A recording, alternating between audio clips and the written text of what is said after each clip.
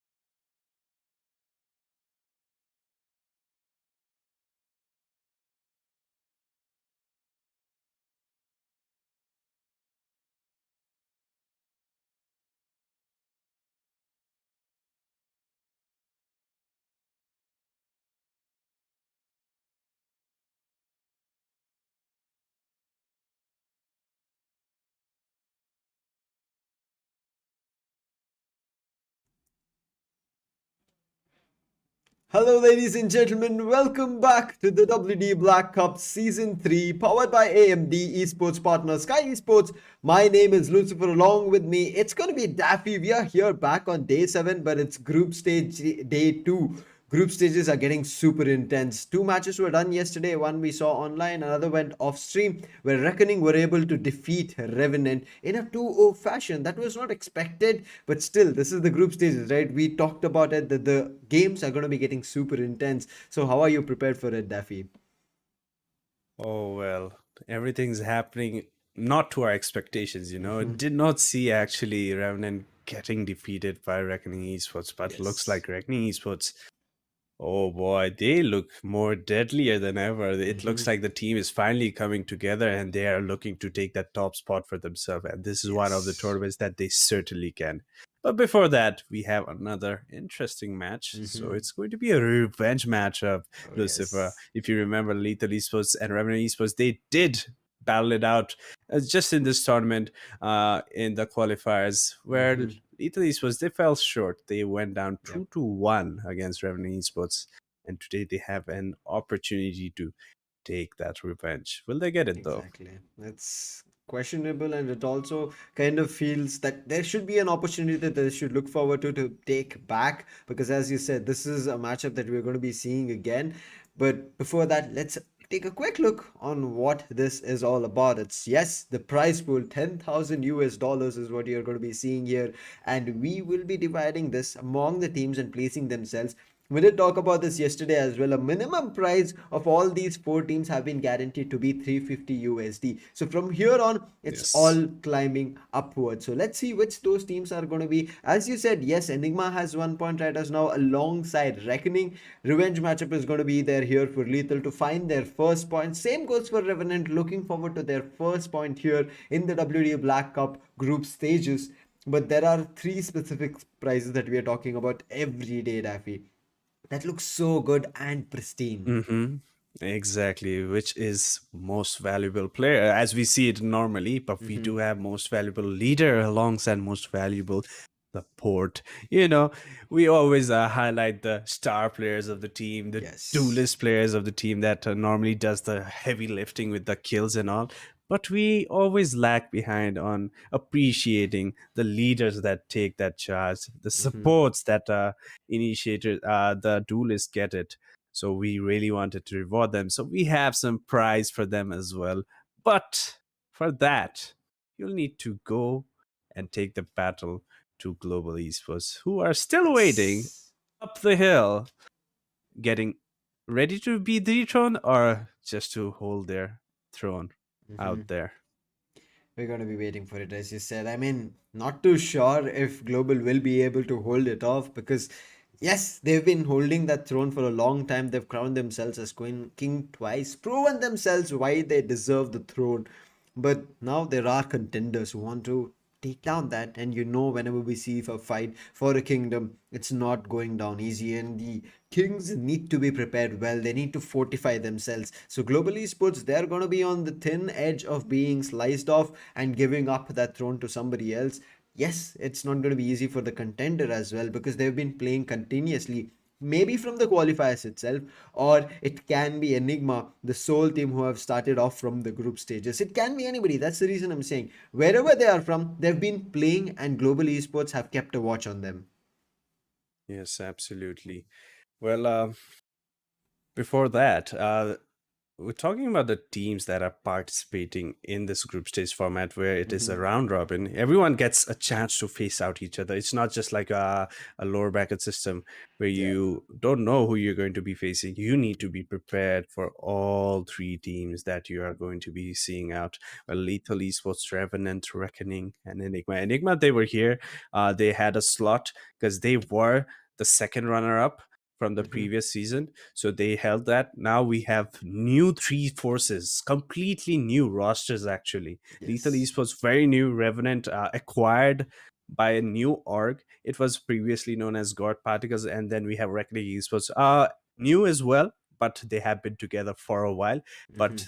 they seem very deadly. And that match, actually, Enigma and Reckoning, might be very, very fun to watch because what they are doing right now is just so interesting. And I really want to see till what level have they reached.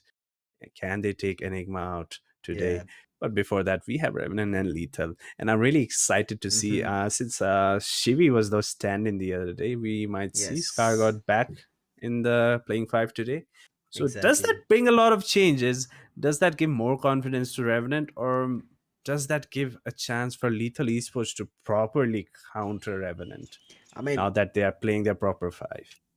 it does feel like they whatever they prepared for against Revenant the previous time was with Skargor. Now Shivi coming in as the stand-in, yes, there were changes, right? We saw Skargor does not play the Sova. Shivi has that capability of playing the Sova. So there was the change coming through and they did make it work. So I'll be looking forward to, and also him playing the breach. But here's where Skargod also comes in and he also plays the breach. So there is a little bit of a counter, but I'm not too sure how it is going to be working out because yes, Revenant are also coming out of a loss as Lethal. So both of these teams are looking forward to their first Hmm. point here in the group stages. So the aggression is both the ways, but who's going to be better in that? Whose fire is going to be bigger? Who's going to be engulfing the opponent is something in question right as of now, Daffy. But it's just few moments before we enter into the match itself and the maps that we are going to be seeing, because yes, this is still the best of three, and as you mentioned, there is another matchup that is, I would say, the second part of the day. We're going to be seeing Hmm. the top two teams who have got points for themselves, Reckoning and Enigma. It's going to be an interesting match. We will be waiting for that, but before Absolutely. that, we have to get over to this game. I'm looking forward to what the map veto can be. What are your thoughts on that, Daffy? Do you think the Fracture is going to be still playing out? Because Revan, they look very predominant on Fracture. I think we might see a factor because we have seen Lethal played as well, not just Yes. against Revan. We have seen them play with NEV Dreadnought, if you remember, if I'm not Hmm. wrong. But yeah, I think Fracture will be left out in this match pool, and one of the teams will definitely pick it up because they both played and they are very comfortable with it, and they might have a strategic approach Yeah. going against each other, and both the teams are very good at it. And the maps that they primarily might pick, we did see Split and Haven played out the other day, where Hmm. Split was a one side show from Lethal and Haven was a one side show from the Revenue Esports, and it all Yeah. came down to fracture in the end. We might see something similar, if I'm not wrong, Hmm. and I'm not sure I agree what with the you. plan is, but I think the comfort pick will still be there. I kind of feel that right now split is something that is a little bit iffy for the side of Lethal, Hmm. just for the reason that yes, they were dominant and they did take down Revenant on when they faced off in the qualifier stages, in the semi-final stages, to just get the seeding here in the group stages. But when we saw them right playing even the third seed match against Hmm. Valor, they lost split, and then is where we saw the comeback. And yesterday as well, when they played against Enigma, they lost split. So they have lost split twice in a row right now, and it kind of feels a little bit, I would say, scary at this moment. But I think Lethal are going to be Mm, staying on top of it. So let's head over to the map veto itself. We were discussing about it. Split is still on the cards. The second map is going to be Haven. As you said, we saw a comeback coming in from Revenant. But here's one thing that Lethal have removed as an, I would say, maybe a workaround fracture. which does not work. It can be fractured and they have banned.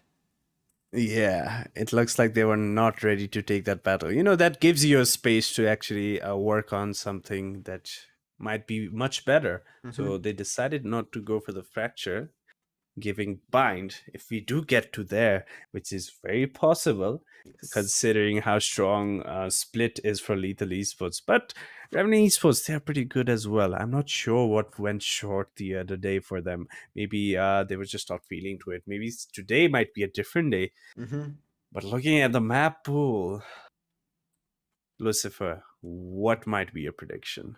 I mean, based on the stats that Lethal have gone in the past 2 days, I'm just talking about in the third seed match as well as the group stage first match that they played, it was a 2-0 on split for them. They've not even found anything till now. So I feel like if they lose split again, it's going to be an easy 2-0 coming here for Revenant, and this revenge matchup will not play in their cards. Lethal might just be on the verge of being out of the tournament after this match if they don't get the point. I mean, same goes for Revenant because they also don't have a point, but the next upcoming matches are going to be even more tougher on day three. So they have to be worried in terms of getting a point here itself. But in case split comes again in Lethal's control, just as we saw previously, Heaven is going to be again on Revenant most probably because it's their choice. But Bind is where I have no idea about, because I think this is the first time that we are going to be seeing Bind in terms of starting Yeah. off with the group stages. Earlier I think it did play out once. It was very early in the qualifier stages. It's not Hmm. like we saw in the many best of three. So I think Bind coming here is going to be something that we are also not sure about what's going to happen, what kind of agent selections can come through. But I think yes, there is going to be a Rays heavy-sided play in this entire matchup today. Split also will have Rays. Heaven can kind of bring in Rays as well, but again, Bind will bring in Rays. So this double duelist setup that can come in from Lethal, it can play throughout all these three maps if Lethal win the first one. Well, definitely. That's a very detailed prediction there. And I would like to hop in Yeah. on that as well. Well, if Revenant, if they have good preparation on what went wrong on their split the other day, I think they can easily get that map. And Heaven, their Heaven is just too good. I have seen Hmm. them play that Heaven so perfectly, even with that Astra. They have a perfect game plan. They know exactly what their main goal is when they run that composition. Running your composition with Astra right now is very difficult, and Yes. Revenant Esports, they have been showing it how it's done, and they have been doing it very flawlessly. No one has even come close to actually, make that games close against Revenant and, well, Lethal Esports. If they have done their homework, they should have a different lineup. Lucifer, I'm just not happy with their lineups actually, going with a double duelist. And Hmm. on top of that, you have a chamber that does Yeah. not really act as a sentinel. He's more of a flanker, the freedom kind of player that tries to get individual picks. The most Yes. it can do for your team is just that trademark that can give you information or maybe slow down some push, but other than that, nothing much. I really hope they can work that out and bring some changes because they're new. They should be experimenting, not just sticking to one composition and trying to win it all. I think they should be exploring more of the kind of agents that they can play. If they do that, maybe they can actually catch Revenant Esports off guard, and or whatever the plan they have, Yeah. it might work in the favor of Lethal. I agree with you. I mean, Lethal Riders now should kind of bring in that minute change, which is minute for us in terms of just changing the agent, but it brings a Uh-huh. whole new style of gameplay, right? It's gonna be Absolutely. a complete changer, which maybe Revenant are not prepared for. I mean, Revenant also kind of packed the double duelist lineup if they want to play it, but Knight Rider being so efficient on the ways that he can play the Chamber, the Sage, as well as Jet coming in. So it feels like Knight Rider can go anywhere when Scargod comes in as the Hmm. duelist. So I have no idea about how it's going to be working out, but let's talk about the head to head. Till date, the stats that these players have played against each other or in other matches, it's right in front of your screens. AC is going to be better to Revenant with 250 on Knight Rider, but look at the number of kills that Sensei is packing on him. Well, yeah, absolutely. That's the thing I wanted to point out. It looks like Sensei has played a lot more games, and the average, in terms of average, it's still good. I would say he's been doing a pretty job as the primary duelist for the team. He's getting those first bloods as well. He's getting that kill contribution on board as well, and he has all those kills that are in a positive change. So, and then we have Wimp going against Marzel. I think these are the IGLs for the team. Wimp has been leading the team ever since replacing Shivy, and Marzel is probably taking the charge as well. But I Mhm. assume there are other co-IGLs in the team as well. But the head-to-head against these guys, Marzel playing the chamber mostly, and he's getting so many kills as well. First plus, look Yes. at that, 31. That's a lot.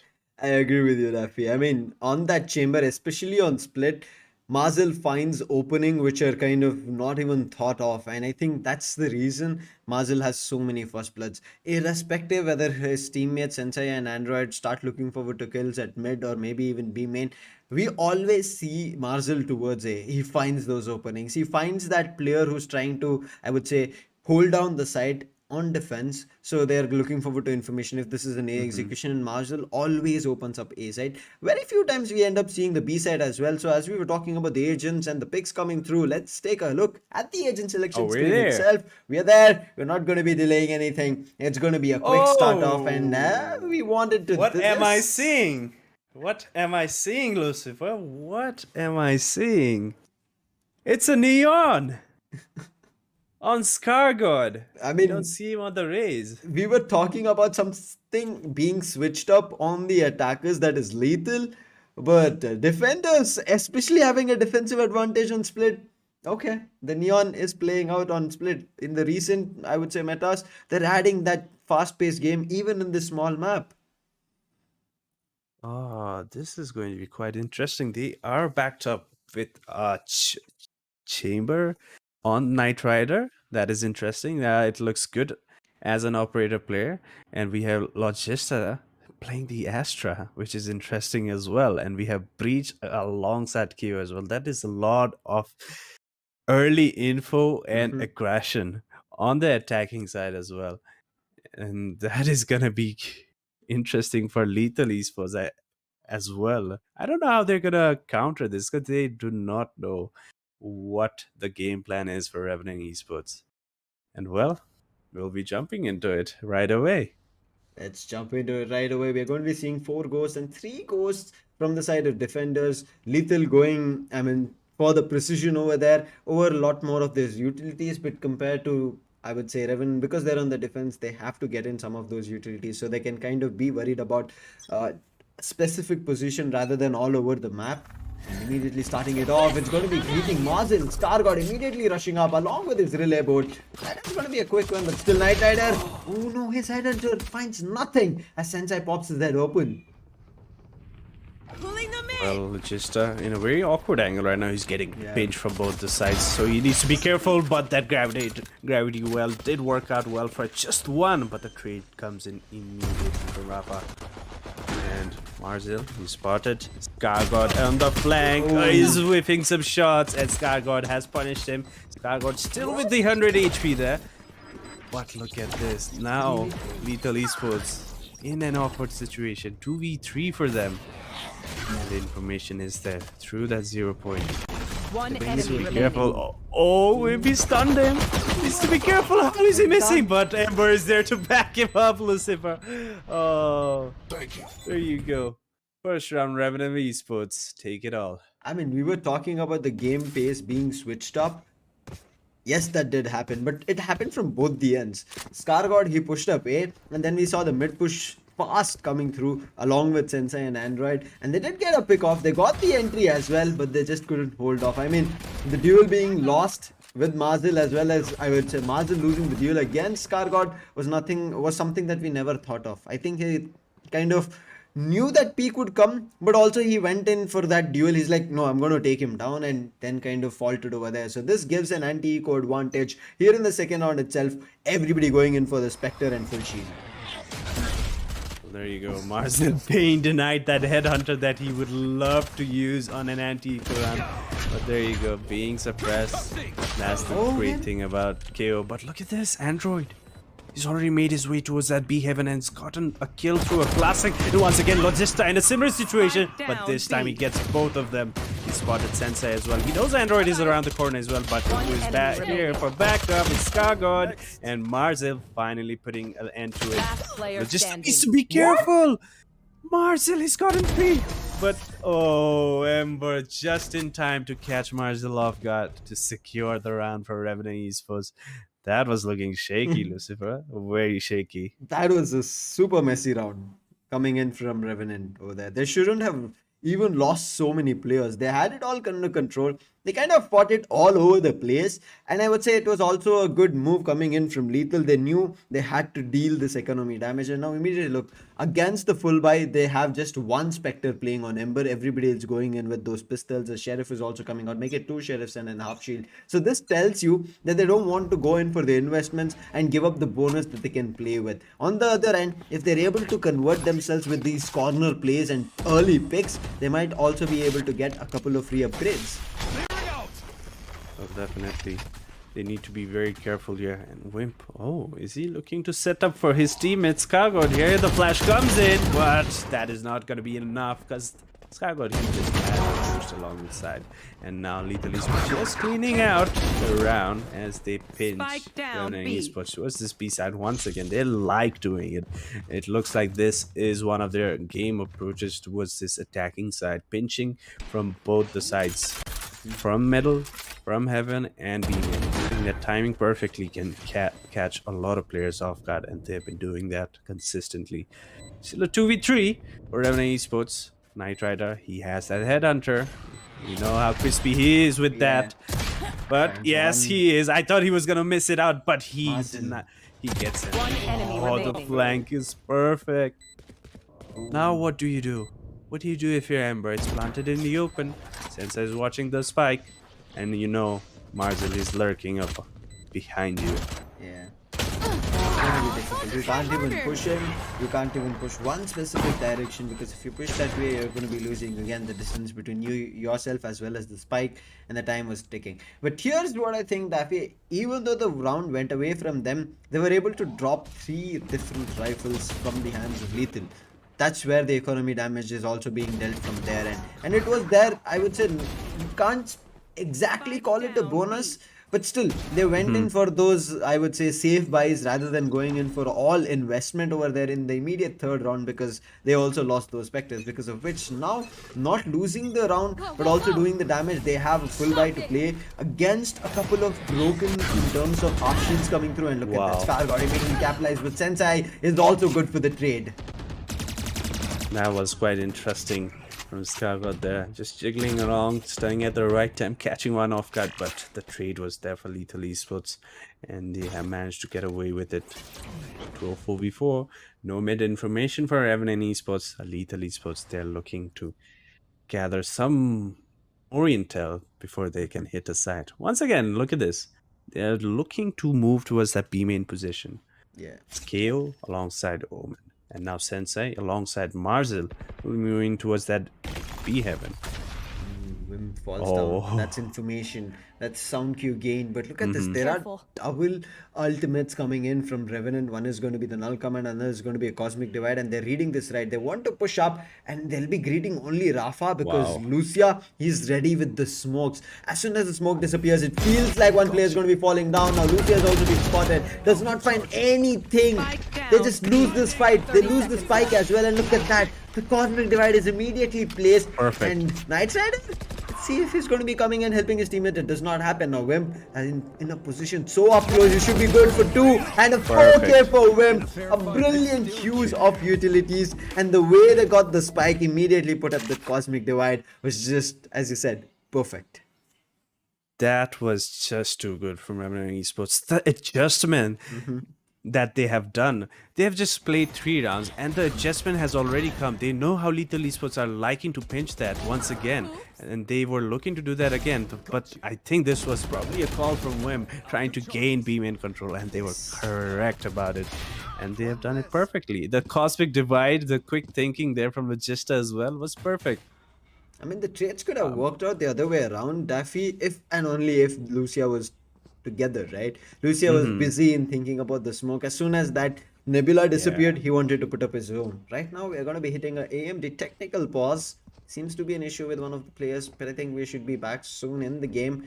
In the instant replay, you're going to be seeing this initial start and the immediate trade. We did also see, I would say, Wimp alongside Logista playing really well. And look at this, the timing was just off. Lucia could not do anything. I mean, that reaction was kind of unprepared, and that's the reason Lucia did not win that battle. Otherwise it should have worked out, but Wim then repositioning alongside that Cosmic Divide. And also, I mean, if they wanted, Logista could also be in the same direction, but they understood that in case somebody kind of clashes with each other, then that Cosmic Divide position should have been known. But right now the Blade Storm gets used and finds one on Scar God.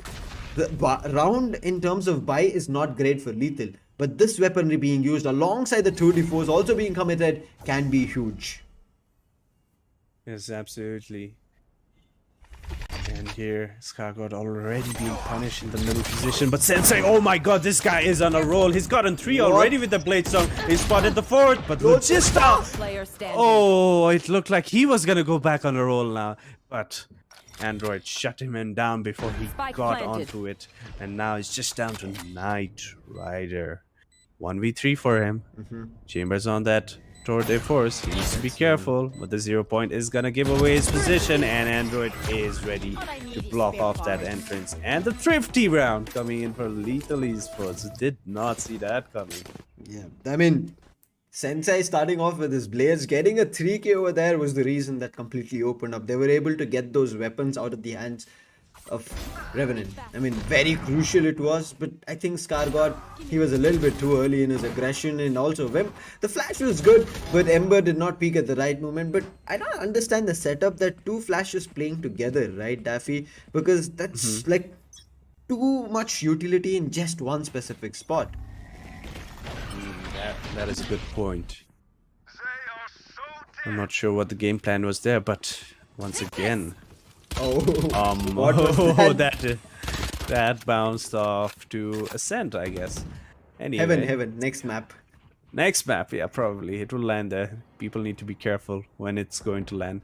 But yeah, Knight Rider, he's on that Tour de Force. We'll love to see it when he plays that sniper rifle, and this time around Chambers kit. So this is going to be something. We normally see him play that Sage, you know. The sound. Oh, the Since sound. I knows, look at him immediately calling it. Knight Rider is gone. Knight Rider is gone. Why would you make that so much noise being made?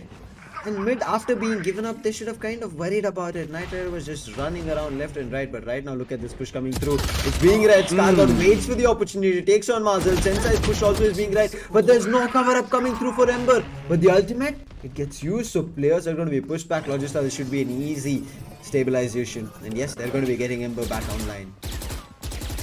Well, that was a huge investment just to get your teammate back up in the field, but at what cost? They have no control, they have no information, but they can certainly play that trade game. But it is Lethal Esports that have the greater crossfire and the counter utilities that is coming from Lethal Esports to stop this post-plant scenario from happening. And Android watching the cross, I think he's heard that, and now they have been spotted as well that they are trying to save Last player Logista. standing. Now just he's the only one that's going to be able to save that weaponry. I mean, a round which could have been kind of pulled back. They went and committed for screens, but at screens there was too much aggression. But this round should have not even been lost. Knight Rider not even having his trademark towards Vent, and he was running around with his rendezvous, replacing it in a different position, then again recovering it, again running back. I think he just made too much noise, and immediately we could see Sensei's camera giving them the audio cue: hit ramp, aggress, and I'm going to be finding a easy pick over here, and that's what had happened. Now we're going to be starting off with the next round. Yes, there are going to be a couple of buys for Revenant to play with. Wow. Oh, Sensei reads it. He is looking absolutely crispy today, but Oh, no. Skyesports, he decided to go for his ultimate, but has been denied by Logista. Down mid. Oh my goodness, how do you manage to get 3 and get out of there? Lucia. Ooh, Lucia has pushed up to defend the spawn. I think nobody has even kind of realized that there has been a cross here. Logista having the weapon, still trying to make it work, but Marzel isolates the fight. Still, another Cosmic Divide coming through the... Ooh, its sounds have been heard. But look at this, Lucia is pushing up to Vents. I think Logista might be in difficulty, but look at this. The opportunity, no, and an ace! Wow. Logista shows up, and again alongside his Cosmic Divide. That was a biggie being pulled from Logista, just being the controller. A collateral over there in a single spray being pulled out, and then an ace to close everything out. I mean, we kind of thought that Lucia should have the advantage, but I think Lucia thought maybe Logista is on the other side of the Cosmic Divide. Went for a run, but Logista, I think, heard all the sound cues, and that's what I'm looking forward to on how that fourth kill was, because I want to see what Lucia did make the mistake, because he was already at ramp. I don't think we have that perspective. But I think unfortunately, he gave the sound cue. Yeah. But yeah, Logista saving that weapon from the last round has paid off perfectly, man. That's an ace. Single-handedly winning that round for the team. And now look at this. Revenant Esports, they are confident. You gotta be pumped as a team when you see such a play come into action. And now they are already 2-man up. Lethal Esports in such an awkward position now. I mean, they've lost the controller, no smokes for them, and also having from the shadows kind of could have switched things up, but that's not going to be happening. They're going to be hitting Evan, and the trademark gets destroyed. Wimp was in an off position, but look at that. Wimp immediately gets down, and now Skyesports, he's looking forward to his opportunity to relay. I think was hit, but because of those updrafts as well as dashes, there was a change and a switch up coming through. Skyesports still functioning. They do not find and take him out, but again, look at this. The crossfire being set up. It's not going to be easy to fight against, and Ember is still playing here. This time Sensei went for a cheeky play, gets denied.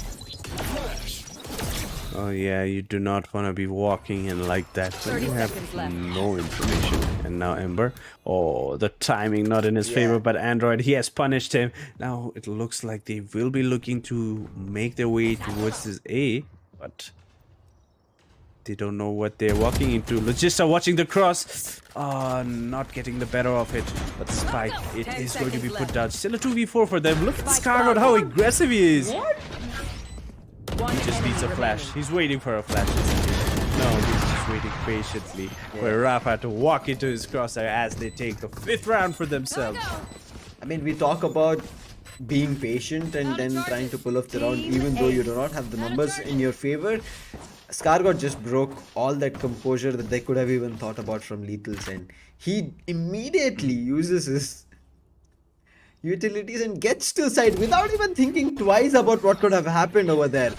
I mean, being so confident on himself, also his teammates, that says a lot in whenever you have the numbers going in your favor.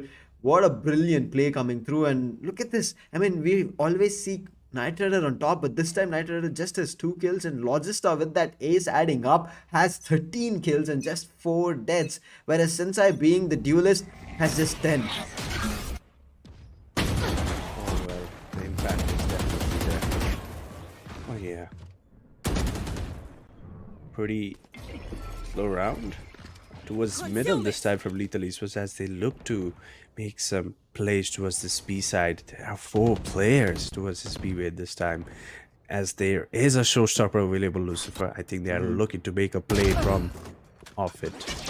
Marcel, he loves playing this role, doesn't he? Yeah. He's given so much freedom to make so many plays as Chamber, and he gets it. He gets those first bloods as well. We did see the statistics as well, and he has been putting up that number. And look at this once again, again. Oh, this looks like a Marzel run. He's already gotten 3, and there's so much information. Cover going out. Oh, Lucia also has information right now because they made a jump at fence, but again, What? Logista misses, but again, repositions and resets and fights again and takes down Lucia. So they've lost smokes, still hope, but they have 2 ultimates on the side of Lethal. One is going to be the showstopper, which is going to be putting an end in the blink of an eye. And the other end we had Marzel, but Marzel gets taken down. He had the 2 deforce, brings it to a 2v2 situation. Android, is he going to be waiting to pop that ultimate, or is he going to be just relying on his weapon? Logista, you can see the champion Vandal glow up, but look at this, it feels like Android's ultimate is going to go in vain. Ouch, that's gotta hurt. They've spotted the player. The showstopper gets sent, but it's of no use. The flash is going to be so good, which pushes Vim back. But they've made their way into side. Vim finds one, and now it gets in corner. Rafa is going to the last surviving player, and they get the round. What a play coming in. And Logista, I mean, deserves to be on the top. And you can see Brim overclouding everything and showing the dominance as a team.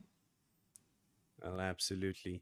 It looked like Android, he was trying to gain some space and buy some time in this post-ban scenario by using his ultimate, but not finding anyone. Revenant Esports playing it patiently just paid out for them. They have managed to take the defuse as well and the round for themselves. And this defensive half for themselves is looking pretty good now. Exactly. I mean, what was that play? All of a sudden, it was a 3v2, but those solo fights, and this is why we say whenever you have the upper hand, never go in for those 1v1 duels. It's always a 50-50 situation. It's not that you are good or bad. It's about how can that round play out for your team. So I think something went wrong over there. They wanted to kind of go in for those crossfires, but we also saw the Nebula coming through, right? I think that is also one of the reasons kind of that fight got isolated. And that's one of the reasons we keep talking about, that you have to pay attention to your utilities. And then this AMD tactical pause, you saw Revenant, they're still trying to keep it going because they've understood in this defensive half, they've given up 3 rounds to Lethal. So if this is going to be an 8-4 scoreline, it is still doable for Lethal in their defensive half. It definitely is. Well, Split, we have seen a lot of plot twists come into this map, particularly, Lucifer, if you remember. Yes. Yeah, I've just seen just too many games taken a U-turn. But still, Revenant Esports, they have their upper hand. They don't want to be losing out on this remaining rounds in this half. They have 6-3 lead for now. And the middle position being contested. Knight Rider this time is gonna deny Marzel's freedom around the map with that operator. And look at him, he's already aggressing towards that aim in position. That's information. And now Revenant Esports, they can just capitalize on that. Now they can pinch them, sandwich them with this middle and B position. Yeah, I mean, look at Knight Rider, how much space, as you said, has gained for himself. So there's no retreat right now for Lethal. But on the other end, they use the null command, and Android finds one on top of that. And Sensei immediately dashes forward to enter the side, and they're going to be clearing every nook and corner, and they'll find that the side is completely open. Logista, good positioning this time, but they're reading right into it, and Logista finds as Android walks right into his crosshair. That should not have been found, and Knight Rider finds one on Lucia. What a play done. I mean, it's not even right now, I would say, the Neon pick coming in and turning the game so fast. It's just the entire team. Sensei still trying to make it. He's working hard for his team. Finds one. The Bladestorm have been activated, but all of them get missed. It's just one last blade and one last hope. Well, this cosmic divide is starting to become very painful for them. But Sensei in a very smart position. He does get Scargord down. He has hurt another player, but Logista, he is just too good today. He has been crispy. And, well, Champion's Vandal that is glowing is suggesting that he is the most impactful player on the server right now. Man, I mean, none of us even hope that this would be the scenario. Logista will be the one top fragging. and it's happening. And he's pulling off so many rounds, and he's doing so much impact. This round with those utilities and ultimate commitments, it felt like maybe Lethal could have pulled it off, but it was just, again, that impactful kill on Android. That one thing changed the entire, I would say, face of how that round would have played. And again, things get back. And look at this. The economy is slowly getting built up for Revenant, but we're also getting close to finishing off this first half. 2 more rounds, out of which one has been started off. And look at this mid aggression. 3 players here. And there's no way they can push up. Just Marzil along with Sensei. There is Android, but Knight Rider still finds. And immediately he rounded was out. And the damage that's already been done on the side of Lethal Esports, what do you do now? You don't even have a heal on your side. Raze half HP, Jet half HP when they are the entry fraggers for your team. Now, look at this. Knight Rider going for more aggression, but the relay bolt was just too late for a trade to come in. And now Lethal Esports, they are pulling it back. I mean, Wimp. Wimp really needs careful there, but he has been punished. The HP still not great on Lethal Esports, but guess what? Ember alongside Logista, they are still alive. It's still doable for them. I mean, they went, Ember, who was at A, rotated towards B, and the ultimate coming in from the shadows on Lucia made them, they went entered A, and this Logista again winning those duels, and he's not lost anything. He's still surviving, completely having full health. Sensei, he's pushed up downstairs. He's going to be playing on the cross with Lucia. But look at this, Rafa. He can also be huge. Sensei finds one, and this is what we were talking about now. It's all up to Logista. And we talked about it, and we saw Rafa already at Rams. Unfortunate, Logista did not have anybody this time. But I think if Ember could have just stopped and stayed in A itself, he could have gained some information and called immediately on Logista. Rather, Ember thinks that it should be a B execution, or maybe Logista thought, and then called Ember, and Ember immediately started rotating. Whatever happened over there, they've lost the round. They're given the 4th one, as we talked about it. Economy will still be there here, but I don't think will be bringing in the operator. Yes, however, they have the true defaults to play with. Let's see how that plays in the card in this last round of the first half. Well, it better pay out for them because they want to make it an equal half. This is their map pick. Lethal Esports. It is their map pick. A faster approach coming in from Lethal Esports this time around. As Android, he's found one with the judge, but Skygod is there to trade him out. But he's being contested by Sensei, but he takes him out anyway. Marzel finally putting an end to that notorious behavior from Skygod. Now look who's creeped up, but Logista still crispy. He's still holding this B side all by himself. And look at this. That Nebula is gonna give him so much space to work around. Again, that was smart utility usage. Why doesn't this guy play more smokes? I would love to see him play around with it. And look at this. It's already over. He bought so much time for his teammates. They rotated and they're there for backup. He didn't even die. Logista is, I mean, we talk about big brain Omen plays and all, right? I think it's time for those big brain Astra plays coming through. He has been playing in that pillar's position for a long time, but he does not play every immediate round. He switches it up so quite often that they kind of disregard it in the next immediate upcoming round. That's what happened here. In the previous round, he was playing towards defender spawn. He was not towards pillar. So they thought maybe he's not here. And they kind of, yes, Mazel read it. The hold was there. But because Logista did not peek for quite a long time, found his own timing to peek over there. They never predicted it, and Logista making so many good plays here for the team. And right now you can see immediately the switch up, and now the attacking half not again relying on major in terms of those pistols such as ghosts. They are relying on their utilities to make sure they get their entry into side, but very low is going to be Scargod situation. That's not that good. But Wimp and Logista, they're picking the pace up, and Scargod find one, and immediately the game is falling apart. By the time Sensei comes through, it's already too late. 3v1 situation. Yes, he did find one, but it's still 3v1. The spike is getting planted. Sensei makes his way to his side. He has a cloudburst and a tailwind. That's all to fight out. Well, it's still doable for him. He has that ghost. He has some information. But does he know where Logista is? He's found 2 players though, but Wimp is going to be enough for him as he takes him out with that classic and a the attacking side of Revenant Esports has already taken a start as they take the scoreline so much further away from Lethal Esports, 9-4. There's like nothing that's going their way. I mean, we were talking about some kind of switch up. Rafa coming in as the KO was also not expected. We thought there might be the switch up in their duelist setup, but it was not the case. It was Rafa switch up, and we kind of never predicted, I would say, Revenant switch up because their lineup was good. There was no, I would say, mistakes or faults that we were finding. Yes, they did lose out the split against Lethal itself.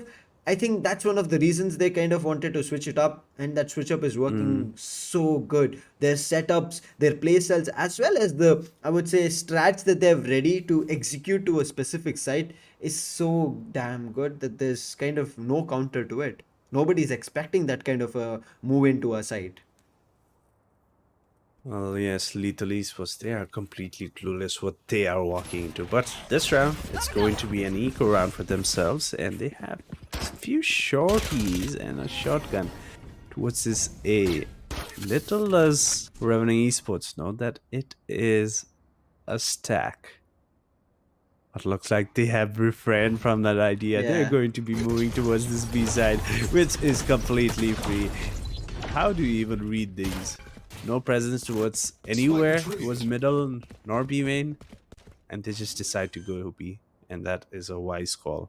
Lethal Esports, the stack not working out. The round is done, Daffy, here. I mean, the spike they've planted, all these 5 players have to do here is just right now try to either the spike or maybe giving up a couple of frags here and there. Knight Rider reads the position. All the 5 players are pushing from one direction itself. The crossfire right now coming through as soon as the call came in, as the player was spotted. Now Scargod also coming to say something. no. 3k for win, but Android gets a double with that Bucky.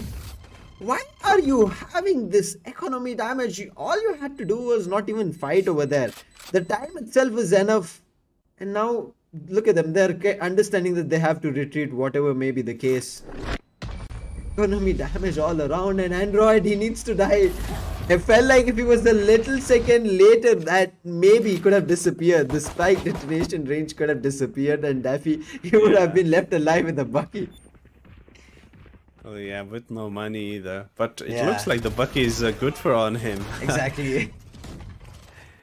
But yeah, that was a bit too desperate for Revenant Esports, but guess what? They still win the round, but they don't want to be risking it out. This is split.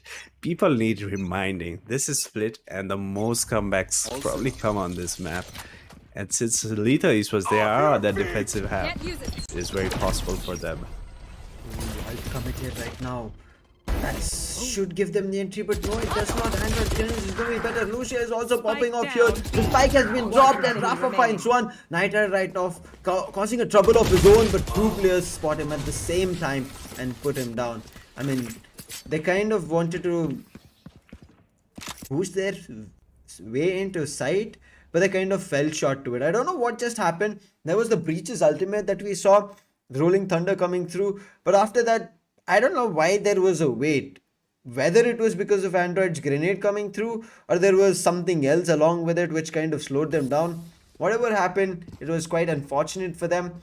Their buys which was there kind of completely broke apart, but nonetheless, they did not completely invest to that round, just as the previous third round in that bonus that we saw, where they had economy damage on their bonus.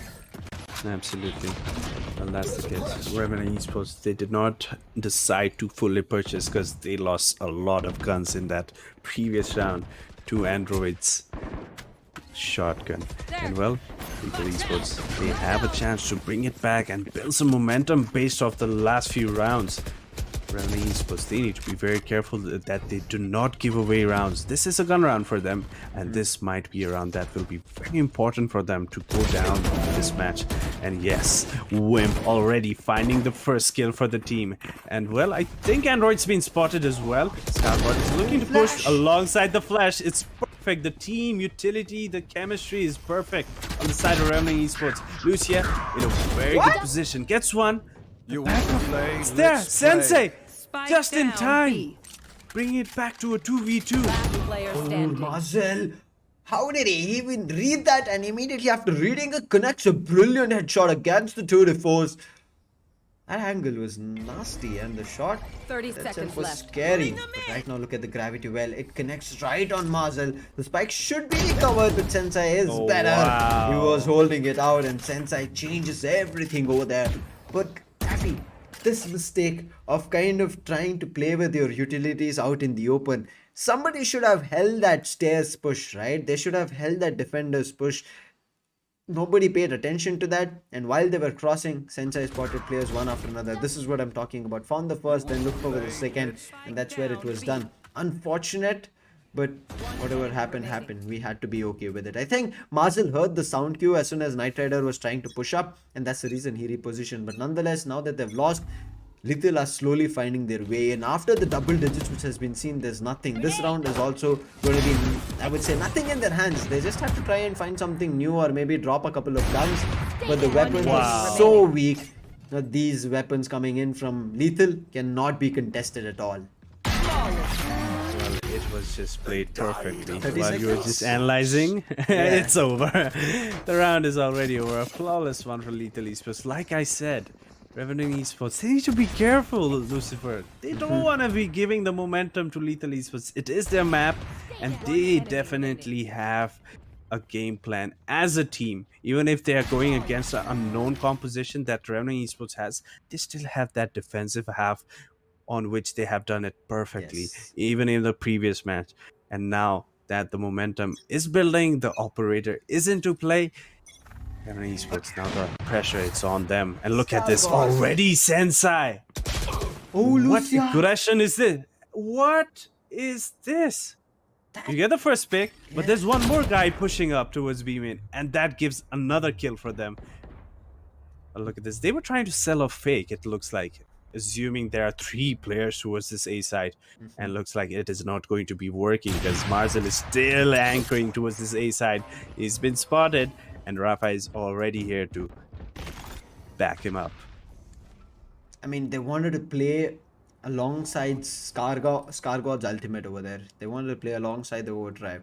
They wanted to zap their way into sight and take those picks, but they lost them. Logista going up ahead for the fight. Rafa, position, it's not always easy to spot out, and he finds one. But look at this, Wimp and Nighter, they push up, and that backup which was there was denied, and Wimp! What? That was just insane to watch. Titan just missed his opportunity. He just missed his opening. Right now he's backing off. Can he teleport? Does not even matter. He's ready for the fight. Takes Android down, and all of a sudden it's one last player that is left. It's going to be Sensei. He has his Blade Storm. Oh, he spots this rendezvous, because of which the position gives in away. Now Sensei last already here, picks up a weapon as well. The ultimate Oh hits, my God. and this is the opportunity. Whip misses. He did not miss that. On heaven, where that shot could not have been pulled off. That was just an insane connection, but this time along his ultimate being tagged. This is nothing. Unbelievable. I don't know whether to give kudos to Sensei or Wimp missing the shot here. Wimp whiffing it all. Ouch, that hurts. Oh my goodness. As soon as he took out those Bladestone, I was like, Sensei, he's fragging. And he definitely has what it takes to clutch it out. And he has shown it. There was no way that Lethal East was the man advantage that they had earlier on, and they just lost it. And then Sensei coming back to rescue over here. The ultimate, it was perfect. But how do you land a Bladestorm kill when you're stunned completely? I mean, if Wimp Sensei even just proving resets us. himself, would have picked up that fight again. What? Again, start things Is off. that? Marzel, Sensei so aggressive, and connects a headshot. Oh my God, Sensei is not stopping. He's again pulling off the unimaginable. He was ready for another fight, but this time Logista finally puts an end to that operator aggression. Android reading right into it. Logista, can he find this pick? The flash comes through. Android gets pushed back, but Rafa's there to back him up. Wimp looked forward to the trade, but Rafa was just better. Another round rolls in. Daffy, we were at a scoreline of 10-3. And right now it's 10-9. 6 rounds back-to-back Lethal have pulled off in this defensive half. Welcome to Split. Once again, guys, another plot twist, another day. and it's happening. And it is happening with Revenant Esports this time and Lethal Esports. It is the map pick, however, but they were not looking like they could have capitalized on it in the beginning of the half.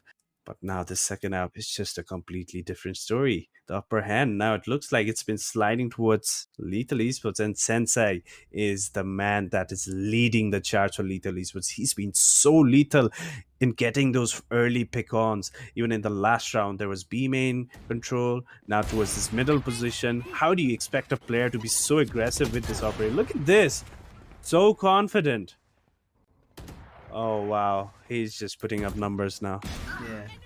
I mean, still, Logista, he's not proving like he cannot do something insane. And the way he played off in the first half, let's see if this AMD tactical pause works out, because Revenant, they have to pull things back. They've lost just too many rounds, and you can see, right? Logista being the top fragger gives you the idea that he has done his part of the job. But also, he's overextending and pushing even further.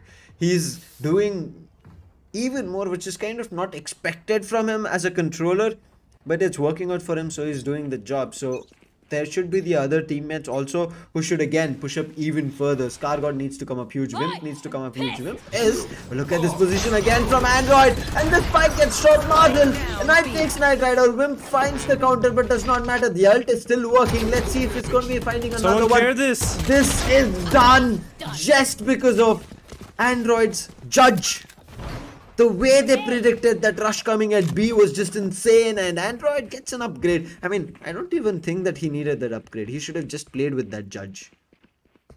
Yeah, I think we have seen quite a lot of shotgun gameplay coming from Android. The impact that he has, even with the shotgun, is just too great. You should just stick to it, you know, keep changing position. And Split is a kind of map that you can use this judge with perfection. This is one of the positions. Then you have B heaven, you have A heaven, and even A entrance. You can get that powerful position. And now look at this Marzil with his Tour de Force. So very interesting positioning. Yeah. How do you expect a player to be so off? That too with an operator, but he needs to go back soon. Yes, he does, just in time as he was about to get suppressed. Yeah. And now the Revenant was playing it really smart, actually. That was very smart and very careful. They were very aware. Now that the score lines is tied, it looks like they are looking forward to, you know, play a bit safer, a bit smarter. But still, just to break the trademark. Scargod playing. You need information. Yeah. You need information. You need to give your opponent information so that they can rotate and all, and you know, you can work it up and actually exploit the gaps that they create because of it. And looks like that's what they're trying to do. And look at this. Revenants, but they do have the Cosmic Divide if they do decide to use it. But they will be walking to Sensei's operator, who does miss it. But there is Barzan to save him as well. The trades are coming in. However, the flash counter utilities from Revenant Esports to take him out. Oh, it's just there. Skyesports. Too far. The high gear just sliding in and getting him off. Spike planted. That's one of the best ways to play. But the trades are coming up. What? The last player is being red, and with zero clue of that flash also coming his way. He was looking in various different directions, but I think he kind of freaked out over there. As soon as his players immediately fell apart one after another, just like dominoes, he did not have, I would say, a position that he could have watched properly to even find those trades, 1v1 duels. But nonetheless, Lethal, they've found their lead. They've gotten themselves to the 11th point. And I think after this, the economy kind of can be in shambles for the side of Revenant.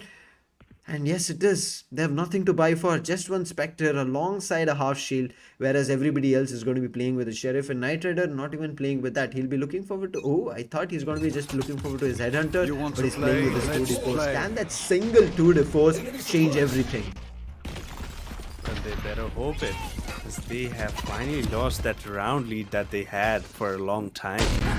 Lethal Esports this time. Yes, Knight Rider finally coming alive in this game. Quite a silent game for him. But look at this. Marzil is there to get that man advantage back on tie. And well, getting out just in time. There's so much information for them. They do not have mid.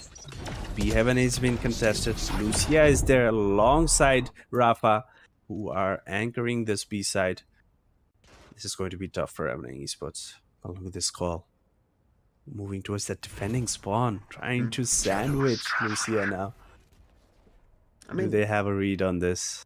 Revenant understand that they cannot give up Vents because they cannot give up B Heaven. If they give up B Heaven, Marzel is going to find his entry in, and that's the reason they had to push up in another position as well, gain more space. Now they're going to be checking in Rafa. He had to be good for his duel. He wasn't, and gets punished. And now Marzel, yes, still looking forward to a couple of them. He did actually drop the spike carrier, but this time he misses his opportunity as he just drops by the ropes. But look at this, Sensei, the single operator on his hand, but this is a crossfire. I don't think this is going to be working out.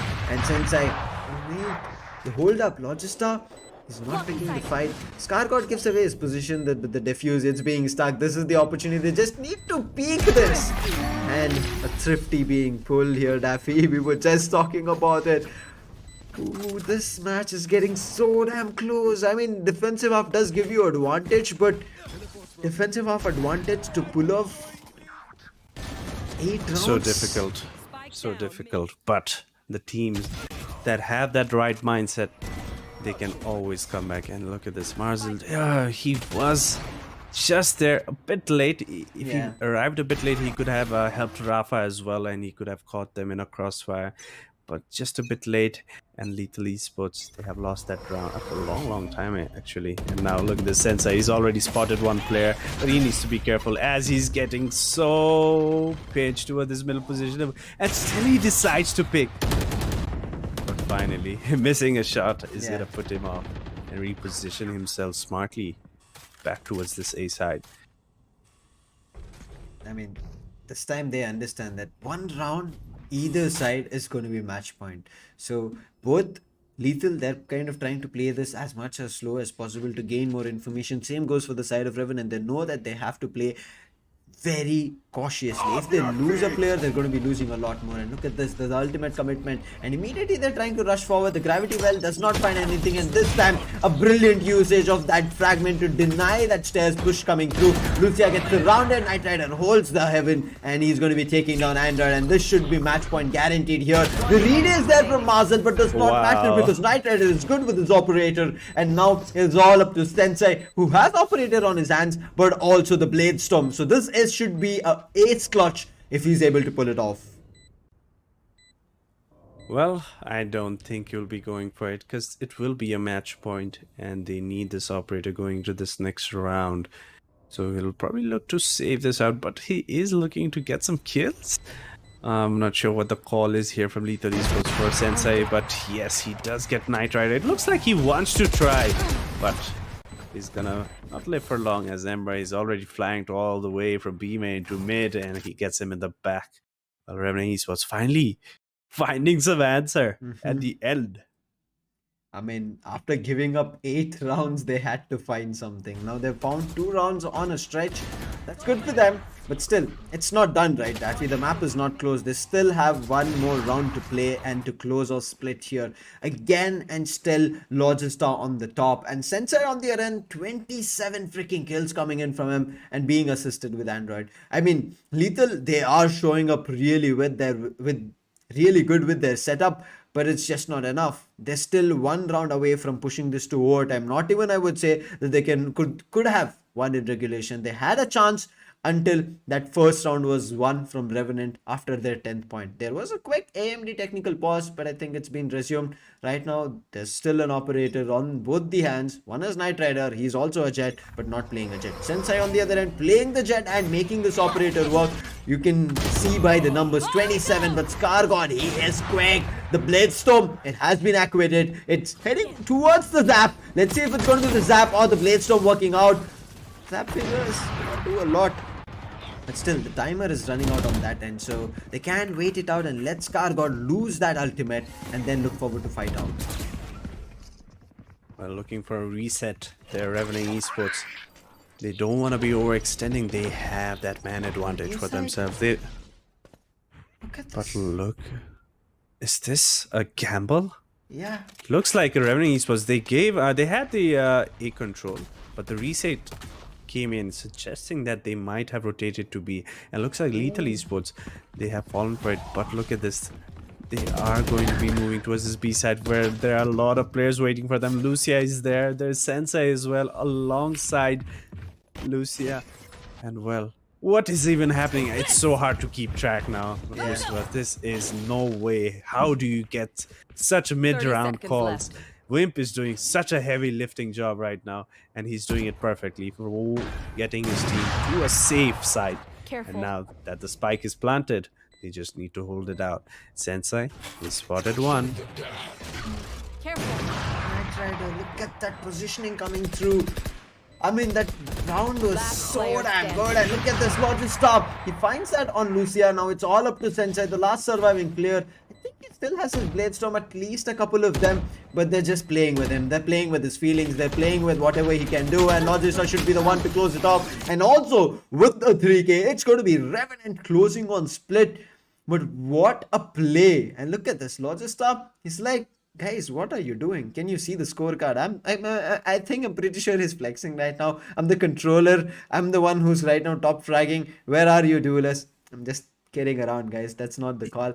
But there might be a thing or two that they're discussing about, because it is a mistake, right? From 10-3 to come to 11-10 is not what they wanted. So there were mistakes that were done, but that AMD tactical pause did work in their favor. But before we kind of completely get an idea about the entire game and also watch the highlights, Daffy, I want to mention one quick single thing. That mid-round, as you said, when that opening was found at A from Scargod, they immediately started running away from A. And that was the cue where everybody else from the side of Lethal also started moving towards B. And they thought that Yes. that was just a one pick and immediately everybody is running towards B, but they slowed down at mid. And I think that's a good thing that they did. Everybody else pushed up to B and they all just wanted to have more information. And as soon as one player got picked off at B, look at their immediate A execution, because Scargod was slowly creeping and he was getting heaven control. And once Scargod had the heaven control, that was done. That spike got planted.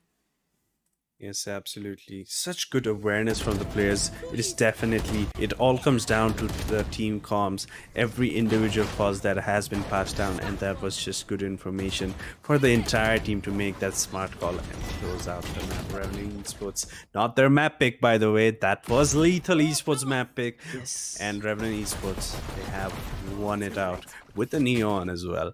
And that was a different composition. Well, I think the revenge for Split at least was in the favor of Revenant Esports. As next map we will be moving to, what map is it again? Is it Haven? Yes, it is Haven. A favorite map for Revenant Esports. But yeah, before that, you can still get around and see the match highlights where both the teams are playing so good. The defensive half is so strong on this map and both the teams were showing up to it. It went down to the last round. I mean, I thought, but as we know, right, there is the caster's curse. I did not want to talk about the overtime. So I kind of let it soothe in there and we kind of get a chance to see the first map itself on overtime, and that revenge would be even more sweeter whichever way it went. And as you said, right, this was a revenge for Revenant to win a victory on Split, and they got that. On the other end, this is going to be an entire series that Lethal will be looking forward to win. Now that we have been seeing this trend happening, I'm just hoping and crossing my hands that Lethal will be looking forward to a victory at Haven. But look at this play from Wimp. He was walking with his knives and he was just trying to get into sight. He spots a player. Not too sure why Lucia did not, I would say, fire a bullet, or maybe Lucia was looking forward to deploying a smoke. I don't know what was the kind of position that he was in, because you saw, right, there was no reaction from Lucia at that position. Yeah. But Sensei, damn, his operator was so good in this mid position, and I think that confidence that gave him to fight it out multiple times, because he was also getting those opening picks. But then Android pulled off an unimaginable round with that judge and never stopped, never even backed off. That got hurt. I mean, taking a judge right onto your face is not something that any of us want to see, or even kind of how do you put it in the right words? Feel. I don't want to feel it, man. Yeah, Exactly. I don't want to feel getting judged, you know? I'm getting judged, literally. How do I walk into a judge? Well, that is what you do when you get walked into a corner where you don't check it. Android, it's just smart positioning, it's just Yeah. smart positioning. And when you put that fast lane up, you got to check your corners. You put it up so that you can isolate some angles. And in this case, Skagod, he did not clear that angle. And, well, guess what? You're getting judged. It was But very yeah, that necessary. might have been one of the reasons that Lethal Esports, they got that confidence, they got that momentum. It was building up, Every round it was building up and they were getting so close. But Revenant Esports, somehow, they just managed to get that final 3 rounds for themselves and they just close it out in the final round. That is such a risky but rewarding play. But yeah, here we go. The Look who is scorecard. on top. It is definitely Sensei, the man who fragged out of his mind 335 ACS. The KDA, however, is just only 2, even though the kill is 27. But the impact that he had on that second half, especially with the operator and the plays, the clutches that he has done, it was just remarkable. I mean, that one Rolling Thunder coming through and then also taking down Wimp with that Blade Storm, that's just the highlight of the entire matchup. But here's one thing I want to point out, that a team won, that is Revenant, but a player is making it seem like his entire team did not do anything. That is Logista. 273 ACS, 2.5 KD, and 25 kills. This coming in front of our screens and then looking down, you can see it's immediately like cut closely to halfway down. Wimp with just 1.5 KD and 217, Scargod falling as well, 1.6 and 207, Knight Rider 195.9, and Ember 135.9. It feels like none of them had to do anything on split. It was just Logista taking his team further. But I would say it was Logista's day, that he was feeling so good. Even though we have seen Knight Rider, Ember doing their job, Scargod doing his job, and so many times Scargod riled their opponents, confused them, the way he played with Neon and the way he was completely switching up the pace of the game. But I think Revenant kind of understood what was going wrong. The 8 rounds that they lost was just because they thought that how they were playing defense, how fast they were with that Neon, they thought that is the same playstyle that they could work with, because the pistol round is the only 2 rounds that worked in that fashion. Immediately when the full buy rolled in, they thought it could work, but once they started realizing, I would say it was late, because they gave away 8 rounds, then they immediately slowed down. And you saw, once they slowed down, they kind of put Lethal on the back foot of thinking what is going to be happening. And just because they had only one flash and also one informant on Rafa, they could not just rely on him for information. There were situations that they had to go for peak, and that was the peak that Revenant were looking for. Well, absolutely. That was definitely the case. Well, even talking about, Knight Rider, especially, he is the primary duelist for the team. Yes. On certain maps, we do see him play that Sage. And today it was Knight Rider on the chamber, the jet nerf that is soon coming. I Players mean, are, I it don't want to looks like talk they're about it, already Garfield, trying out. because Sorry, what? I mean, I don't want to talk about it, because we're going to be having an entire section now just having a discussion about that. So it's, I mean, Uh-huh. I don't know. It's too hurtful.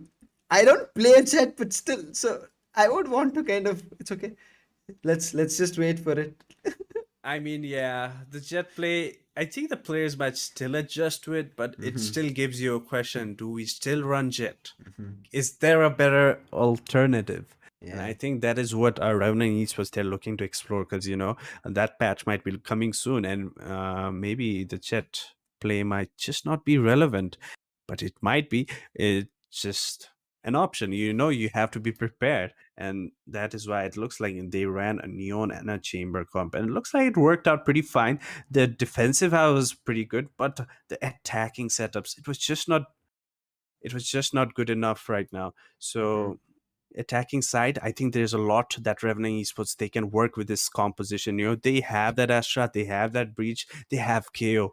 A lot of setups can come in if they play it right on this map of Split.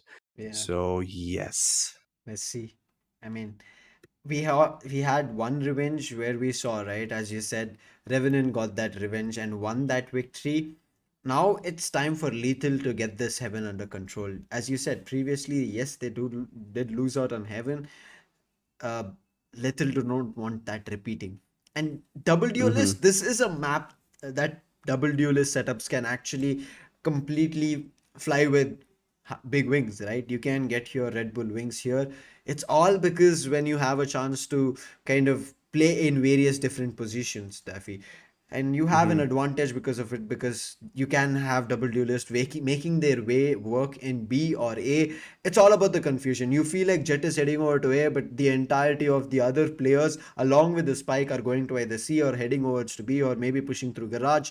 These are the plays that they can make just because of that double duelist setup. But again, this double duelist setup, as we've been talking about it, right, it's kind of leaving you out of the utilities. You're missing out on information, you're missing out on holding Hmm. down and slowing down the pushes coming through. It's missing in terms of the smokes that can come through for you. Yes, Lucia is playing good for your team, but Mm. it's just not enough, right? Because your other Yeah. teammates are more kind of thinking about how can they help those duelists to push up, rather than thinking about how can they kind of slow down the game of the opponent, not your game but their game, so that you can kind of pick your own fights rather than be pushed into the fights that you're not ready for. And in Haven, playing on defensive half, it's going to be a difficult position here, because Revenant, they're going to be playing on that, I would say, attacking half, and this is the one map that gives you that advantage, right? You pick a map, you kind Yes. of get the advantage of playing on attack, and that's what everybody wants. Well, absolutely. Heaven is a map that Revenant Esports, they have been very deadly at.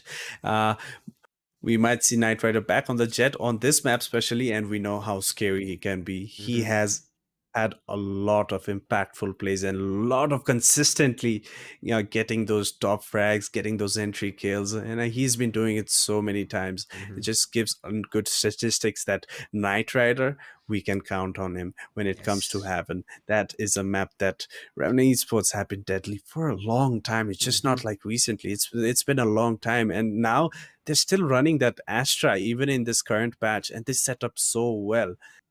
If you're Lethal Esports, what do you do? Do you still that run that double duelist setup, or do you do something different and Hmm. try to counter on the game style that Revenant Esports that they have been running for quite a while now? Yeah, I mean, I agree with you. Lethal, they have to understand it. I feel like that way. I Hmm. think you would kind of second me on this. This Astra, as you was talking about it, right? Logista playing it out. It still feels like he has so much ability of holding players off with his gravity Hmm. well, with his Nova Pulse, that Nebula, just like how Astra was so capable with her 5 stars when she had. I think it's just Hmm. because of this I would say, duelist play coming in from Lethal. Because every time that they're trying to execute, they need to think twice about it. Because once they try to push up and use those utilities, there's no recovering those utilities. Now, when just for example on Split, they had the flashes on KO. Once they used those flashes, there was no recovery of those flashes, or even coming in as a fragment. They only had the recovery of the zero point 0.4 information. So once they Hmm. committed in terms of even the boom bot and the paint shell, they had to go through with that side to try and figure out a way.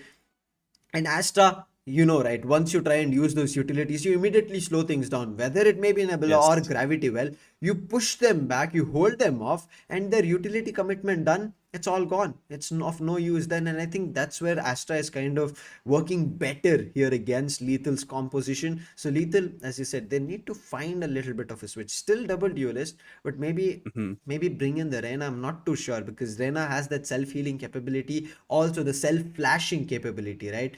And it can kind of work into their way just because they have the double duelist composition. What do you think? Well, there are some points that I completely agree with, but running Arena? Oh boy, that is going to be a big risk if you ask me. It Yeah, might pay true. out. It might definitely pay out. But going against Revenant Esports on one of the strongest map, it is their map pick as well, and you did lose it the last time, and Mm-hmm. you pick Reina. What are you thinking? Is Yeah. it just run and gun? Go W key? That's the Mm-hmm. strat? Or do you have some certain plans? You need that setup. We have Yes. seen them play Jet and Raze and Chamber. There's not much you can do on that attacking set, and that they have been failing to consistently on so many maps. Even in the last map, they did not get a lot of rounds because of some setups. There were some individual plays that they got Mm-hmm. perfectly, and the trades were there that got them 4 rounds in the first half. And but later it was a defensive half. It was a lot of plays coming from Sensei, and the angle Yes. holds coming in from Android itself. The duelists were coming alive on that defensive half, but on the attacking side, where it's heaven. There's three sides. If you're Hmm. running double duelist and a chamber, Yeah. going to be very difficult, especially on the defensive side. Attacking side, maybe you'll get some rounds. You should be getting some rounds because it is definitely an attacking orientated map, and you should be getting those rounds. But when you're on the defense, there's a lack of so many map control. So difficult to fill in with such agents. So, Hmm. will they be able to comprehend with it? We'll find out. Exactly. I mean, I don't know what's going to be happening, as you said, on Heaven. There can be situation, there can be some, Hmm. I would say, changes, which is much necessary because now Lethal, they're kind of at series point, and if they lose this match, it'll be like they've lost two matches back to back. They just have one more match to play that is going to be tomorrow. And that is also Yes. not going to be an easy match. And that is going to be against Reckoning. They've already played Reckoning. with Enigma. Now they're playing with Revenant and then Reckoning. Reckoning have push down Revenant, right? So Revenant are coming in from that aggression. So it's not going to be easy if now you lose against Revenant and Reckoning. They're looking super aggressive. I mean, the sparks are kind of coming out from them because they know, right? This point of the situation that they are in, they know just there's going to be one contender heading towards the grand finals. It's not like, again, these people are going to be getting a chance. So they are fighting it out. And yes, we are going to be seeing them soon. But here, this composition is going to be very crucial, Daffy, irrespective of how much ever we talk about. The attacking Yeah. half, Lethal, what can they do to deny Revenant in their attacking half? Lethal have to think a lot in terms of their defensive strategy. Also, in terms of retakes, there's very less we have seen here, Daffy, from Mhm. Lethal. Retakes were just solo plays coming through. We never saw a clean retake coming through ever on the split matchup. So it feels like if they're not ready for a clean retake here on Haven, I feel like it's done for because starting on defense, where it's the most, I would Mm, say, difficult map to kind of hold off defense on because three sides, as you said, Daffy, you're very mhm. thin on defense, very thin on utility Exactly. spread. Exactly. That's the case.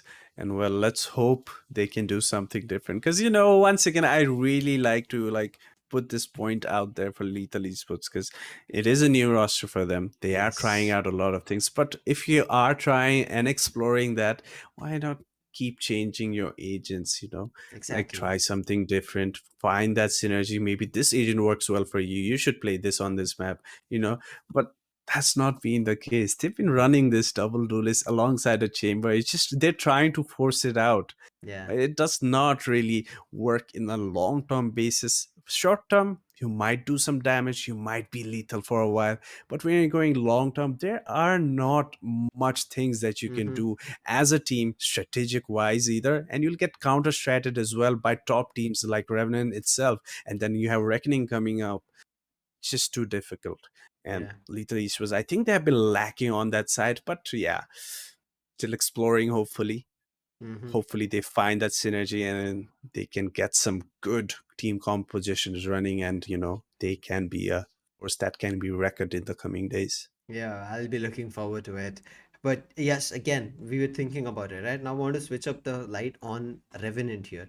They made the mistakes here on Split. They were about to just lose the map. Just Hmm. clutched it because that AMD tactical pause and then they immediately switched the pace of the game. So that kind of a mistake can be done here again. Revenant are starting off an Hmm. attack, so they can think that we can just brute force our way in. What if the defense is already known? They know now it's going to be Knight Hmm. Rider coming in on the jet. There will be a setup either coming in from Wimp or somebody else, maybe Ember as well. We'll be seeing how that setup is going to be playing off. And that can actually work. I mean, they might be thinking that, okay, this is the setup that is going to be coming in. If you see this utility coming through, then you might expect Knight Rider immediately coming in for a peak or a tailwind coming through. Hmm. And they immediately counter that, maybe getting a Cypher as well. That is something that I'll be looking forward to. But as we were talking about it, let's head over to the agent selection itself, where we have a clear picture about it. So they're still relying on the same thing. No change at all, just Rafa moving from a KO and to that Sova. And yes, Sova is very crucial on this map. Being so big, you need to have a lot of lineups to get information as well as deal some kind of damage with your shock darts. Well, absolutely. And well, it's good to see Knight Rider back on Jet. I for a second I was thinking, what if he just plays Chamber again? He played it last map. Maybe he's trying to own that Chamber role, and we might see him play that Chamber. But that was not the case, and looks like he's Revenant are back to their roots. They are going to be sticking with the same composition, which has worked out perfectly for them for a long, long time. And even that Astra play, now that Ember has picked it up, he is really good on that agent. But on Lethal Esports, they are on the defense, Lucifer, and they have the double duelist and the chamber once again. They'll have to heavily rely on taking those aim battles. Yeah. But is Revenant Esports going to allow that and allow them to get away with it? Let's see what is going to be the preparation here from Lethal Esports, because this is their do or die situation. Because even I feel even if they kind of find a way to win their last matchup, which is going to be tomorrow, it's of no use if they don't win today, because this is what counts. This is where they will be having a chance to get a couple of points in the bag, and then trying to make their way into the contender finals.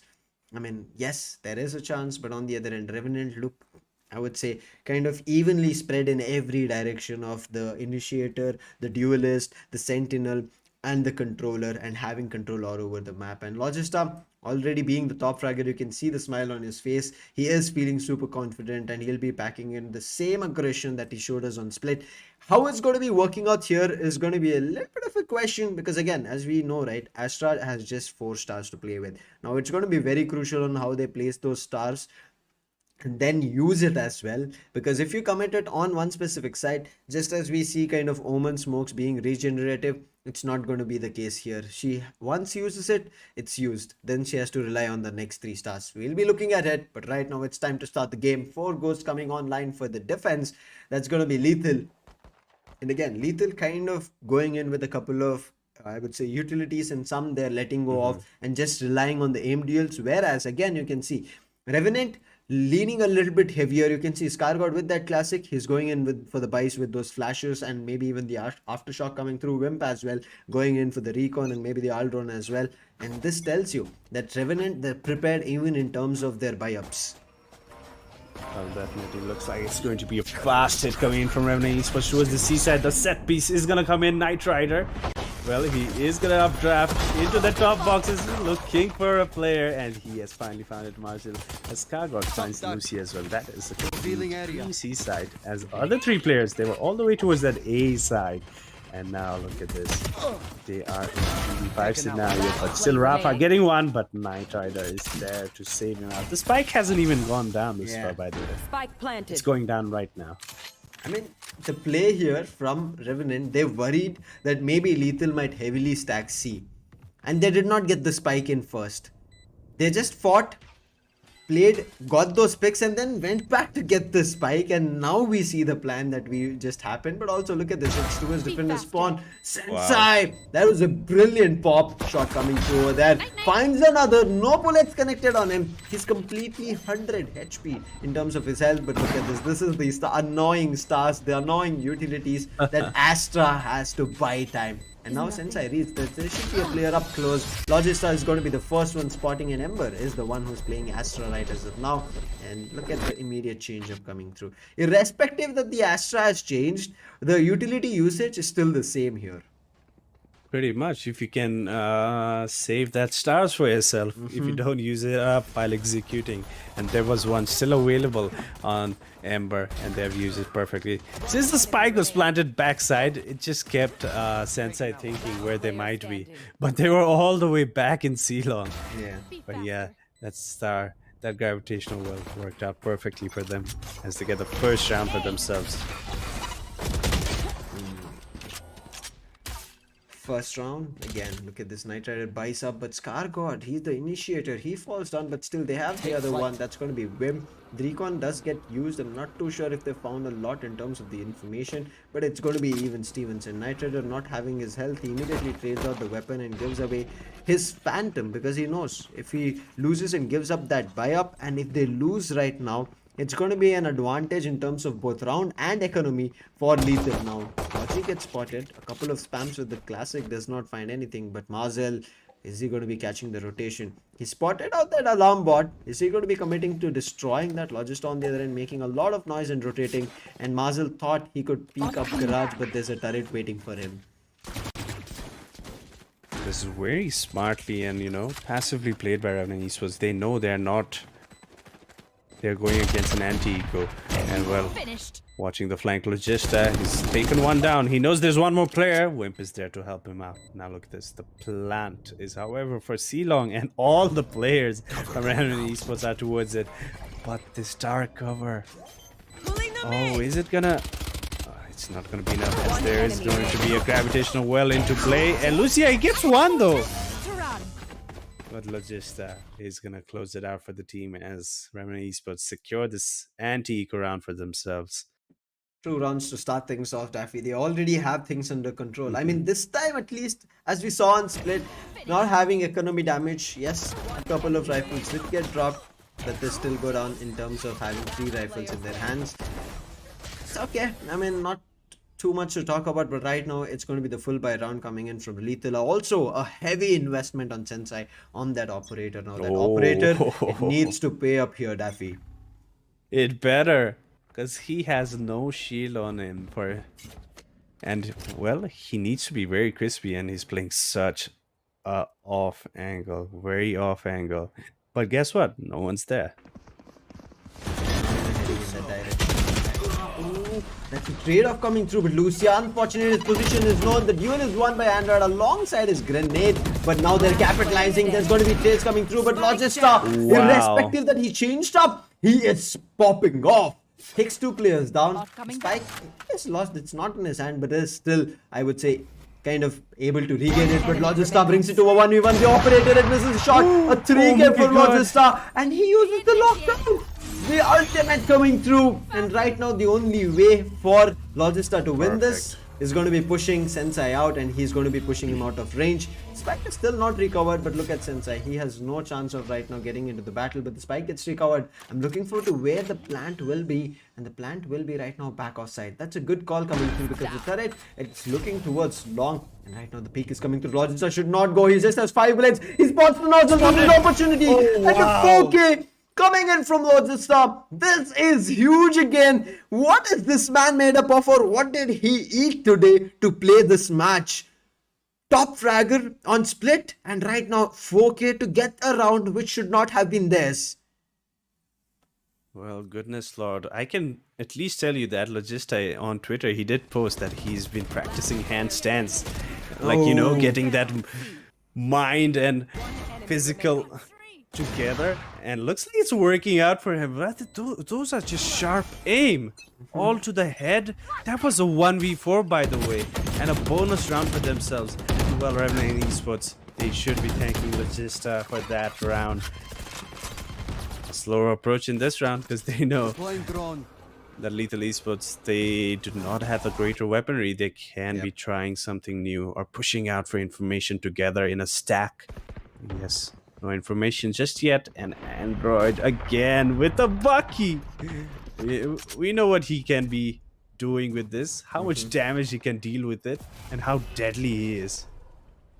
Let's hope that it works for Lethal, because they need to find at least 1 round. And if it's a Thrifty here, Daffy, they'll be happy, right? Thrifty is always a confidence boost. It's a dosage that you do want. But right now, look at this. Ember, generally, whenever we see him on Heaven, he is kind of the lurker. But right now, everybody coming together. I don't think the Bucky will be coming into play. Wimp will be finding one.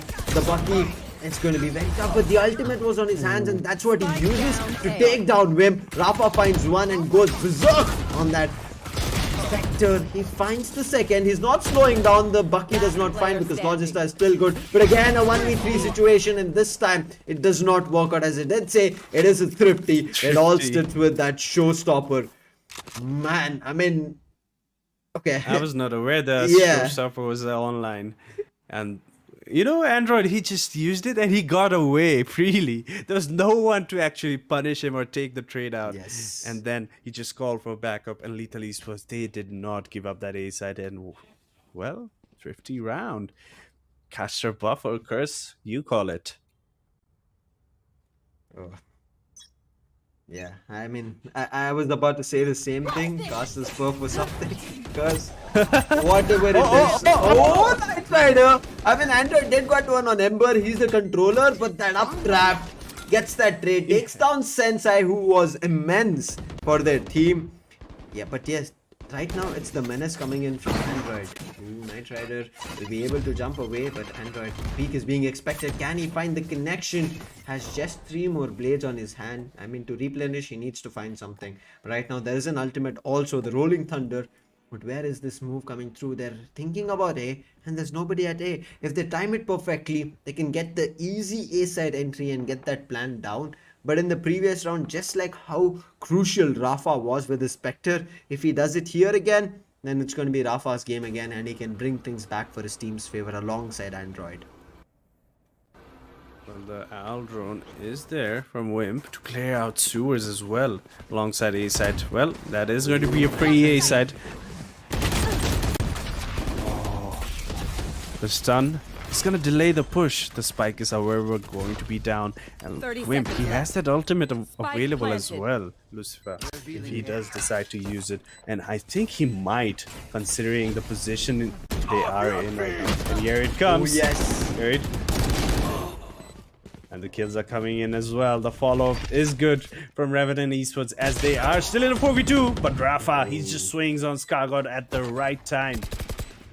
He's got the crossfire, but there is no trade. Lucia gets one as well. Now it's just down to Rafa!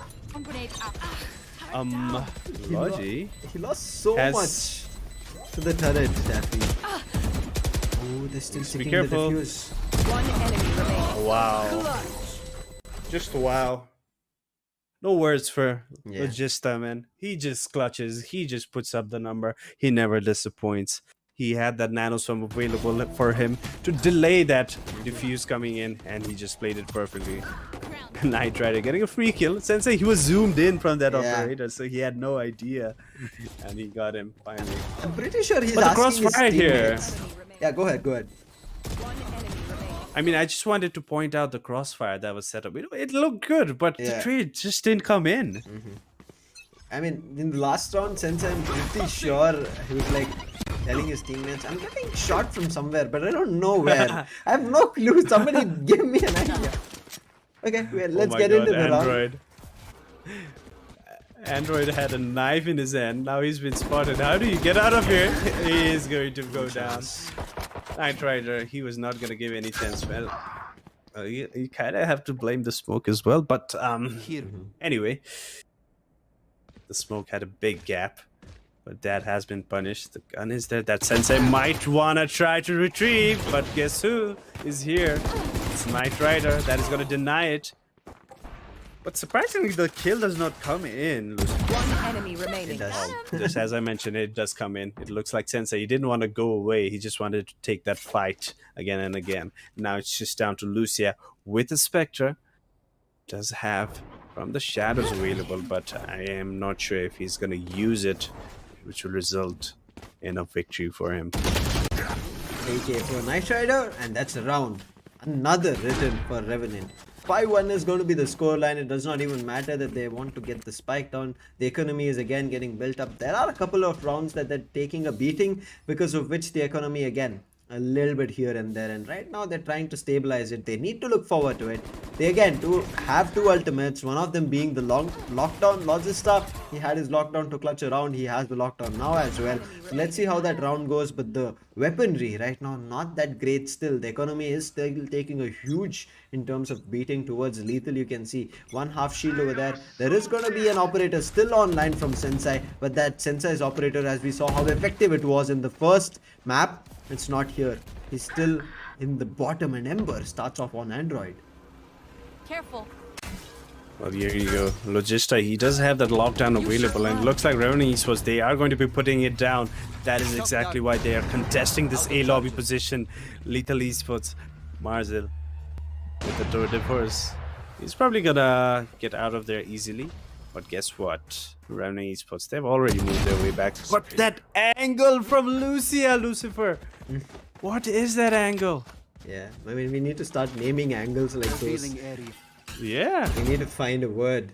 4v3 situation. Still 2 ultimates available for Revenant, but Wim, he's gone too aggressive at this moment. He should be finding one. Wow. Needs to back off. That flash was immense, and they control the numbers. And look at that, immediately make use of the cosmic divide, and that's done for. There's going to be a barrier preventing both sound as well as bullets to pass through. But Rafa, the ping was enough, and along with that, they push up. Oh damn! They just finish off that round. They get that round. How did that even work through? I think it's just the small gap that there was before the post plant positioning. The spike got down and they entered. Well. It looked like it was very smartly played from Revenant Esports, you know, pushing this to get that 3-on-3, and then they get the spike down. But that ultimate, man, that ultimate coming in from Rafa was so crucial.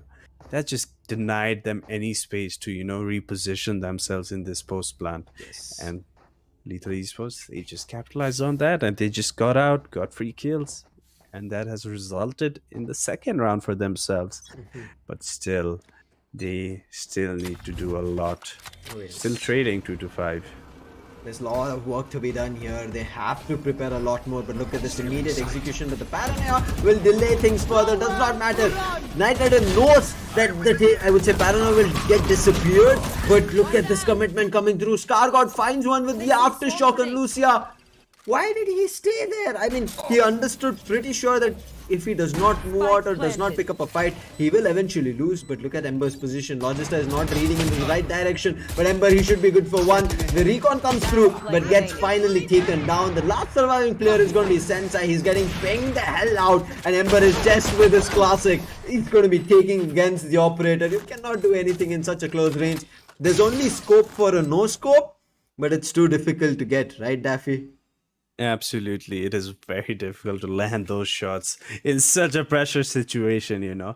But Revenant Esports, the change of pace coming in from them, a fast C executed. It looked like Lethal Esports, they had a perfect read, they had 3 players towards it, but the trades were just not in their favor, and Lethal Esports, they fell short on that, and Revenant Esports, they were able to close out that round successfully. And now going to this next round, it might be one final buy for Lethal Esports before they get broken down if they lose this round. But if they do win it, it's going to be good enough for them for this half. But if they do not, it's just going away. The lead is going to get away from them. Deploying drone. Yeah. And look at this. Down A.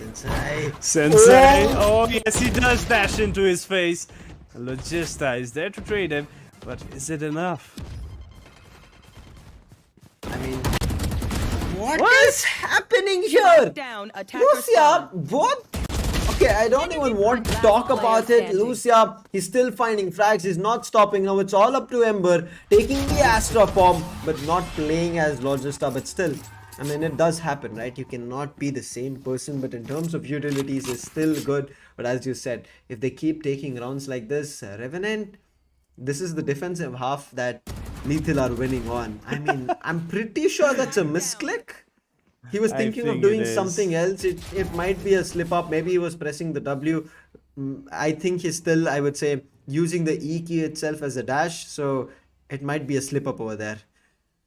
Yeah, that might be the case. But if it's not, we just don't know what the game plan was there. Look at this. Running Esports now down to very broken by, actually, if you ask me. It's not the greatest buy for them, and they do not have a lobby control. But look at this, Knight Rider. It's not fearing anything right now. I mean, the way they've controlled B is just humongous. Scargod is waiting for the push. If he finds one Inspector, it's going to be very crucial. He does the damage on both, but does not find anything. But look at this Logista's repositioning. But Lucia, he was also moving from the back, and he gets one. Mazel will be finding one. The Bladestorm still active. But look at this Wimp as well as Knight Rider both looking forward to fight in only A-Link and get punished. Wow. And Rafa gets some 2 easy frags and another round. 6-4 the score line. And again, Lethal, when they win, Daffy, they win rounds back to back. It's not like it's back and forth. And once they start losing, they lose continuously. So I think they need to keep this going. But yes, the buy was a little bit weaker. They had to do something with those buys itself. And unfortunate, they did not win it. But still, they did get the spike down. So something to at least be happy about in terms of building a little bit of the economy. Well, absolutely. Lethal Esports, now they're finding some answer for Emily Esports aggression, they've been executing on them for number of rounds and they have found no answer, and finally they're getting a pace. They're trying to gain some map control, which is a good sign on a map such as Heaven if you're on that defensive side, because you need that control and you need those entries, and Sensei is getting those for Lethal Esports. But the trade is coming in as Marcel goes down. Oh my god, look at the utilities that is being used, but Rafa! Spike down A. Rafa just gets a shot dart kill alongside a kill. And now, down to Ember. Not much HP in a 1v2.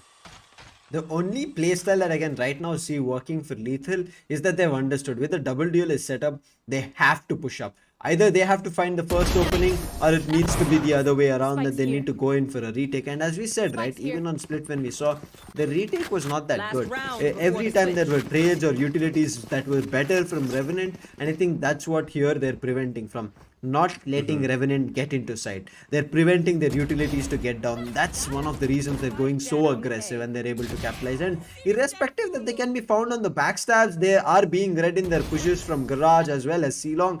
They're still able to get rounds because they're doing more impact in getting more numbers in one specific direction. And again, look at that. Economy taking a toll. Sensei's operator, can it find anything? This time the smoke denies it. There's going to be a trade over there because of Knight Rider.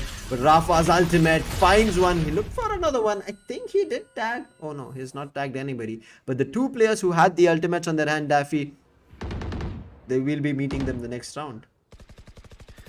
Well, that is so unfortunate. They won't be able to use it. This is the last round of the half. And Sensei, with that operator, is being so hard to deal with. And Knight Rider finally putting an end to him. I got the spike. Is going to retrieve the spike. Still a 1v2 for him. He has no information on the whereabouts of Marzel and Rafa. Rafa is being the man for Lethal Esports in this half at least. But look at this. Knight Rider. Oh my god. He's gone. No way this is happening. I thought he was trying to bait Rafa out, but he actually had no idea what Rafa was. But that was a perfect half for Lethal Esports, if you ask me. Getting 6 rounds, very good. And Rafa was just on a roll for so many rounds. And look at this guy, Sensei. He's been so notorious. So hard to deal with his operator plays. Yeah. Unfortunate here that Revenant, even though they were able to bring 6 rounds in their, I would say, favor, they just lost everything. I mean, back to back, multiple rounds have gone away from them, and now we see the split. And this is one of the best score lines for the people who are getting down at attack. They're going to be starting on even Steven, so they have kind of any clean slate, if you want to call it, but still. All they have to do is pull off 6 more rounds, and we know attacking does give you an advantage. But right now, look at this. Marcel already finding an opening, but Ember goes huge, finds 2 at Garage because of the assistant, and Knight Rider finds one with the Sheriff at B. Window! Sensei finally punishing a couple of players, but does not matter. Ember is going huge. He finds a 3k, and right now it's all up to Rafa Luck, and he pulled off something insane. And say a lullaby to Revenant to put them down. Well, if anyone can do it, it is going to be Rafa. Exactly. He has the spike. The recon will be available in 20 seconds. And guess what? The HP on Revenant Esports, it's just not in their favor. Exactly. 2 of them very low. However, oh, the timing. Oh, Whip is low as well now. He just needs 3 right clicks. Exactly. 3 right clicks, Lucifer. If that comes, it's going to be a win. It's going to be a win for Rafa. Oh, but the spam comes in from Knight Rider. He just spams through those boxes and gets Rafa. Oh goodness. So close. I really wanted Rafa to clutch it out, Yeah. Show that prime classic supremacy. The right clicks could have worked out, but Knight Rider, he didn't want that happening right now. I think Rafa did not expect 2 players at shot all of a sudden. Look at this. He was a little bit stunned over there, and also, you know, right? Once the opponent connects ability, your movement speed becomes a little bit low. So Rafa could not get that reaction time in, and then by that time, Knight Rider had already pushed up. So unfortunate, but right now anti-eco advantage. Revenant, I mean, out of also having a chance to lose or win the round, they finally found their way, and Logista starting things off along with utility usage from Ember and Knight Rider. Look at him, he's just taking players down one after another. But Marzel punishes Logista for the first opening, the first blood that he took down. Right now a 2v4 situation. The spike, it's out in the open, but recovery still can be done because nobody is watching. But Knight Rider coming in from ceiling, sees and spots Sensei, and Sensei immediately backs off, but he has just the Marshal. The only way for him to win duels is to pop heads off, just like Marzel is doing. One enemy They remaining. should be looking to do some economical damage, but Knight Rider, he has other plans with this Phantom that he has purchased in the second round itself of this half. Well, he doesn't have an idea, but Sensei has already made his way towards that window position. They have no idea about it. Does have the Marshal. Can he find one? If he finds one, that'll be good. But Knight Rider, he's just gonna fade away and just get a shot onto Sensei, giving Revenant Esports their 8th round. Revenant, I mean, they kind of did not find their footing on the first half ending, if you want to say 6 rounds back to back. They kind of did not seem to have done anything. But on their defensive half, they started off in the pistol round itself, but now it's the full buy round. But here's where something can be pulled off by Revenant. Having an advantage is on Knight Rider because he has the Blade Storm. 17 kills here. Sensei, who was kind of bottom fragging, finally has found his momentum, has gotten 12 kills. And it was the later rounds, especially in the first half, where Sensei got a chance to get his team to 6-6. Right now, they're executing towards A, and at A, there's nobody. So it looks to be a retake coming through from Revenant, and they're going to be waiting for the opportunity. Wimp also not going in for a peek because he knows if he gives up his position, he's going to be giving up and making defense weaker. The shock dart, it was right on point, but it is a little bit too late. But Scargod, he is good and finds the second with his aftershock, but Android finds the second with his Phantom. Marzel, good for the trade. Logista is going to be the last surviving player, picks up a Spectre. A 1v3 situation. The push was good, but the fight was not. Logista, Wow. pops one.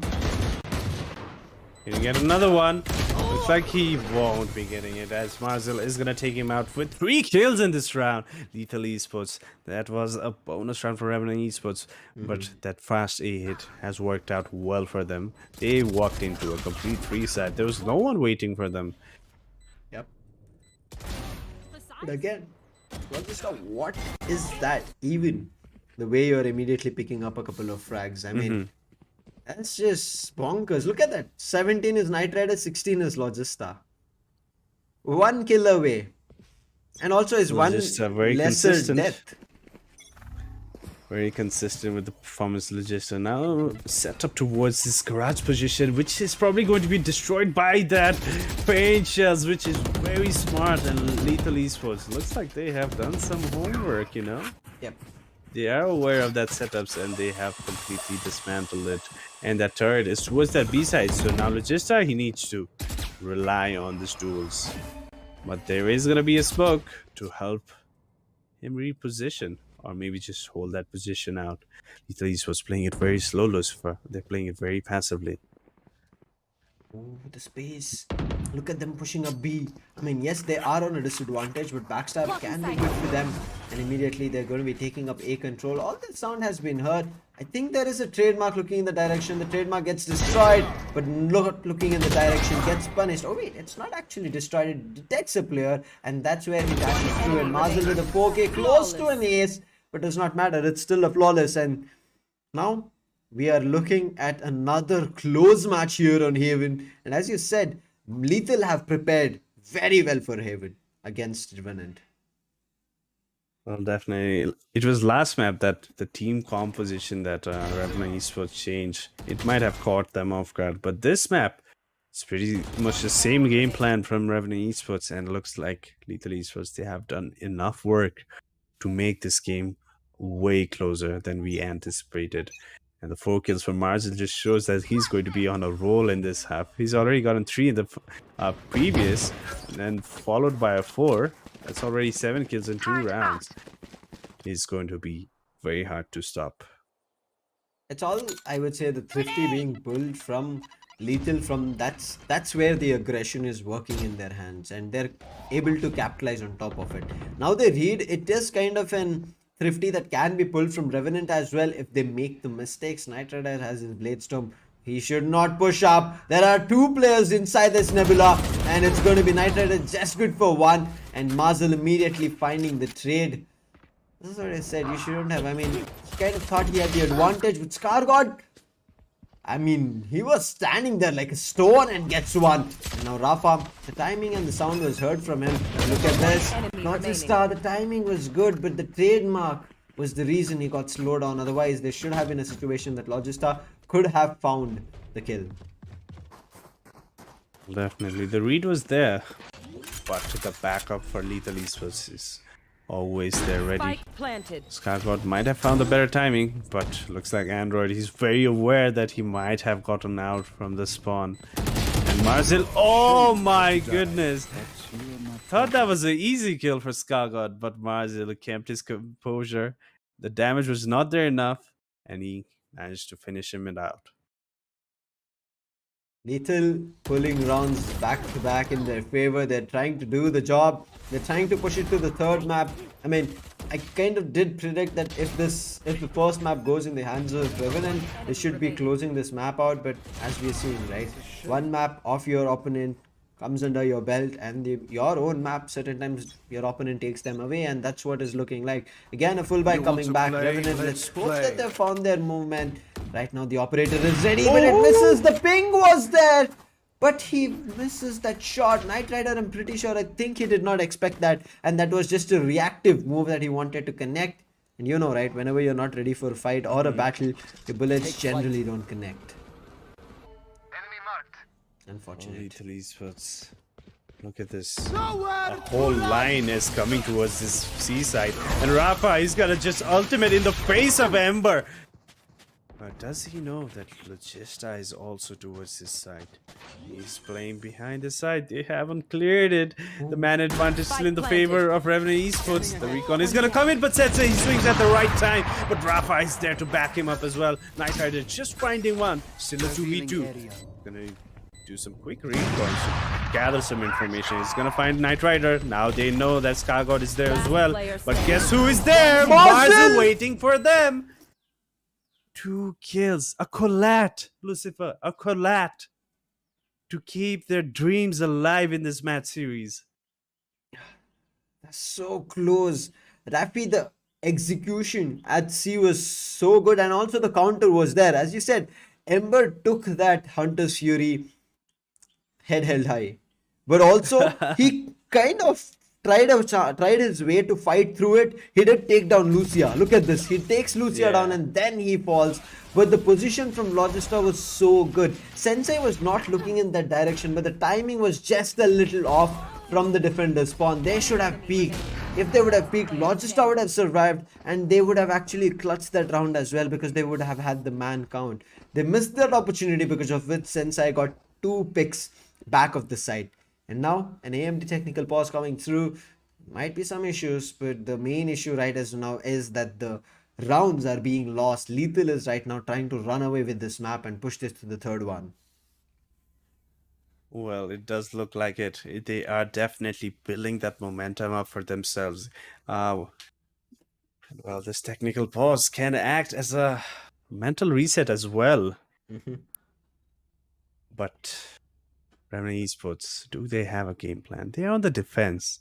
There's a lot of things it looks like that Lethal Esports have worked towards anti-stratting their setups and utilities and how they like to play. And it looks like Lethal Esports, they are doing it perfectly right now, considering they have already gone 4 rounds in a row. Now, they just need 3 more to tie out this map series and take it to the 3rd map, where it's going to be Bind. We haven't seen Bind in a long time, neither from these both teams. And that might be a game that might... to think about it. Yeah, I mean, you just made the right expression. It's gonna be, I mean, especially in the environment and the season that we are in, kind of also falls in line. It's gonna be too hot to handle. That's how it's gonna be. I mean, I don't know. Maybe get your pans out right now. Try to cook something in the meantime because it feels like we are going to be going even further. It's going to be a long day today. Not only this map and the match as well, we are going to be having the next matchup between the two different teams of day two, where they're going to be trying their hands on the group stage to grab those points. We'll be talking about them later down the line. But look at this. I mean, split, the same lineup did not work. But in this, it is working, right? The double duelist, there's no change at all except for the Sova coming on Rafa. Everybody else is playing the same. But here's the only thing that they've understood in terms of why they're able to get rounds is they've read how Revenant plays. They know how Revenant likes. They know the setups that are going to be there. What are the utilities backing up each other? Where does Knight Rider play? And they have found all those counters. They're able to deny Knight Rider. They're able to find Logista. And all these things are the reason it is working here in favor of Lethal. And also, as we said, right, if the defense that Lethal played, if they got the rounds in the under control in the in the start, they would have a chance to kind of make their attack work. And also closing a 6-6 is a really good scoreline, Daffy, and that's one of the reasons which is giving them comfort in pulling a lot more of these attacking halves rounds. Well, that's the thing. We were talking about the team composition about Lethal Esports, how heavily reliant they have to be on their aim. And right now, it just looks like they are doing the job. They are winning all those fights. And now that Marshall is fragging on this attacking side, it's so difficult to shut him down. And the trade game for Lethal Esports, it's been there. And they have been doing it perfectly. What can Revenant Esports do about this? What different approach can they take that they can catch Lethal Esports off guard now that they don't have the momentum? No one's really fragging for them. It's been a silent show for them in this half. Yeah. They do have two ultimates available, Lucifer, however. If they do play it for retake, might work. But Lethal Esports, will they allow them to do that? Is Good the point. question. You brought that up. The retake. We have still not seen a retake, right? From both the teams. I mean, we talked about Lethal. They were not good for those retakes, and that's one of the reasons they were brute forcing in the defense itself, trying to push up angles and trying to get those initial first bloods, and they were successful in it. Right now, it looks the similar pattern here that there is no proper retake coming through. Even that they're kind of drawing away from fights, looking forward to using their utilities and then turning things. It's not happening. So it feels like maybe that Revenant, it's not coming into their mind, or it's their positions that they're in that they're not able to back off. They have to commit for a fight. You saw, right? Ember, that is not a position that Ember can ever run away from. One is Hunter Fury, the other are also pushing towards him. And then where do you think that he can run? He's just an Astra. The only thing that he can put up right in between that C-long area is a Nebula. And making that work when an Hunter's Fury is right at your face is difficult. So he had to take that battle. So these kind of situations coming in, I think it's just because they are also going not for aggressive pushes on their defense, but aggressive angles, that we are not seeing this retakes happening from Revenant. But yes, this is going to be a good point that they also have to realize that I think we have to go in for a couple of retakes in a fashion that where we use our ultimates as well as utilities alongside, and maybe it can work out. Well, that's the thing. What game plan do you take up forward? But you have not practiced it. You have not been in that scenario. Bringing it impromptu, you're gonna be heavily reliant on the players showing up. All the players, they need to show up. If they do not, this map might just slip. And going to bind, we have no idea how both the teams play. Us as a viewer, us as a caster, and the team as well, not been played in a long time. It's a big risk. And coming at this stage of this tournament, it's gonna cost points. It's gonna cost a lot of points. Yeah, it's all about points at this moment. If you are losing points, it's going to be a tough battle, but I think this commitment of thinking to go aggressive was the reason that we are seeing now Lethal being very effective. Look at them, they were able to make mistakes happen on the end of Revenant. Revenant were not ready for all those pushes and those angles, and it was just them being very reactive, and they were unable to frag. You saw, right? A misclick also, maybe, is what we are calling, because that's not a dash that we generally see. Maybe he wanted to dash back, but he just pressed the wrong key over there. He just went for the W key instead of the S, and I think that happened. Nonetheless, there were situations where they tried to counter, but the better frags, as you said, the better trades coming in from Lethal were working out. But here, Daffy, if you kind of want to speculate and you think that maybe this can be better, what would you say that Revenant can bring back, because this is their strong map? Well, they are on that defensive half and they have lost so many rounds. I would love to see Knight Rider bringing up that operator. Save it up. Get that operator into play. Get those early entries. You know how smartly he positions himself with that operator. He gets those kills as well. Even if he's not landing those shots with the operator, he can always insert that fear in Lethal Esports that there is an operator into play. We do not want to be walking into his crosshair. So that gives you more space to work upon. That gives you more map control. And if they can capitalize on this thing, Revenant Esports, they can actually bring up some rounds for themselves. They are trailing 8 to 10. They don't have much rounds to spare. And now we'll be jumping into it where it is going to be an eco. I wish Knight Rider, he ecoed. Exactly. Just let go of this round so that he could have his operator into play next round. But Knight Rider, it looks like he just needs the Vandal. He needs to take those early fights. And now, he's been tagged up a bit, but he has helped Ember get into a very sneaky position. Does Android actually decide to clear it out? Oh, Android. Well, He you does not go. want to give up the weapon. That's a good call. I mean, especially in a fight where you're about to reach match point, right? Where you're about to push up to map 3. You don't want to give up any advantage. Right now, Wimp gets spotted. He's backing off. He's using an Alron of his own to give position. But look at Knight Rider's position. Unfortunate for him that there is no heal that he can play with. He's so low. A single random stray bullet, if it hits, he's down. Needs to be very careful. Oh, Marzil needs to be more careful here. Knight Rider, he switched up with a smaller sniper, which is working equally well for him. 3k. Wow. How does this happen, Lucifer? 30 seconds Is left. there a thing with thrifty rounds? Ooh. And look, this Logista is One gonna get a enemy free remaining. kill. Android getting a taste of his own medicine. Ah, Judge. And with the flawless thrifty, Lucifer. A flawless thrifty.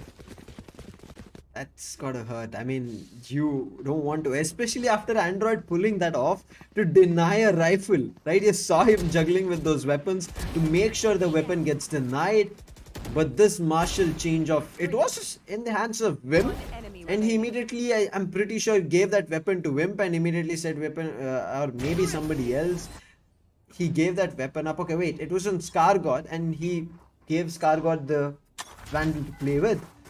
But yes, I would say the decision was good, but still Knight Rider, he's feeling good with the Phantom and the Vandal, and he's still committing for that. This time, the play seems to be towards B. They've already taken garage control. They're still looking for to push up. Sensei is going to be the first one finding one on Ember. Logista, he needs to find at least one here. Marzel, he's in his, he's in his hands. With the flash, it was just a little bit too late. But look at this Android, he has his ultimate. Scargod, he's not moved away. He's still at window. Nothing has been found with that ultimate, but the numbers are there. Sensei, he makes it work. Brings it to a 3v3 situation. The way they changed things up, wait, my bad, it was a 3v2 situation. But the switch up from Knight Rider was good only for one. And now, a situation where Scargod can change things. He brings to 1v1 because of his positioning. He spotted a player. Now he's looking forward to a fight. He just needs one bullet to connect. But it's going to be Lucia who's going to be better connecting that bullet. And that's 11 written on the cards. And Lethal, the trade game, as you said, Daffy, is so damn good. Well, absolutely. Lethal Esports, they had to rely on that trades and it was coming in for them. Even losing out, man. And there were just some players that made the play and caught it equally. And it was Daffy. Lucia that... That Finally. close it. You see, I mean, I know you're talking about Oh. Lucio to close it, but the one thing that you mentioned about Knight Rider. I just noticed it. The Revealing operator. area. But are they going to be walking to this crosshair? There Little they Esports, are. they seem to be moving towards this A side, and the recoil is giving so much information. Someone break it, please. This right now is a very crucial round for Revenant to win. They have committed so much in terms of economy as well as the weaponry, and given an operator on the hands of Knight Rider, they need to find this. They need to get themselves double digits. If they miss the opportunity here, Daffy, Covering it. this map is done. There's no coming back. They have to fight it all on Bind. And Bind, not too sure what's going to be happening. Mazel, he's seeing the Nano Swarm. He's just waiting for his teammates to use the utilities. The Pain Shell, it does so much damage, gives the information. Does not matter. Ember still finds one. But again, the trade game being so better. Skyesports trying to delay the plan, but it does not even work. And Rafa, the timing was so good. One bad on the other side for Scargod. And now Wimp, the last surviving player. The Hunter's Fury is going to be good only for one. It should have been used when the spike was getting planted. And look at the positioning coming in from Sensei. Wimp is still good. Android on the flank. Now Wimp, he needs to check. He needs to think. He needs to care. Match point. But he won't. Match point. Because he has no idea that Android, he's already smartly repositioned himself. The execute coming from Lethal Esports, so smart, Lucifer.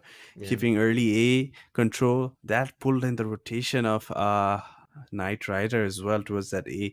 But they already decided to move towards C, where they had no information, by the way. They lurked up all the way to that smoke, and they just popped in, giving little to no time for Logista and Ember to react on it. And the trade game was just not there. Match point, and I think we are going to be heading over to Bind. It feels like Revenant are unable to find anything. Sensei waiting it out and looking forward to information. He is reading this right that there seems to be somebody towards Garage who might lose their patience and try to make a move out. Slow game, because Lethal do not want to make even the slightest mistake and give up another Thrifty round.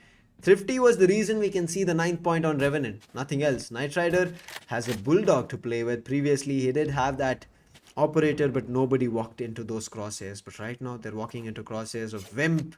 He has already used his recon, and now it gets replenished. He has a second chance to use it, but Sensei's blade, it goes whooshes past him. Wimp survives. Revealing area. I mean, there might be a new haircut, but that's all. He's not received any damage.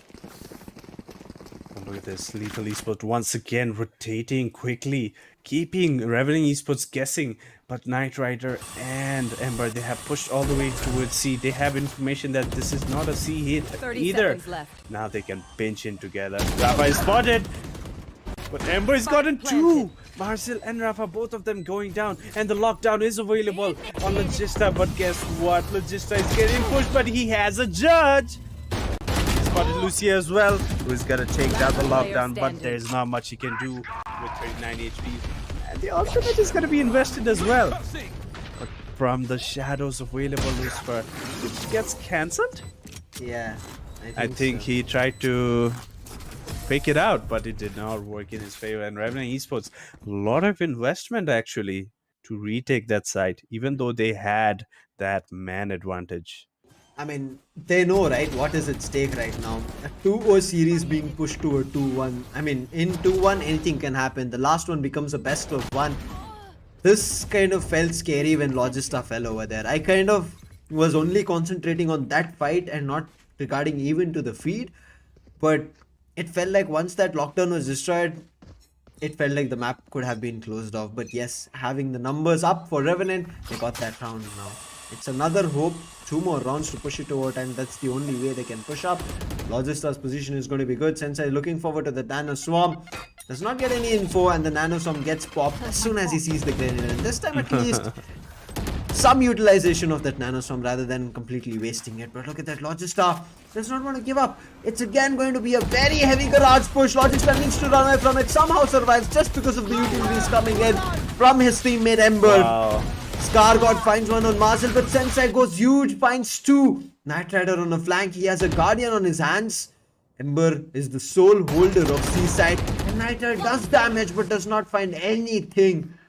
12-10 is the scoreline. You can't take risks at this moment. Look at this constantly pressuring Reveling Esports. They're constantly pressuring Lethal Esports. And look at Ember. Bad timing for him. He spotted a player cross towards C, but window. Oh, it was Sensei behind him actually. Yes. I thought he got killed from the middle window, but it was the garage window. planted. Now Wimp alongside Knight Rider. Is it for his teammate? Yes, he is. He's gonna spot one more. He knows the position of Lucia now. Job was to cover up, but Knight Rider to defuse at least halfway.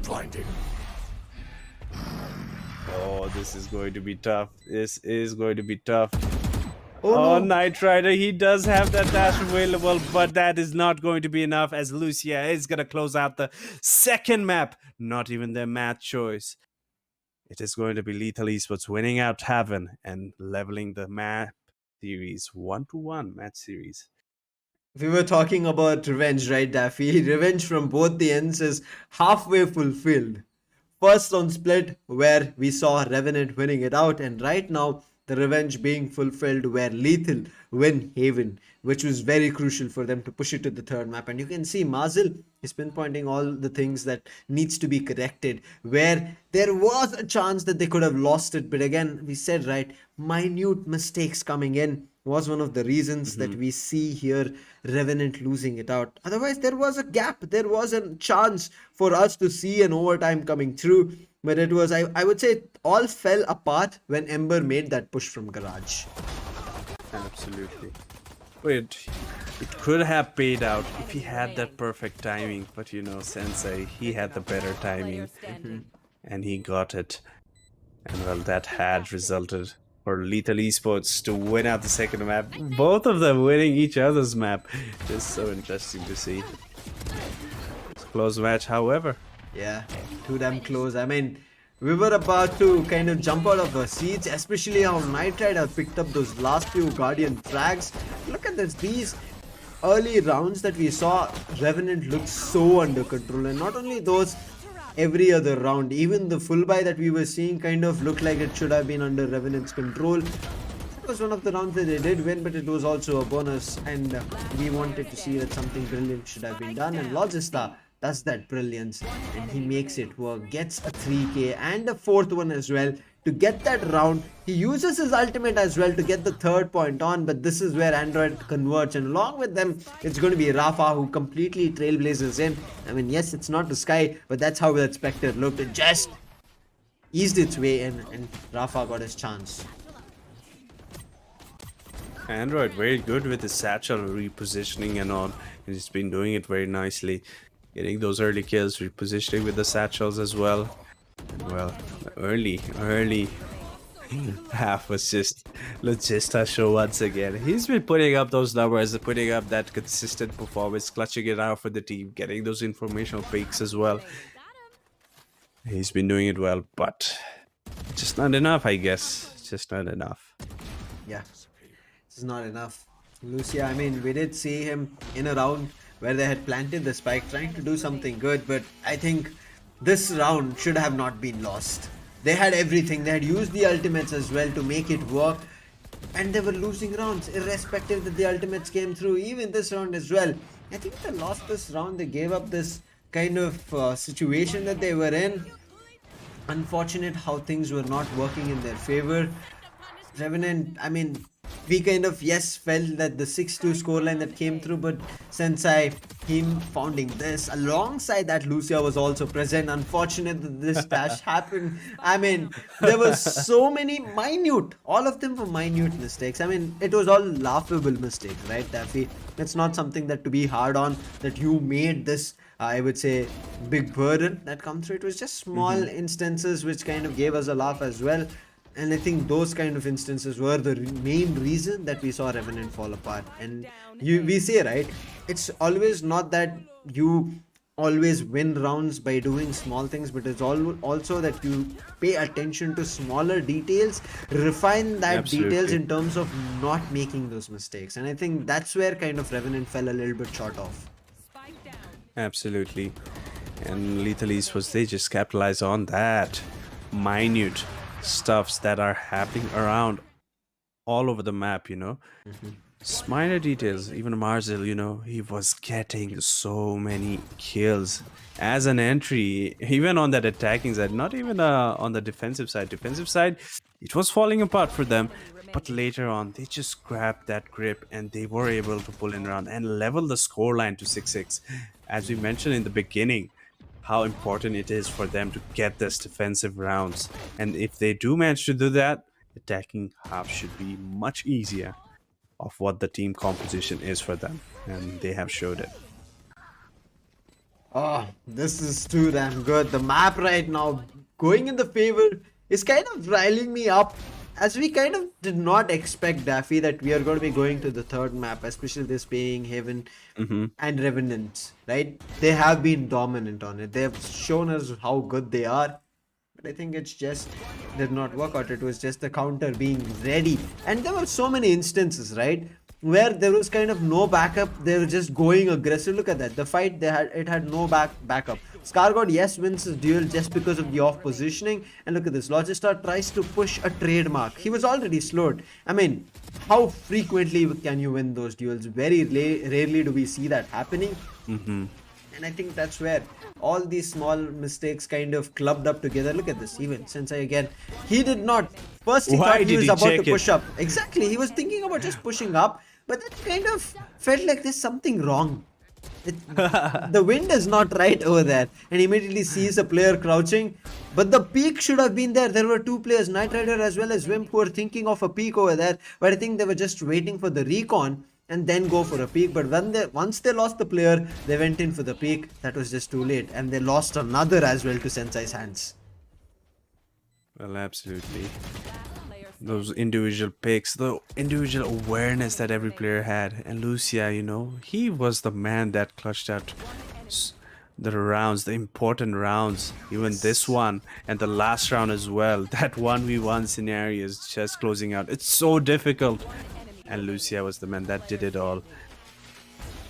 Wimp got some kills, but he was not aware that Android had smartly already lurked up behind him from that garage position, which was very good. Fast few kills from Ember, and then Logistus locked down that forced Revenant to push it out. Lucia did take him down, but then it was down to the last round. It did look like Revenant, they could have won that round, but there was one cloud burst more on Knight Rider. It might have been diffused, but it was just not the case. And we look at the scoreboard where the MVP is Knight Rider. He was putting up the number this time around. I mean, right now, if you see the overall scorecard, both the sides, it's good. Revenant did do their job. They were looking good. Look at them. Even in terms of their KDA, it's all positive. There's nothing negative. Same goes for the side of Lethal, who won the map in a 13-10 fashion. But they were better and they were not making as many mistakes as Revenant. That was the only reason that they were able to win. If Lethal will also had the same amount of mistakes that we saw on Split, right? In Split, we saw these kind of mistakes happening where they had to take up fights which they were not ready for. They were getting pushed in positions that did not want to, getting cornered off. And I think they were just reacting to it. But this time, Lethal, they make Revenant react to their approach and they get the control of it. And you can see 200 ACS till Logistan, even Ember being close. Wimp a little bit further down, but yes, he played his role as that Sova, and we saw him numerous times gaining so much information. If you compare the same ACS on Lethal, it is very similar. There's not, I would say, monumental difference, and even the KDA as well, that also does not have a monumental difference. It's very inches apart, maybe 20-30 here and there in terms of ACS as well. So that's tell us that this was even more closer compared to the previous matchup. Split, it was Revenant's mistake, clear as day, for that comeback to happen. And here I think that mistake kind of gave way. for Lethal to understand there's something missing here on Revenant today, and these are the mistakes that we have to kind of grab onto, and they did. There were Hmm. so many pushes that they were doing without even having covers to it. Well, absolutely. Lethal East was finally coming alive in this map, at least taking you to the third map, which will be Bind Lucifer.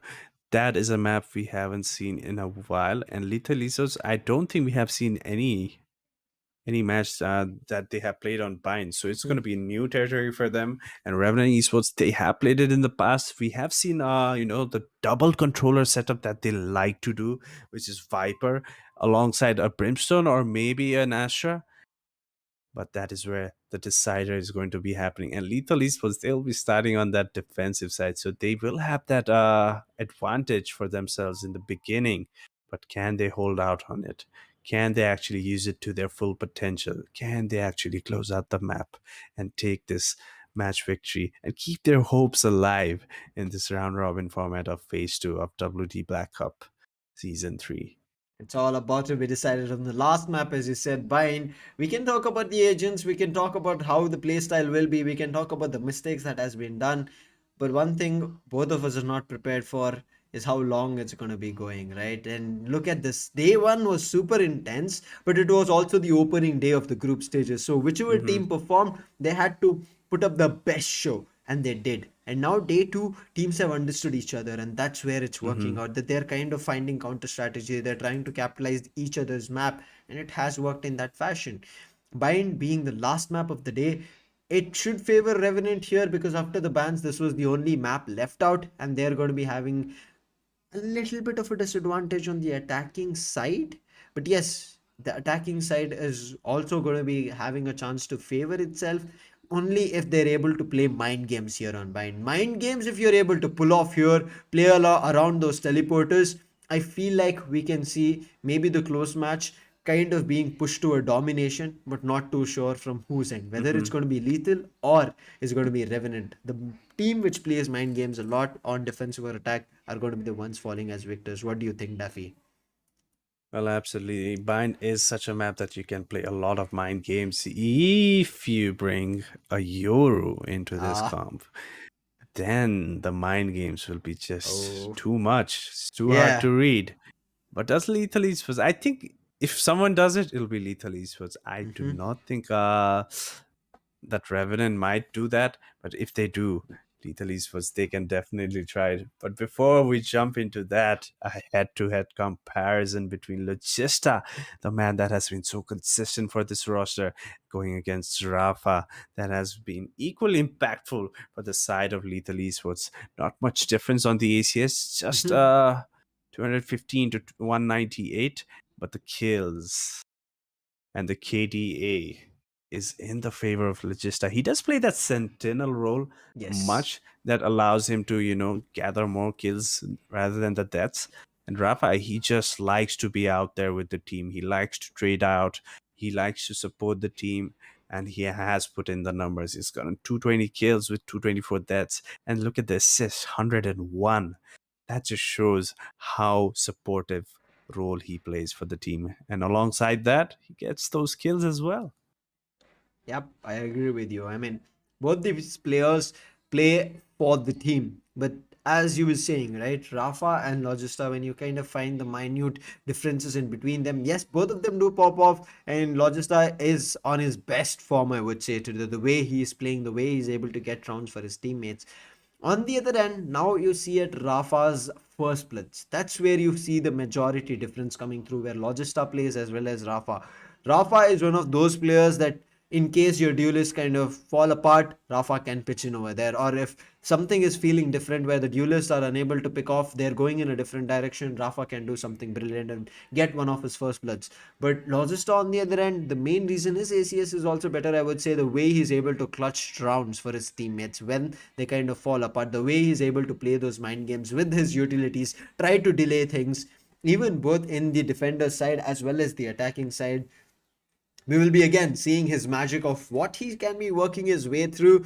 But Bind is where the action is right now, Daffy. So I'm not going to be talking about the agents because we can keep speculating about it. Who's going to be playing what? And as you said, Yoru already coming into picture. I'm going to be crossing my fingers and I would be rooting for Yoru to come through, as you said, right? Mind games is something that I'll be looking forward to. But just looking at how this matches have been, I have a question for you. Where do you think this bind map is going towards? Is it an overtime? Is it very close up and a regulation end up? Or is it going to be too back and forth that we push even multiple overtimes?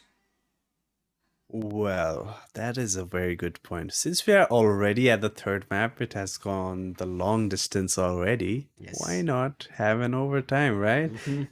Close it out in a fashion that we, as a viewer, would love to see. As a player, you wouldn't want yourself in that situation because, Nobody would. it is very stressing. Trust me, it is just too stressing. You do not know what you are doing. You have already played 2 maps. You're on your third, and it's overtime. Oh, Fatigue yes. overloaded. It's just too tough as a player. But Exactly. since they're getting a break, they will have a lot of time to talk about, have a mental reset, both the teams, and come into this match hoping they can get maximum rounds as possible in the first half itself, because they don't want to have a U-turn that we have already seen in both the maps. I agree So with Rana you. Esports and Lethal, they need to be careful. They need those early rounds. They need that first half in their favor. Second half, you never know what's going to come because the plot armor that you must have must be in your favor. Let's see though. Let's wait and watch. That's what I'm looking forward to. I'm eagerly waiting for when the map is going to be starting off. I'm pretty sure our viewers also going to be waiting for the same. In the meantime, don't forget to hit that like and subscribe as well because we want to see your ideas as well, your predictions. So make sure you use the chat section also in the meantime before we start off the match. And that's what we want to know, which team you're rooting for and also what you think can happen here and mind, because I'm also sure none of you have had a chance to view what kind of playstyle is going to be coming through, especially with the agent selection. And with that said, let's head over to the agent selection itself and let's see how this last match is going to be panning out. We did talk about some mind game Whoa. coming through. Skyesports is going to be the one coming in back with that neon. That neon did work on split. Yes, there was a situation where it came closer, but look at this. The double duelist setup is still there, but they've given up that chamber, they've given up the omen, they've given up even the initiator role. And now they are playing with Rafa on the Sage, Lucia playing on the Brimstone, and Marzel playing on that Initiator. Yes, I said given up, but it's Marzel coming in with the Sova. Yes, he has some insane lineups, but after playing Chamber for so many times and being so efficient on it, now he has to not only play for his team, but also has to find situations where he can play for himself. Well, absolutely. A change of things coming from Lethal Esports, at least Rafa on the stage is quite interesting for me, as that is definitely going to help gain some control over certain side of the map, especially on this defensive side of bind. That barrier orb comes really in handy, and I think Lethal Esports, they are going to be utilizing it to the fullest so that they do not give out rounds to Revenant Esports that have a very unorthodox composition coming to Yeah. this map. It's Neon, Chamber, Brimstone, Breach, Sky. Mind you, 2 initiators, 1 sentinel, 1 controller, 1 duelist. I mean, it's so aggressive based. Just seeing the names makes you feel that it's such a deadly lineup. Knight Rider pops off with the first one, make it a second. His health is not that great, Spike but still, planted. he is getting those. Lucia with that teleporter, he's made his way towards the A lobby, towards the attacker side, but Android is reading the side. He is reading the pocket well, but Scargod is good for Oh. one, but that is just the trade. So still, the numbers up for Revenant, but remaining. Sensei and Lucia will be finding frags, but in the meantime, make it a 3 for Knight Rider as he barely survives. And Wimp finally looking forward to a regrowth. He has it. They have committed for that utility, but will they be able to get the round? Make it a 4 for Knight Rider, as this is the first round. And as you said, he barely still surviving, but it never felt like he was kind of in a handicap situation. That health and the risk that he was in felt like that is his comfort, and that's how he popped off. Absolutely. Looks like this is going to be a Knight Rider show once again. Even the last map, he was putting up those numbers.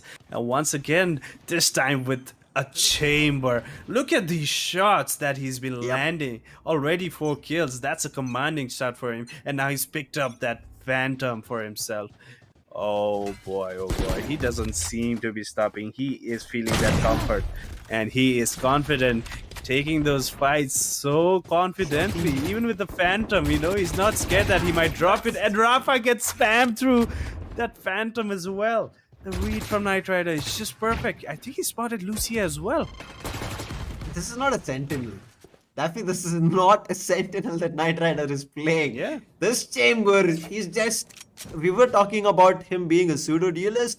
He switched up the role. He's immediately named himself the duelist. But that click is so good from Lucia. Does the damage. But Knight Rider again, as we said, right? The health on Knight Rider, when he is at less, when he is tens, that's when he gets activated. So I think his teammates need to commit a couple of their utilities to put down Knight Rider at close to 20 health and immediately starts popping off. Oh, absolutely. And look at Marzel, just a classic. But guess what? Ember he's so aware. How do you expect this flank?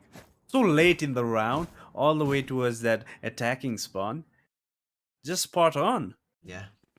Reads have been so good here coming in from the entire team of Revenant, but yet it's still the first two rounds, right? Whenever we saw the first two rounds, it was always good, but the first two rounds are just not enough. Revenant start making the mistakes when the opponent gets the full buy. I hope Sensei again brings back the operator, but it looks like he did not save enough in the previous rounds and did not get many frags. You can see just one thing. What that is going to be one of the reasons he's not going to be having. You want to operators. play? But still, Let's it's going to play. be better weapons and also full shields on their hand. Barrier created. Oh wait, Rafa is on a Rafa. half shield. He is. Rafa decides to use his barrier orb towards that hookah position to block off some entrance. But the informational game in the favor of Lethal Esports. But Android has gotten more information for his team as well now. Suggesting that this might be a B hit coming in from Revenant Esports. Knight Rider on that towards their first. Oh, he spotted one, but the timing is just not in his favor. He needs to be careful. Very slow round. Yeah. They don't want to risk it. They understand this is a full buy. They're taking their time. They still have 40 seconds on the clock. Their execution can be anywhere. But right now the spike has been making its way towards B. It was thinking towards A. But then they felt like there are a lot of corners that they have to be worried about. But there were less number of players over there. I think the smoke was the reason they were confused. The flash was good but does not do anything. Marzel was still able to dodge it and then finally get something. But Rafa finds the advantage in terms of trade. Make it another one. And now Knight Rider trying to get the numbers back. 2v1 situation, he still has his 2 deforce and 2 bullets and 2 opponents. Can he find one? Yes, he does. But look at that flank coming in from Lucia. The timing was so good. Knight Rider doing so much again. But Rafa's position, nobody was able to clear towards that Radiant box. That was so damn crucial and crazy. 2 kills. Rafa should not have been allowed when there was so much utilities, Daffy, dumped towards his end. Well, absolutely. Yeah. Looks like Knight Rider, he did not expect the 4th player to be there as well. It was just completely stacked. It did look doable for him, Yes. but it was just not enough. Look at this guy, already at 10 kills in just 3 rounds. That is just insane. A fast set piece coming in from the side of Revenant Esports. But one is all SkyGod gets. Android barely making it alive. And the heal is available for their team, as they will be looking to do that. That's the thing. If you can abuse this gap, knowing that you have done some damage, and the Sage will be rotating to heal off your teammate, that would be perfect. But just a slower approach, because they do not have that numbers advantage, nor do they have any information. It just becomes difficult. Yeah, entering the site is too difficult right now. Trailblazer gives away the position, tells where the people are, but right now look at the aggressive position coming through. Ember is good for one. Trade? Nothing. I mean, they were together. Mazel right now trying to go right behind them. Will he be able to spot anything? He has a Spectre, but look at the movement. They're again dodging, making their way through. Knight Rider should be good for one, but he overextends and does not predict the position. Gets punished from Lucia. It's still a 3v3 situation, but 30 Mazel, he's seconds not left. stopping with that backstab. He's still pushing through, and there's no utility to crucial. check that.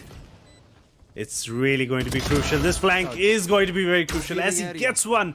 He does have the recon dart available, but that is not gonna give out any information just yet. But there is an outrun available on him as well. That is gonna spot out Wimp, but is it going to be enough as he walks into a shock dart? And another player as well, Ember, down to 4 HP. Oh, he needs to be careful. Brimstone ultimate available to deny the defuse just yet, but there's not much he can do about it now. Unless Lucia's looking the wrong way, but Android just off that defuse to get that trade. That got a bit scary, Lucifer, if you ask me. So goddamn scary and so close. I mean, if Android committed to stick that diffuse over there could have been a situation that they could have found Android, and another round comes in Revenant's hands. Look at this, Revenant making those mistakes again. I am not too sure why they're giving up those fights and pushing so aggressively. I understand you want information, but just imagine if Knight Rider just held towards that U-Haul or the lamps, he could have kind of held down and also got information rather than pushing up where there was no cover for him, and then he loses the battle. But right now, since he has his blades, the economy is not great for them as well because they've also been losing the players. But right now, look at this shower control being taken from Android. The flash, not sure which player it's going to be, but it's going to be giving up that somebody's up close. Are they going to be spotting this judge? That judge from Android, anytime he's picked up any shotgun for say, he has been able to frag huge. Minimum is 2 kills in his hand, but look at this. The ultimate gets used way too later, and everybody's able to dodge it.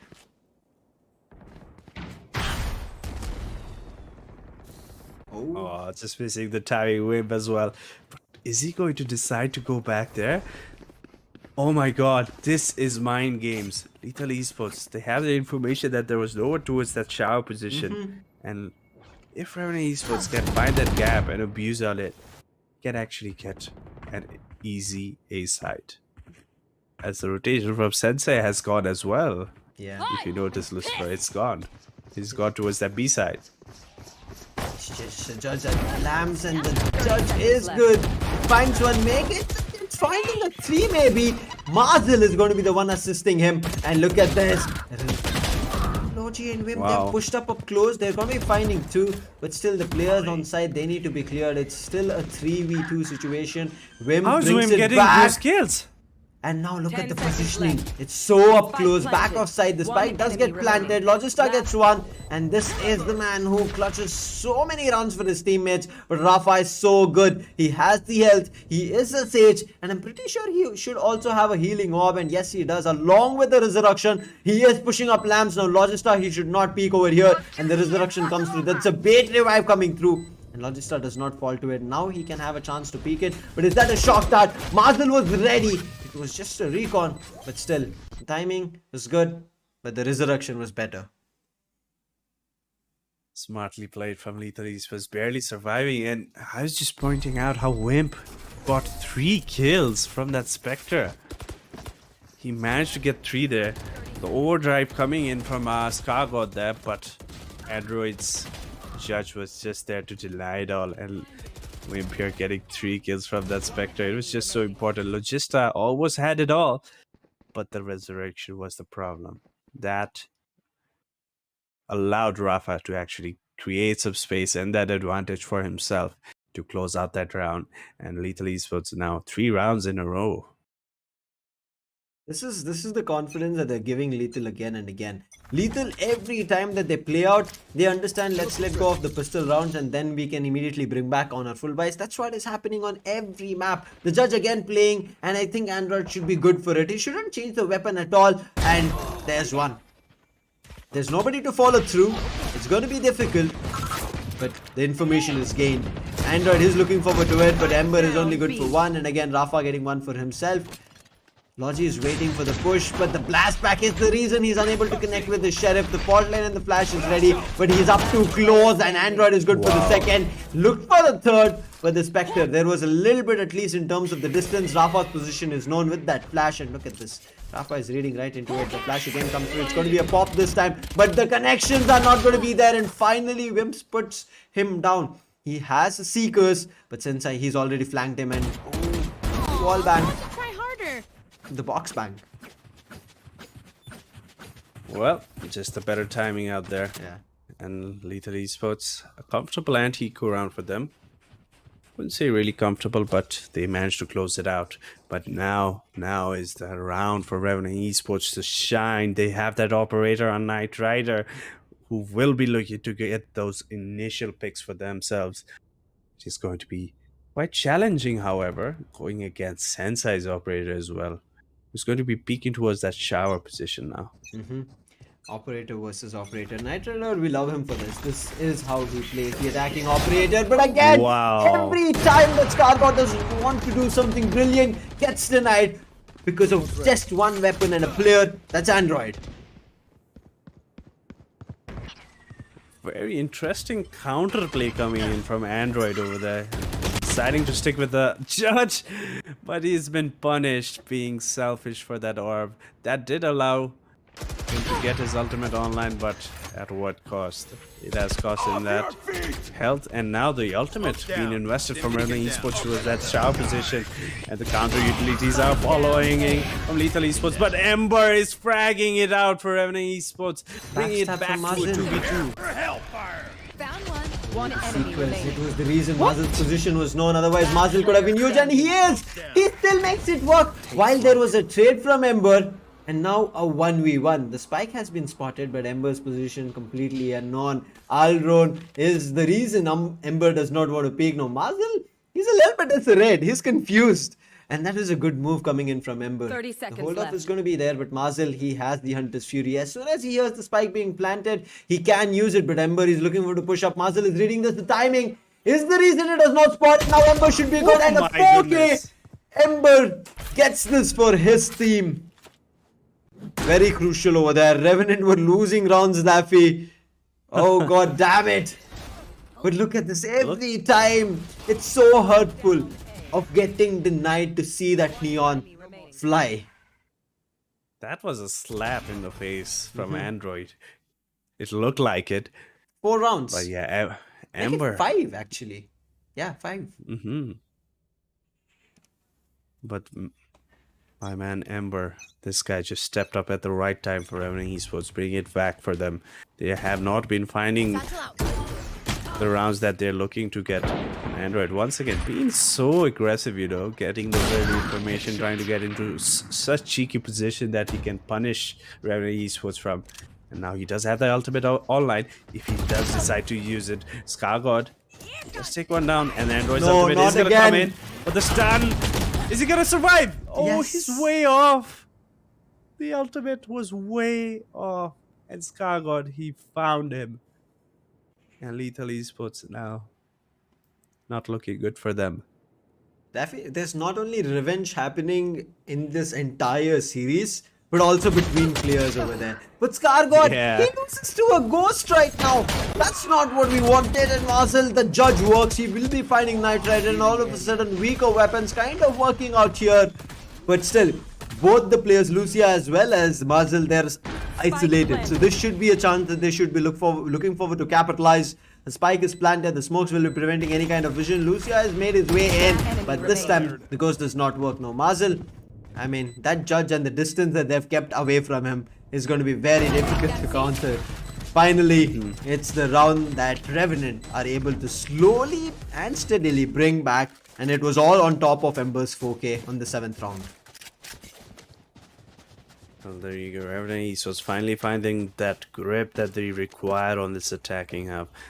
I think 4 rounds is pretty decent for them if they can go on that defensive half, there's a lot of counter utilities that they can play off of and, keep that secure defensive half. But attacking half is where it gets tricky, and they have already gotten 4 rounds, and I think that is already good enough for them. Yes. But they have space for 4 more rounds. Can they get it, is the question. Once again, this A shower control that they like to do, they've been consistently doing it. This time it's going to be successful as the overdrive is now available on Spike down Skyguard. A. But guess what? Wimp is already gone down through the wall, actually. Yeah, it was a random spray through the smoke. I mean, I'm pretty sure somebody even tried to spray through the smoke, but Lucia, he got that. And now it's a number advantage. And Knight Rider gets spotted. He has to back off. But look at this, the Hunter's Fury being committed on the other end. Sensei finds Ember. With his operator, he had pushed up so goddamn deep. And now Logisa is looking forward to the trade, but Sensei is reading right into it and now might be walking into the crosshairs, and Sensei, he's going to be picking that up at Fountain, and that's a player being lost, and we do not want to see them losing tracks like that. Scargod, he's still at A, whereas his teammate Knight Rider, he's at B. Now they're kind of trying to have divided attention here. Scargod finds both the players at A, and he should be getting the spike down without any problem, but he should not waste any time because Marcel is already making his way in towards heaven. They need to be very careful here. Revenant Esports, they have pulled it back to a 3v2, but still, One enemy favor is remaining. not in their case as Marcel did go down, Looks like but Irish Sensei is is stronger. there just in time to close it out. Finally, Lethal Esports once again back on board. The operator still in play from Sensei, which has paid out very well for them. I mean, I think right now they should not let this operator find any frags. As long as Sensei gets frags with that operator, he feels confident and he goes and pushes even more aggressive. And that's not the case that we want to see. And it should not be allowed as well. Pushing B long so deep. You saw he was already at Fountain Ember. All he did was just peek out from, I would say, market and wanted to push towards hookah. That's what got denied. Look at this.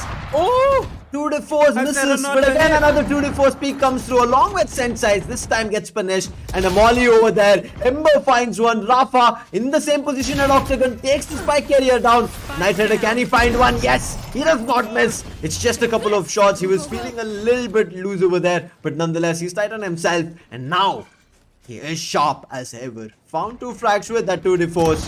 Scargod is holding things off, and Knight Rider with the 3k. Wow. He's not backing off at all. Spike planted. What do you do if you're Android now? What do you do?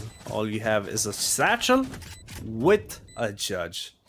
It's either you satchel it in someone's face, or you just try to save the weaponry. I hope they're not looking to invest in such a big utility, It's a 1v4. I'm sure you can just play the aim game and close it out. But I think they're aware that it is going to be a save from Android. The operator, however, will not be retrieved. That Sensei was playing towards that B-long position. The thought even of using, maybe in case if that comes into play, that they wanted to use the Rolling Thunder, does tell you what spot Lethal have brought them to, Daffy. They've put them in the chance of worry. They kind of think Lethal might have a chance to even walk away with this map. So they are clinging on to every round as much as possible. Even Stevens is going to be the scoreline. The last 2 is what we are going to be seeing. Knight Rider's peak was very crucial, and the pick as well on Sensei, and then immediately another peak coming through. Yes, the skill was huge. Rafa, instead of doing anything else, if he concentrated on the kill, he should have been good for 1, but the economy, it has been shattered, and saving up for the last round is what Lethal is doing. Whereas on the other end, Revenant, they're going to be good, and the operator is still reigning superior on Knight Rider. Absolutely. Wow, Scargo just being prepared for that push, and the read was spot on. The follow-up paint shells is not going to do much damage. However, it's going to put a hole into him, but it's not going to be enough just yet.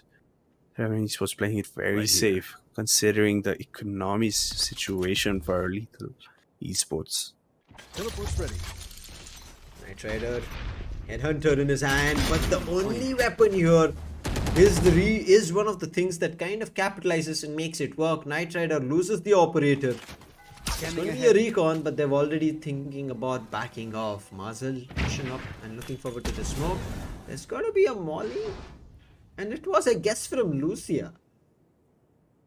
He puts it through the teleporter. I think so. Let's hope so. But yes, yes, it was him. Now you can see he does not have the molly. Right now they're reading right into the pushing up, but there's going to be another player at the pocket. They need to check that corner. And just because Logister was quick on his keyboard, they managed to dodge it. And I think this is going to be a comfortable round. Again, reading this Mazel's, I would say backstab is not going to be difficult because Daffy has pulled it off multiple times on the defender's half. Absolutely. Revenant Esports. One more round. If they do take it, it's going to be a very comfortable half for them. Knight Rider, he does have that operator once again into play. He will be looking to contest those early pick-up positions that normally Lethal Esports likes to contest. And this time around, we will be seeing him towards this A-shot position once again. Android on that judge again. It is so good to see that, actually, you know. What this show, once again, Revenant Esports trying to gain that shower control with heavy utility. It's gonna help them grab the orb, which can help them execute onto a site where there are already 4 players actually making their way in. They found success numerous times here at A side, so I think this is going to be one of the right calls coming in from there. And look at that, that is going to be brilliant use of all utilities that they could to clear off every angle. But still, Rafa is good for one. Wimp finds a trade. He goes in for the spray to commit a lot more. But look at that Knight Rider. What an aggressive position. It's being read, but can the operator perform? Yes, it does. In such an aggressive position, and he's not looking forward to back off. Rafa, he had the resurrection, used it. And Knight Rider, a good call from him. He shouldn't have again gone in for the second peak. That was so crazy coming in from Knight Rider. Unbelievable to even be able to pull that off and survive, Daffy. That is very difficult indeed. Well, doing it again. And Ember, wow, just clean up. Just a clean up. Revenant Esports, a comfortable round for them.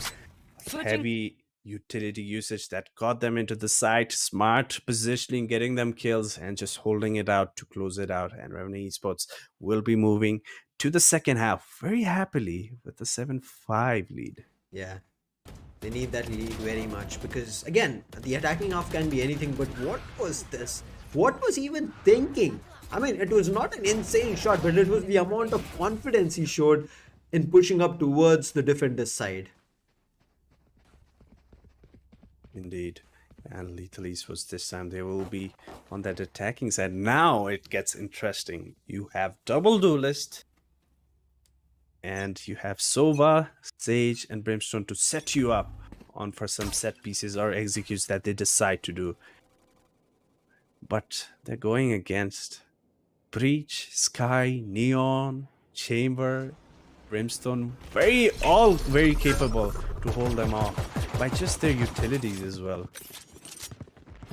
Right now, 7-5, Ember opens up, takes down Lucia, and look at this Ember. He was looking so crucial. The backstab is so immense right now, but there are counters to push them backward. Look at this. What was that Logista? He was like running out. Android finds a 3k, but that's after which he gets put down. Now Sensei as well as his teammates Rafa are going to be the only 2 players, but Headhunter holding and going. He's going to be finding one, no damage, but he has lost all the bullets. Right now, can he eliminate Sensei? Wow. Sensei is going to be precise with that Ghost Rider's operator that Knight he went Rider's down to. operator. Exactly. You gave them a free offer. Well. Ouch. Green down. Well, nice double fake out from Lethal Esports.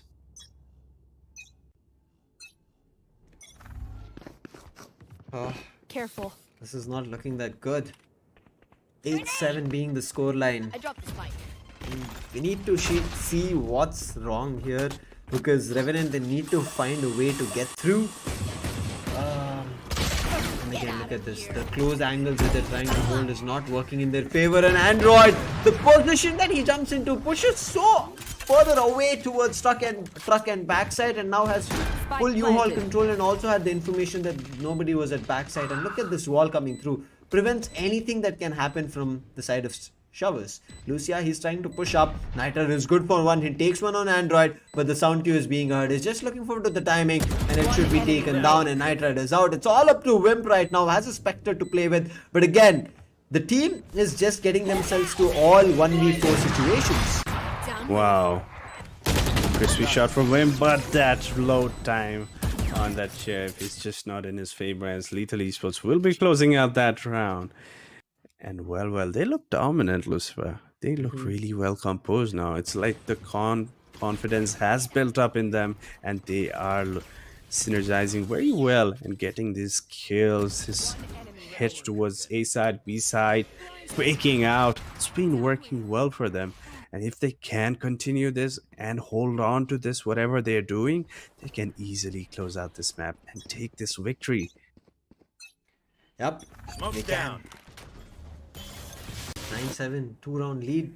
Right now, Sensei with that operator, he's not letting go of it. Scargod going in for the jump peaks. It's being heard. Can he find anything? His position is known. Relay board will be dodged. Another one comes through. Marcel is still not giving up Shovers. He's not at all backing off. That is too much confidence coming in from him. But still, he's able to push back at least the defenders. And now Scargod with that counter utility with his team itself is gonna push, but guess what? Sensei, he was just too ready. He was ready a round ago. And now that they are being punished, Knight Rider, oh, very uncommon of him to miss that out. But he rendezvous into a very weird position as well. Now, that pain shell catches him off guard. And he's gone. Revenant, they're losing their footing. This is a defensive map. I mean, at least Lethal were able to get it to 7-5. But look at this. Logista, he walked right into the showstopper. He completely gobbled it up. This is done for. They have to save. They have to retreat. That's what is happening here. 9-7 score line here. And Lethal are going to be getting double digits for themselves. And they are on the hunt because this is a kind of a flawless for them. They've not dropped anything. I mean, even in terms of health, Daffy, there was nothing that they have dropped. But I think we had some kind of an unforeseen difficulty, some technical difficulty. Unfortunate for that. Apologies for that. But right now, I think it's going to be the team who's going to be falling and having unforeseen prediction in terms of what could have happened for them is going to be Revenant. They lose all their rifles, and finally the timeout, the AMD tactical pause comes through. I mean, not too sure why they did not call it earlier when they were losing the rounds, even in the pistol, right? Because that defense never worked out. Even their full buy, the first full buy after losing the first two pistol rounds also did not work. But still, the scoreline does not have a huge difference. Just a 3-round lead. I think they should have a chance to pull it back up. Well, absolutely. This tactical pause just might be the reset that Revenant Esports need right now. They need to talk about what is going on. They have that good purchase coming into the round, even in this round, but they're not able to close out, win those aim duels, and it is definitely taking a mental toll on them. And this tactical pause might just be the right answer for them. But look at the smiles. Look at the smiles on the side of Lethal Esports. They are so happy. They are confident. They are enjoying the game. When you're playing this game at such a level, it is very important to be having fun. And when you're doing that and winning it, it's just a perfect feeling. And Lethal Esports, they are in that place right now. Lethal, I mean, this is not a situation that we kind of thought of, but Lethal, after winning their opponent's map, it does give you confidence, right? That's what is happening here. I think that's the reason they're able to pull off the 2D forces active, but nobody's going to be peeking towards hookah. They're all executing towards B main, and there's only one person watching B main. That's going to be Ember. That also from elbow. If there's a smoke deployed at elbow, everything is going to be gone. But look at this. Knight Rider has gone so aggressive with this 2D force. He's looking forward to find one. He should be able to, but the timing. Lucia is backing off, and finally Lucia takes a bullet from the back. Imagine dying to a Tour de Force in such a position. Yeah. Your teammates are there, right there, and you allow him to lurk up all the way there. You must be frustrated if you are Lucia over there. Revenant Esports, smart positioning, smart information gathering. You will not kill my ally. Now look Oh, at this once again. They knew the resurrection was gonna come in, but Lucia goes down again. Lucifer. what's Oh, happening in no. this round? This is going to be 30 seconds so big for Lucia, at least going forward in this match, dying twice to the same guy with the tour de force in such an unorthodox Enemy position. remaining. Scar got a frenzy and then to close off a sheriff. What was this round? Indeed a thrifty, but I would say this was one of the best thrifties I've seen. How did they kind of move into positions where they were able to confuse? Like, look at this. Knight Rider should have never been allowed. And then Mazel? What was that opening? I mean, Sensei, yes, he was trying to contest and trying to kind of find a trade towards B main. He was looking through Octagon and through sight, where Knight Rider was better with his 2D force. But that B main push and Mazel, I mean, slow walking his way, shift walking over there. I understand he was expecting maybe a hookah push later, but that's got to hurt for the entire team of Lethal, and that single round might just be enough to bring back the confidence. And look at this, the Emeralds, Wow. they're losing. They are not even feeling confident over there. If they would have swung correct, I think Ember would be the one who would have gone down. It could have been an easy double swing. Well, Revenant Esports, the tactical pause had a magical effect on them. Yeah. Or maybe they just got a mental reset and they are back on their A game. They are looking more composed. They are coordinating well with each other. The information is coming, the pushes are coming, the trades are coming as well. And now, again, Scar got perfect timing, you know? What do you do, Lethal Esports? Yeah. It's like they need a tactical pause now. Exactly. 2 rounds. I mean, we just said, right? It's not a lot. It's just 3 rounds. And after pulling a thrifty and look at that immediate next round, they've lost 3 players. I mean, also 2 of those players had their ultimates. Bladestorm as well as the orbital strike, 30 which could have seconds been left. immense. Right now, Rafa is still committing. Ooh, he finds one on the Enemy jump. remaining. But there's a relay bolt, Spike immediately down, stuns him B. and he's able to do nothing. But the operator again gets denied. Martin should be good for another, and yes, he times it perfectly. But he does not have the spike, but at least takes back the operator. The operator will 10 be seconds denied. left. I'm not too sure if he's going to be taking back the operator for Sensei, but I think it should be the case because Sensei played with that operator on the attacking half as well, and he looked predominant. Yeah. It does look like he will be passing forward that operator to Sensei to bring some change in the team, you know, to grab some early picks that Revenant Esports are now getting it.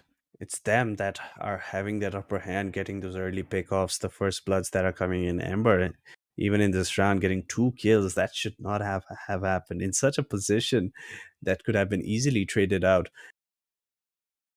But Lethal Esports, now the pressure is crawling to them. They can Yeah. still purchase for 2 more rounds, but they need to win these rounds if they want to carry forward. If you give the defensive side the momentum, there's just no entry for him. What?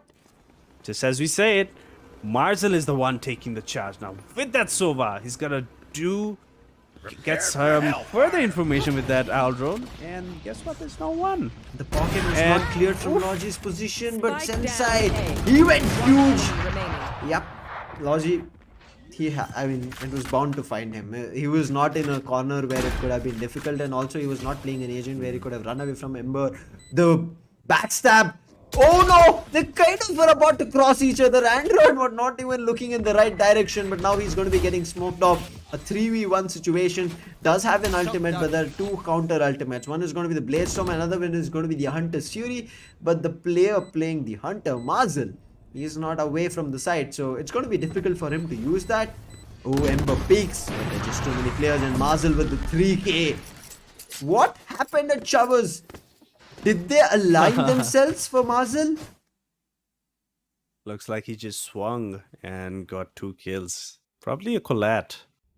Not so sure, but if we can get a replay, which we probably won't in this perspective, Logista, his angle wasn't clear, but as long as you get the trades, Lethal Esports, they're going to be happy with it.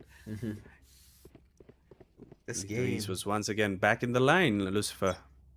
this game is going so much back and forth, and it's unable to believe what's going to be happening. Knighted again with the operator. The defensive operator has not been that effective. Ember's pre-fire, it does connect on Android, but the Aldon, he needs to start backing off. But can he find? This Yes, ultimate. he's used the ultimate. He should be doing the damage, but Android is good for one. And Ember, that ultimate works for him. He's going to be able to take down Marzel. That's going to be very huge and also very crucial because he had the Hunter's Fury, Daffy.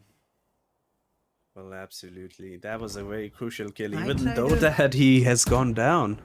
Get Knight Rider Got again. a very smart positioning. He does not have his rendezvous online out there. He needs to be very careful. It's hit or miss. And if he misses, it's gone.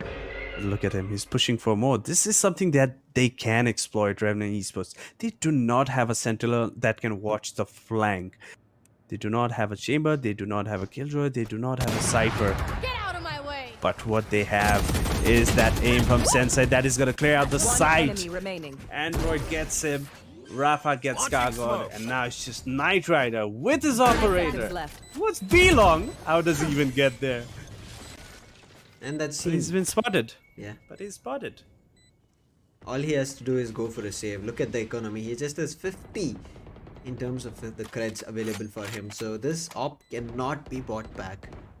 He needs to save whatever happens. I think he's thinking for a exit frag here, but this gives Lethal the match point.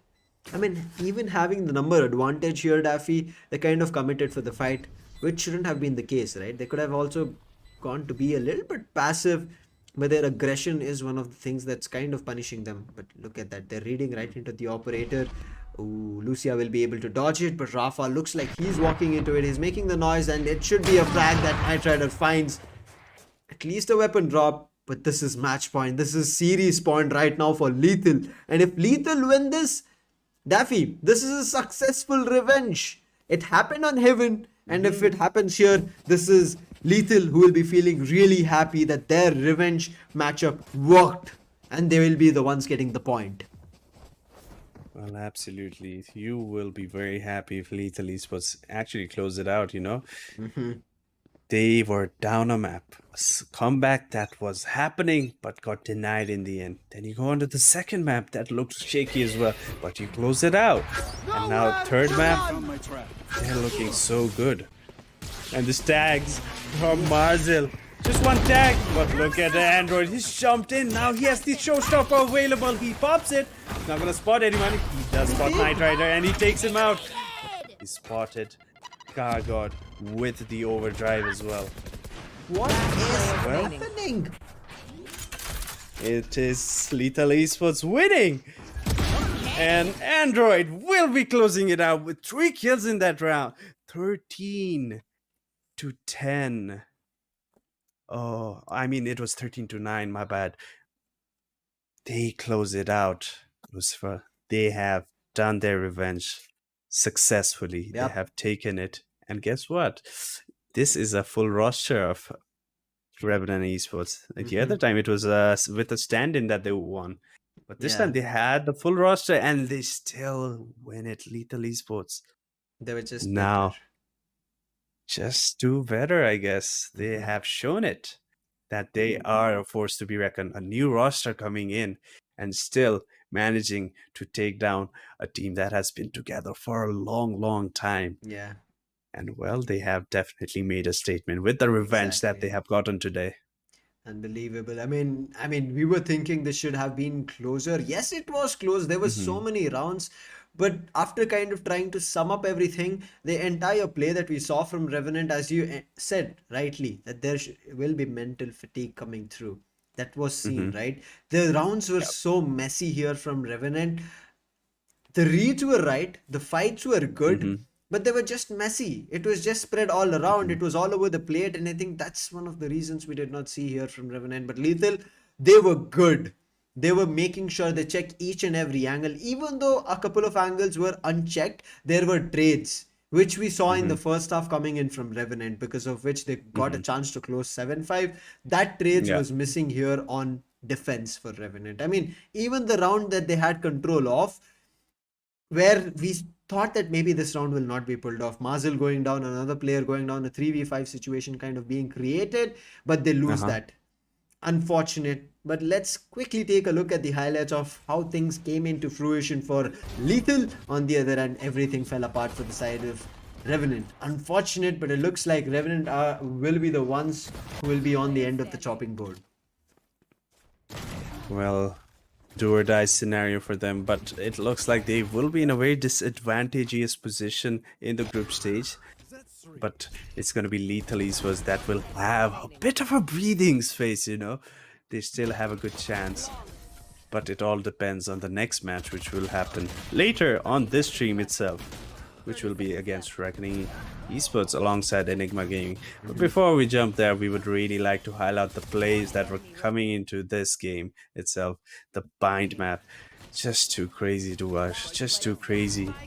Knight Rider with his tour de force, he was very good, he was very impactful. Some may just presume that he did not play the jet so that he was not so impactful, but he was equally impactful with that chamber as well. He was getting those entries, he was getting those kills with the operator, with that tour de force, but there was just something lacking. It looks like the synergy was just not there on the side of Revenant. Yeah, I agree with you. There was something like at the end moments, the end fights that we were seeing, there's something missing from their end, and they just couldn't build up. But I would say a lot of those rounds where Android got his judge into play and was capitalizing with it was kind of a little bit of also, I would say, mental drain coming through, where they could not have a situation that they could have made a comeback. I mean, he was so good with his judge numerous times, and look at this as well. I mean, irrespective whether there was a trade or not, but he was the last surviving person. When, what could have he done? He was trying to do so many things on the other end, and it was all of no use. And also, Scar got the entry fragger. He was just being punished. That was a slap. Yeah, That I agree was a with you. slap. That was a hit right on the face. And there was nothing that Scargout could have done to come back from. But yes, that revenge was also found. He did deny Android once, and he would be feeling good about it. But again, I would say Neon, just because it's so fast paced does not mean you have to be so fast paced. You have to find your groove into playing Neon. It felt a couple of the times that just because Scargout was playing Neon, he just wanted to burst open the site and was trying to rush in. And his teammates were not ready. His speed was not being matched. But yes, there were rounds that Scargod did also pull back for his teammates, but that was not just enough. I mean, there were just overextensions. That 2v3 which was bought, they could have just planted the spike and things could have come back in their favor. But still, they were able to bring back rounds just because of the trades, just because they were able to slow down rounds. And Knight Rider was very crucial. And again, look at this. This was another round as well. This was the reason, because they were playing together. They had duos and combos in place. They were able to frag. They were able to trade even if in case a player fell down. Oh, absolutely. The halves were so close as well. It looked like it was going to be very close, and it did deliver. It was a 5-7 half in the favor of Remedy Esports, but they were not able to close it out. Yeah. They just got 2 rounds on their defense. That just shows they have a lot to work on. And Lethal Esports, they exploited that and made that comeback possible. And the MVP, not by much. It's going to be Ember, just 2. He will be followed by Android, who is on 288 ACS, however. But both these players very impactful on the field. Yeah. Oof. I mean, what a tough matchup for both these teams. I agree here. I mean, we say one thing, right? Whenever Split and Bind come into play, we talk about Race. These are two maps where predominantly Race can like go bonkers with those paint shells and boom bots, and that's what Android did. It felt like it was his map. The way he was using the blast Indeed. packs, the way he was using the judge, way he was using even the ult as well. Yes, most of the times it did not find anything, but it was enough to scare people back, right? They were just running away from the ultimate, irrespective. It was not finding players, it was finding time where Lethal could make their way into sight, and it did do the job. And you could see here Scargod not being effective that much on that Neon. It was a wonder pick. We thought it could have worked out, it could have changed the pace of the game, but somewhere it was not in sync with the entire, I would say, agent selection coming through. When Scargod was entering, we were not seeing the flashes being on point. There were fault lines also, which Scargod was trying to make sure it impacts on the opponent. It was doing, but there was a counter utility pushing back Scargod as well. But Rafa, in around, especially where we saw he was playing around the Radianite box, he got a huge 2k. That shouldn't have been, I would say, allowed. That kind of again gave back the round, and there were these kind of rounds, minute rounds, which they were pulling off. And now with the first match of this day 2 done, Revenant versus Lethal, what a battle, but a revenge at least one. So there's going to be another revenge that Hmm. both these teams will be looking forward to, but maybe not in this tournament.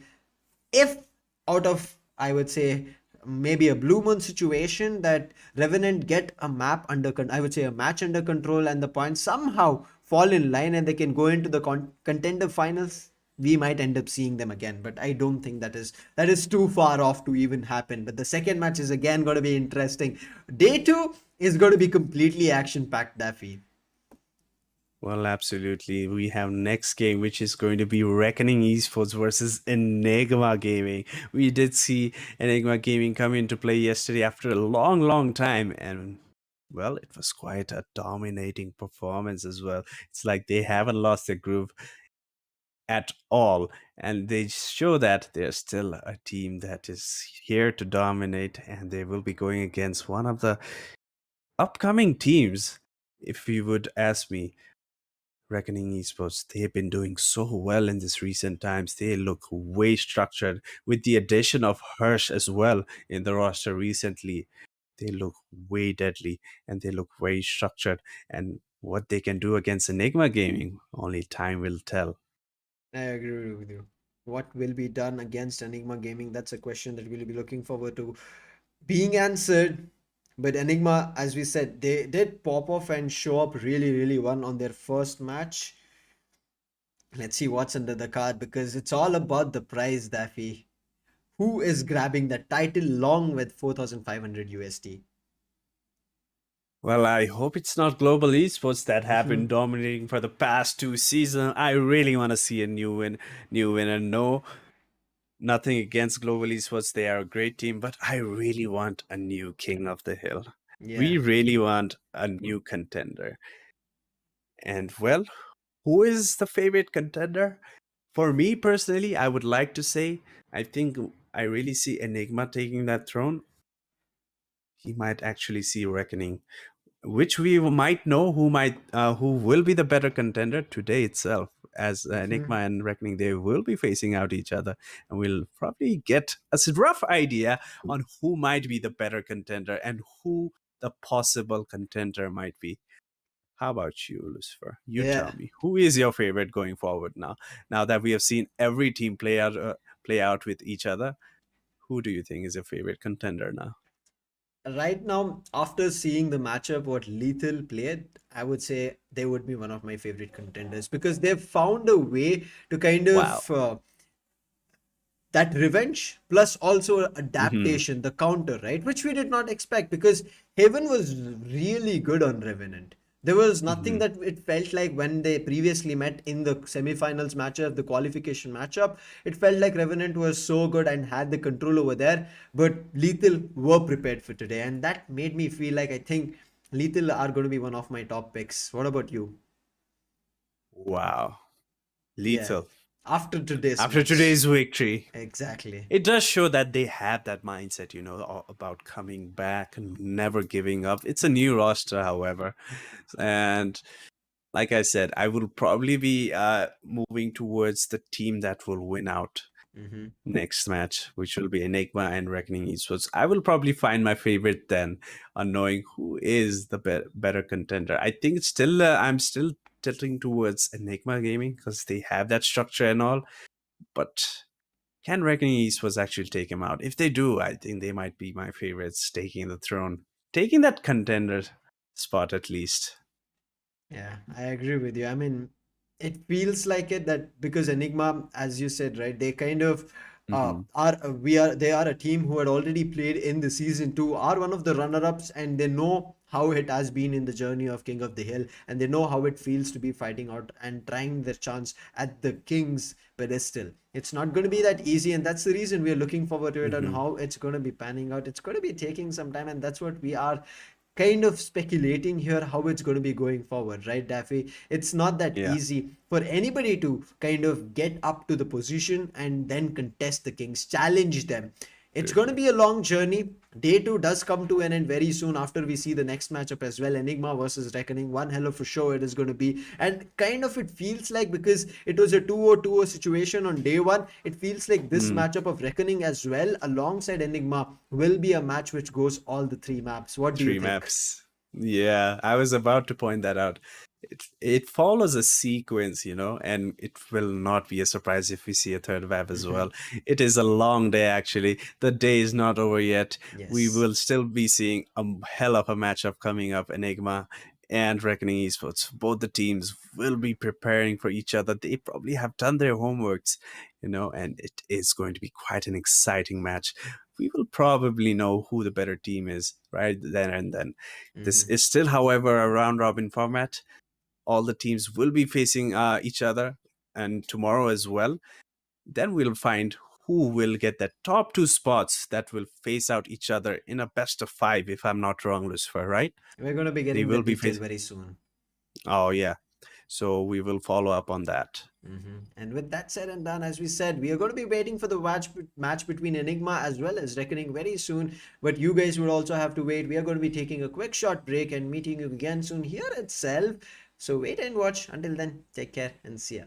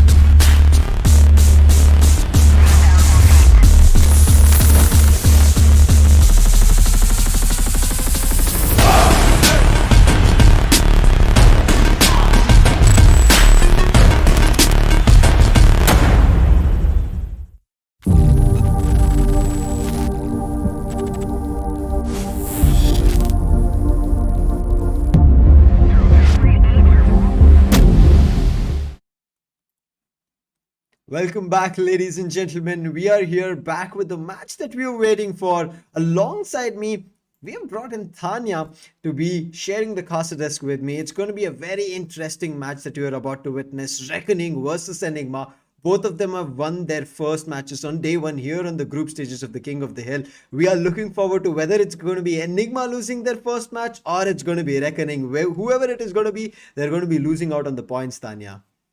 They are going to be losing out on the points. And first of all, thank you for having me here on WD Cup Season 3 for King of Hills. It is all thanks to Skyesports, the esports partner for now. And talking about the matches right now, Mhm. Enigma versus talking about Enigma in particular, they have been performing very, very well. And before we talk about the teams, there's something else that we have to talk about. It is nothing else but the total prize pool, which is 10,000 US dollars. And Reckoning Esports, the team to whom I believe has performed very good from the start, and same goes for Enigma. So now we can call it a fight of equals, except who do you think has a tad bit of upper hand?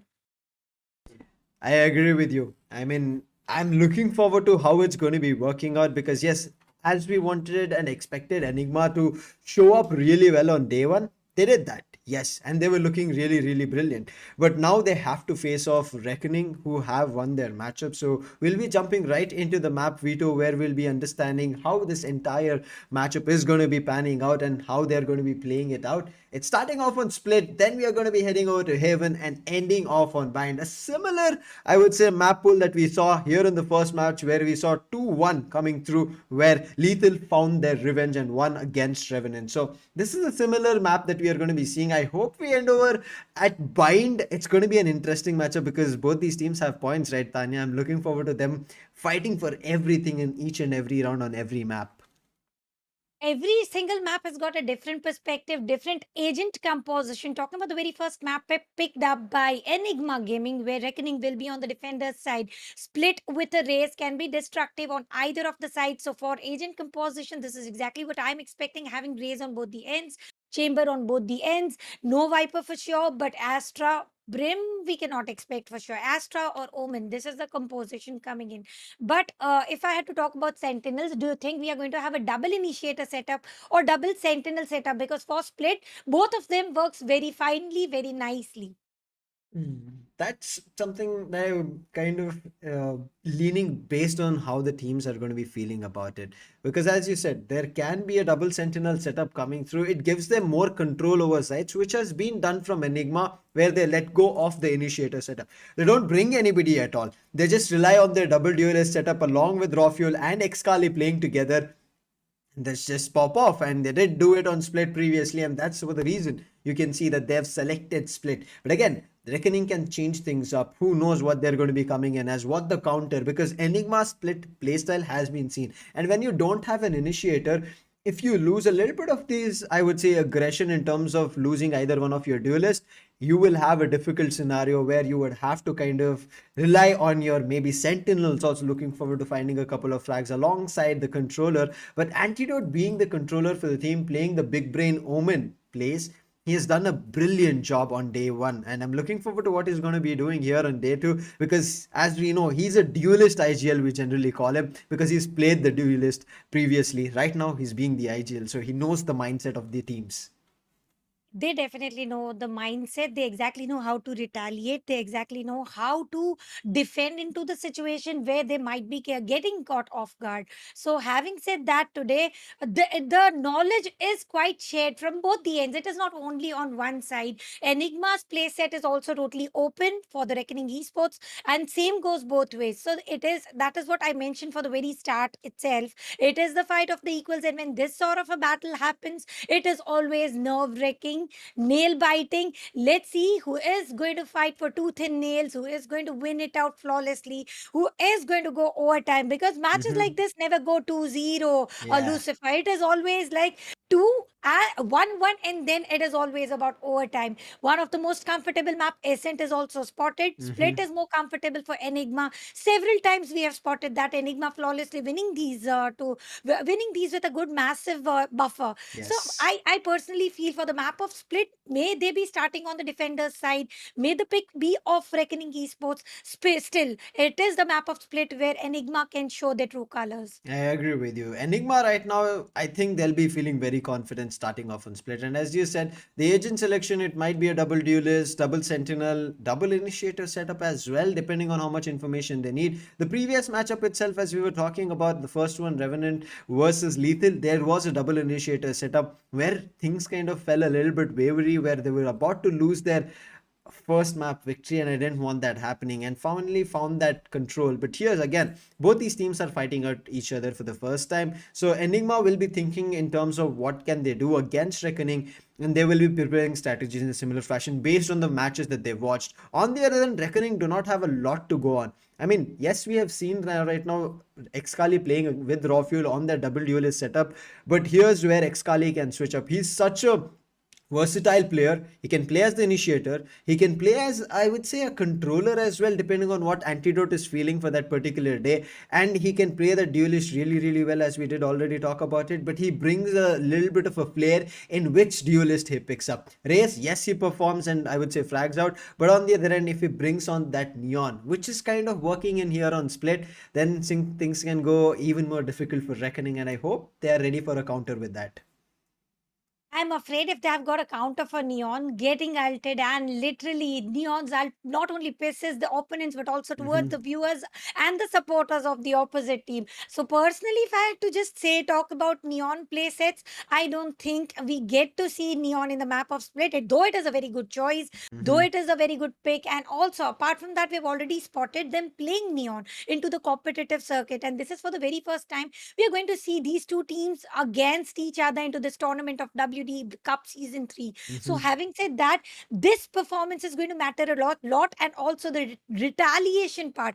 Knowing the skills is one thing, but then the agent composition, the agent selection, and as you said, the element of surprise, Neon might be the nerve wrecker for Team Reckoning Esports. So, Yeah. that is something that is going to thrill the casters, but sure, the players are not going to enjoy that. Exactly, I agree with you. And Reckoning now pointing towards their end. The first match that they played yesterday, we did not get a chance to take a look at that. We did see Lethal versus Enigma in the group stages. So right now, whatever they did towards Revenant, I mean, I caught a glimpse of it because was offline, but still, it was a 2-0 matchup that happened. So their reckoning were really brilliant, and that's the reason I said a 2-0 being done yesterday on day one. Right now, these two teams who have taken the first point, the first lead here in the WD Black Cup Season 3 group stages, can be looking forward to maybe keeping that lead.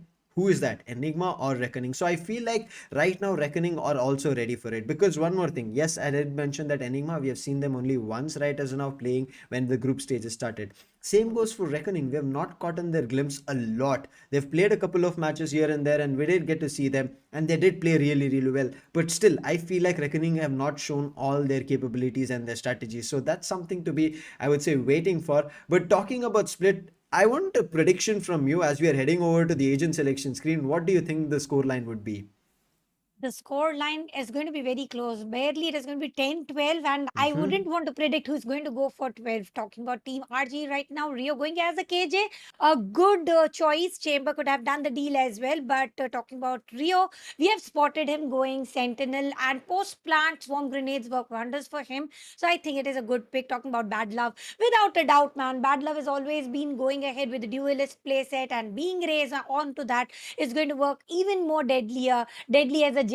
Now, double duelist setup was the Mm-hmm. question that rarely came into my mind. I wanted either double initiator setup or double sentinel setup. Now we have got a sage on both ends, so heal is not going to be a question. No, neither is resurrection pixel as omen. The smokes might help to defend any sort of entry just in case the wall of stops to work.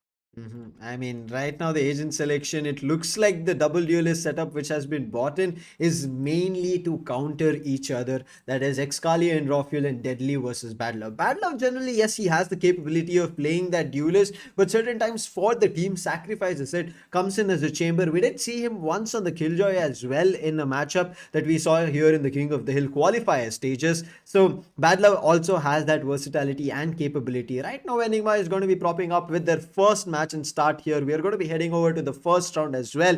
On split, you can see the player cameras. They are gearing up because they know anything that they do in terms of the pistol round, start grabbing a couple of points in the pistol round and have the aggression flowing, they can build the confidence, and from building the confidence we will end up seeing numerous rounds working in the team's favor. So here you can see the buys as well, two ghosts being invested and a frenzy coming through on Excalia, and he likes to go mad with that frenzy because you get a chance to spray with it, whereas on the other end you can see Reckoning, they have 3 half shields with their classics. 3 half shields and the classic and the right trick that we cannot forget about. Deadly, the only hero ghost that is very rarely do we speak. We do talk about Vandal coming in, we do talk about Hero Phantom coming in, but Deadly with a ghost as well. We have seen those crispy headshots getting connected, getting the knocks, but that is indicative. Deadly is looking forward for the long range battle on the map of Split. Rafuel going in as a jet as well. So we are seeing same set of duelist mind frame coming in, except for the Sentinels. That is a change. Rexy going through the mid from the sewers to the mid. Wall Orb is also going to work as soon as the realization pops in. They are trying to push in through the mid, but that is not the case of scenario. The smoke will be used. Wall is already placed. Wall Orb is already utilized to avoid the entry, not for so long. Excali is going to destruct the wall, but how are they going to get the entry? Who is the flasher here? Wait and watch. Right now Hirsch is going to be other side of the wall. Excali, I think he spotted, he got a glimpse of it. Oh wait, he's fighting with the turret. But look at this, the right click comes through, does the damage right now on Rafuel. So Excali should be the one leading the charge. There's going to be a smoke also coming through, but they're pushing back Hirsch. I mean, in the meantime, they're immediately quickly switching up pace, thinking about heading over to Vents, but Deadly is looking forward to checking that. He hears the sound and the commotion, and he calls back Hirsch. He should be good for one, but misses his shot, because of which Rexy capitalizes with the paranoia. It's going to be good. It does do kind of the damage and prevent vision, but Badlove gets one on Excali, but look at this. He was hiding. He does get another one, but Rafuel immediately trades. It's back to a 3v2 situation. Disadvantage over here. Pixel wanted to regroup, kind of tried to slow things down, but the spike is planted. Rio brings it back to a 2v2. This is huge right now. It can swing either way. Rafuel is going to be checking, but before that can happen, Rexy, he eliminates Pixel, he eliminates difficulty. The turret is going to be there, kind of try to carry the split attention, but it's going to be difficult here, Tanya, because two people trying to take down one person, they can kind of crossfire him, but Rexy jump peaks, gives the information that he's at elbow, and they're running around him as Ringa Roses. Ringa Roses is not going to last any further. Rio literally going for the false diffuse. Now this is going to be the price that he has to pay for, exactly showing where the angle will be, and Rafuel takes the advantage as good as he has to and gets the very first point into his favor, though not a flawless round, but a round well played. Totally entering through the mid circuit, going all towards B Haven, going for the flank, going for the rotation, sticking to side A, planting the spike, and it was Heaven's plant, and none of the players were there anyway. One on the screens, one on the spawn, but ultimately they did have a good positioning to get the last man Rio catch him off guard. And talking about the weaponaries right now, we are going to see Pixels. I think we are going to see some cheeky Omen plays coming in from Pixels as usual, the way he plays with that shorty. But on the other hand, all we have is multiple Spectres popping in, so that is indicative that round might flawlessly go into the hands of Enigma. But as soon as I say that, the players are being traded. There's a trade game happening. There's just only one Spectre dropped down, but I don't think after that there's going to be anything more. Rio is going to be the last surviving player. Spike is comfortably being planted. RVK, he is wondering about the backstab. Oh, there's a trip via Rio. Unfortunate for him. If there's a slide ahead, if the trapper was put, there is a jump that he could have made and immediately tried to make a move and get in. But look at this. RVK being smart enough. That trap wire was just brilliant and there was no way to cross it. And finally, RVK himself puts him down. That's going to be the second on the board for Enigma. Comfortably taking the first two pistol rounds. Here's where things can change, Tanya. It's the full buy coming into play. And defense is the name of the map. I mean, yes, it's split, but still, it gives the advantage to the side of defense. So let's hope they find something. But the start has been great because you can see Rafuel with 3 kills and no deaths at all. It's no deaths at all, and being the highest fragger here, I think he has got a momentum already picked up. But now this is not going to be the battle of SMGs against AR. We can totally witness that Team Reckoning is going ahead with several Phantoms and Vandals. But before that, Deadly has already got a crossfire setup. Before that, anything could have happened. Dash was the easier way to escape because there was multiple enemies trying to approach on the heaven side. Talking about Bad Love here, and Bad Love is also waiting for the back flank. If at all that is happening, what is RBK up to? All far away from his teammates, and they are playing towards A, moving towards B. Not only mind games, but a good frag positioning coming in. This time from Reckoning Enemy Esports, and now it remaining. is all up to last man Spike standing. down, Raw B. fuel, 0 deaths counted, but for how long will be the question? Will he be able to? No, not even a single tag. Harsh gets a triple, and the very first round going to the favor of Reckoning Esports. Much needed round, if you ask me, Tanya, because if they did not pull that off, they would have lost the full buy and given up a bonus to Enigma. I mean, yes, the team did lose one Spectre, but that does not matter, as I said, because they still would haven't been in the bonus. But right now, the full buy is also coming in from Enigma. There's one half shield on Excali, but still, I feel like Enigma have not come up with their full force. On the other end, Reckoning, they found their momentum in this full buy. Let's see how it's going to be panning out in the start of this fourth round. There's no operators coming through. I think it's because Deadly is still not feeling comfortable. He just wants to play with that Vandal, and he's not lost the Vandal as well. And as I speak about it, Deadly goes huge. He goes in for an early peak and immediately eliminates Excali. Eliminates Excali. Now it is going to be that there's no fair game anymore. It has turned into a 4v5 affair. Let's see how is it going to work in. And the players are being traded. Rexy taking down Bad Love, reducing it to an equalizer, 4 versus 4. Once again, a rotation is not going to happen. They are sticking to A side, except for one player sticking quite too far away, and one still trying to get a positioning on B. It is not going to happen. Antidote trying to play the mind games. Rio is still waiting and watching out for, because for the very first round, this sort of a gameplay did come into the action, and now repetitive approach is not going to happen exactly as it was supposed to be. Talking about Rexy sticking to the mid alongside the teammates, and slow op being used on the rope area, and the mail room will be checked out. Nobody to spot, but how long will it be? Nobody is not going to happen furthermore, and the turret will bug right on time, revealing the positioning of Rocky. Does not matter. It gets closed off. The Sage Wall comes through, and now 30 seconds Rofuel left. has made his way into his side. Rio wants to badly deny it, but unfortunately there's a Dark Cover right in front of him. And yes, he's trying to push them off, but the Nano Swarm is a little bit too off, and the spike does easily get planted. Rexy immediately backs off around the pillar. Now it's a 4v4 situation. The players are on side, but look at RVK's position at mid. That can be huge. If RVK finds a couple, then it's done for. They check, but RVK was hiding.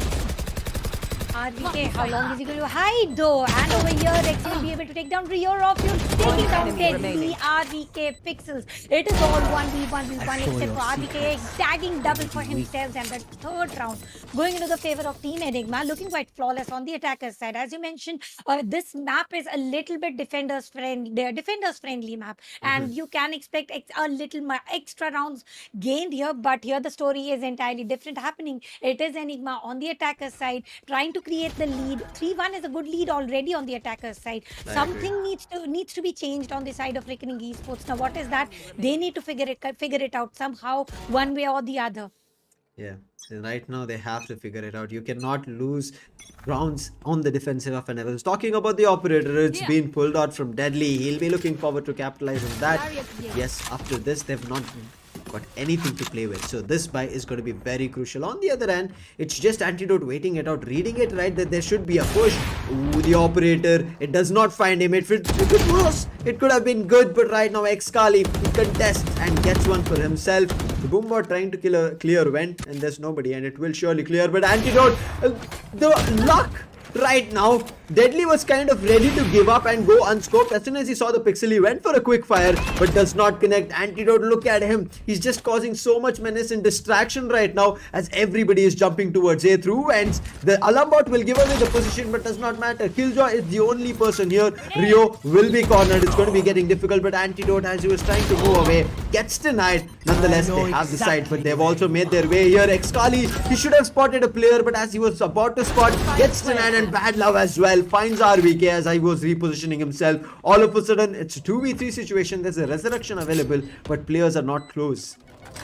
Players are not close. Time is ticking. It is going to be a little tougher. Let's see how is it going to work. And it is going to be Raw who's trying to get the first pick against Bad Love with the Vandal tap. He did miss several shots there. He could have got one. Oh. But what is it? Player We have to dead. go right into the One face. enemy remaining. Player deadly. Now that was funny as well as insane. But Bad Love will be using a showstopper to end the day with that. This is going to be the second round going into the favor of Reckoning. And I would really love to watch the replay. Working with the Vandal, with the operator player right into the face, and literally being a fruit ninja there, slicing and dicing the head like a watermelon. I mean, that round, Rexy could have done something brilliant. Unfortunate, Bad Love was also on the back. He finds him, but nonetheless, a great try coming through. But yes, that thought of Raw Fuel going in for the fight. Unfortunately, missing his opportunity against Bad Love. But yes, we know whenever the shortstopper comes online, it's very difficult to contest it. There are players who do some crazy shots and connect it, and Raw Fuel is one of them. But yes, showstopper, as in being an ultimate, it's always better. Look at this. Operator from Deadly. It sure is Deadly as he connects on Xkali, and that's one of their duelists out.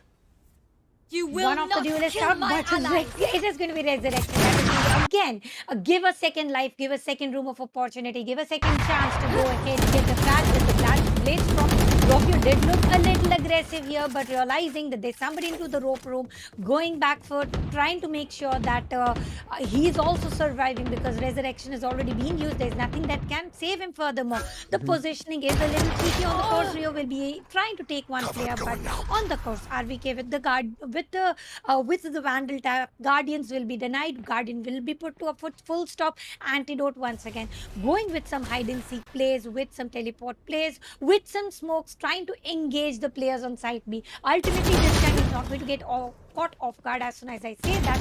Bad Love is going to take down Xkali. Rex is also getting one trade, turning it to a 3v4 affair. Cypher left with little to no HP, but still does have trap fire to work out. 30 seconds. Let's see what's going to be happening. Antidote through the smoke as he was spotting a player. He does take one, but the resurrection does also come online from the other end. But look at them, they're walling off. It's still a 3v3 situation, but Bladestorm is activated from Raw Fuel. On the other end, the operator has made its way to Raw. Spike planted. Antidote. He can be huge here, but the TP has been hurt and Deadly. Making use of that sound cue, connects a brilliant shot with that Bladestorm right to the head, blowing the brains out. Right now, it's going to be Raw Fuel alongside Rexy to hold off this 3v2 retake. Can they make it possible? It is taking some time because they also want to check every nook and corner and not give away their positions. Deadly is up close. Can his Bladestorm work? Raw Fuel denies. Not only Bladestorm irrespective, he denies everything. But right now, look at this Hirsch. He tries to make a comeback, but he has a Spectre. But I think this Vandal should be better. And yes, it's a 3k for Raw Fuel as he clutches the round. Too close to comfort, but Enigma make it happen.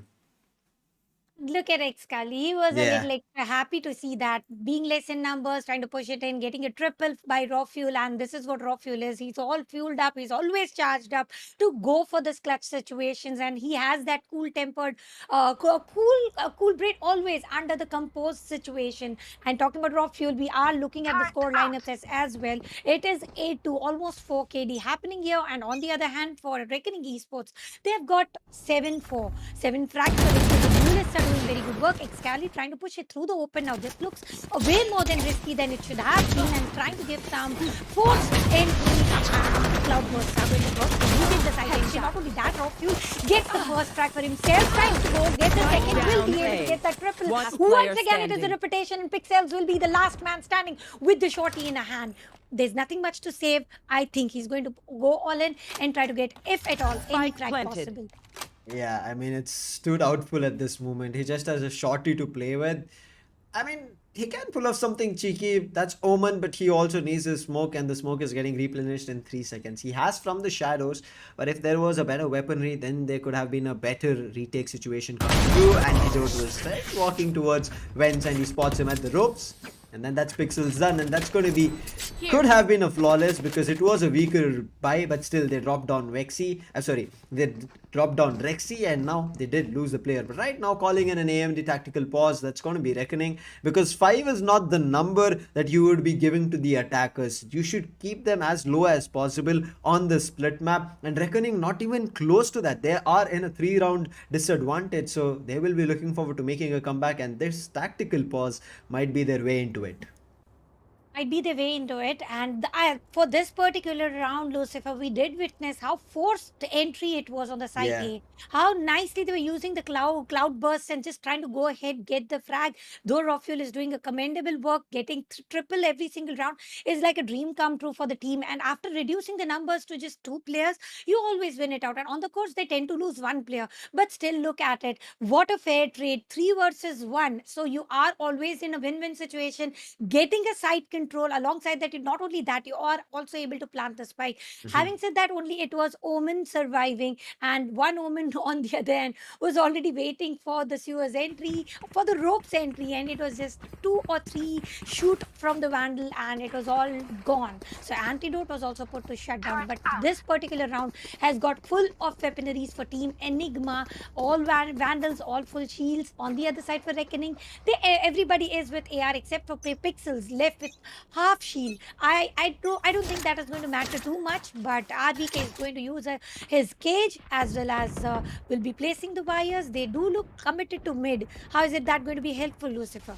I mean, that Barrier cages created. bought 3 players towards A, and they were looking forward to it. But with the commotion at mid, they're kind of having the right thoughts that this should be a mid because Spike is at that position. The wall, yes, kind of pushes them back. It tells them if they try to break it, it does waste their time. And also on top of it, there can be a slow up coming through because if Sage has put up a wall over there, she should be surely playing at heaven, and that's the reason they're waiting for it. Oh, the opportunity was there. Badler was there, but Raw Fuel came a little bit later, because of which the opportunity did get lost. But Badler, as soon as he heard the sound at ropes, he's again thinking about to getting in and trying to find a way through. But I think right now, as the wall is gone, its timer is run out. They're making their way push in, and oh, the rocket comes out. But unfortunately, the timing was off, and also his blast pack missed the opportunity. Oh wait, it went right through and does not find anybody. But I think this paint shell should at least do some kind of damage. Rio was super low, does not matter. Rafuel holds it 30 out seconds as they left. could not find anything. They did not immediately leave positions.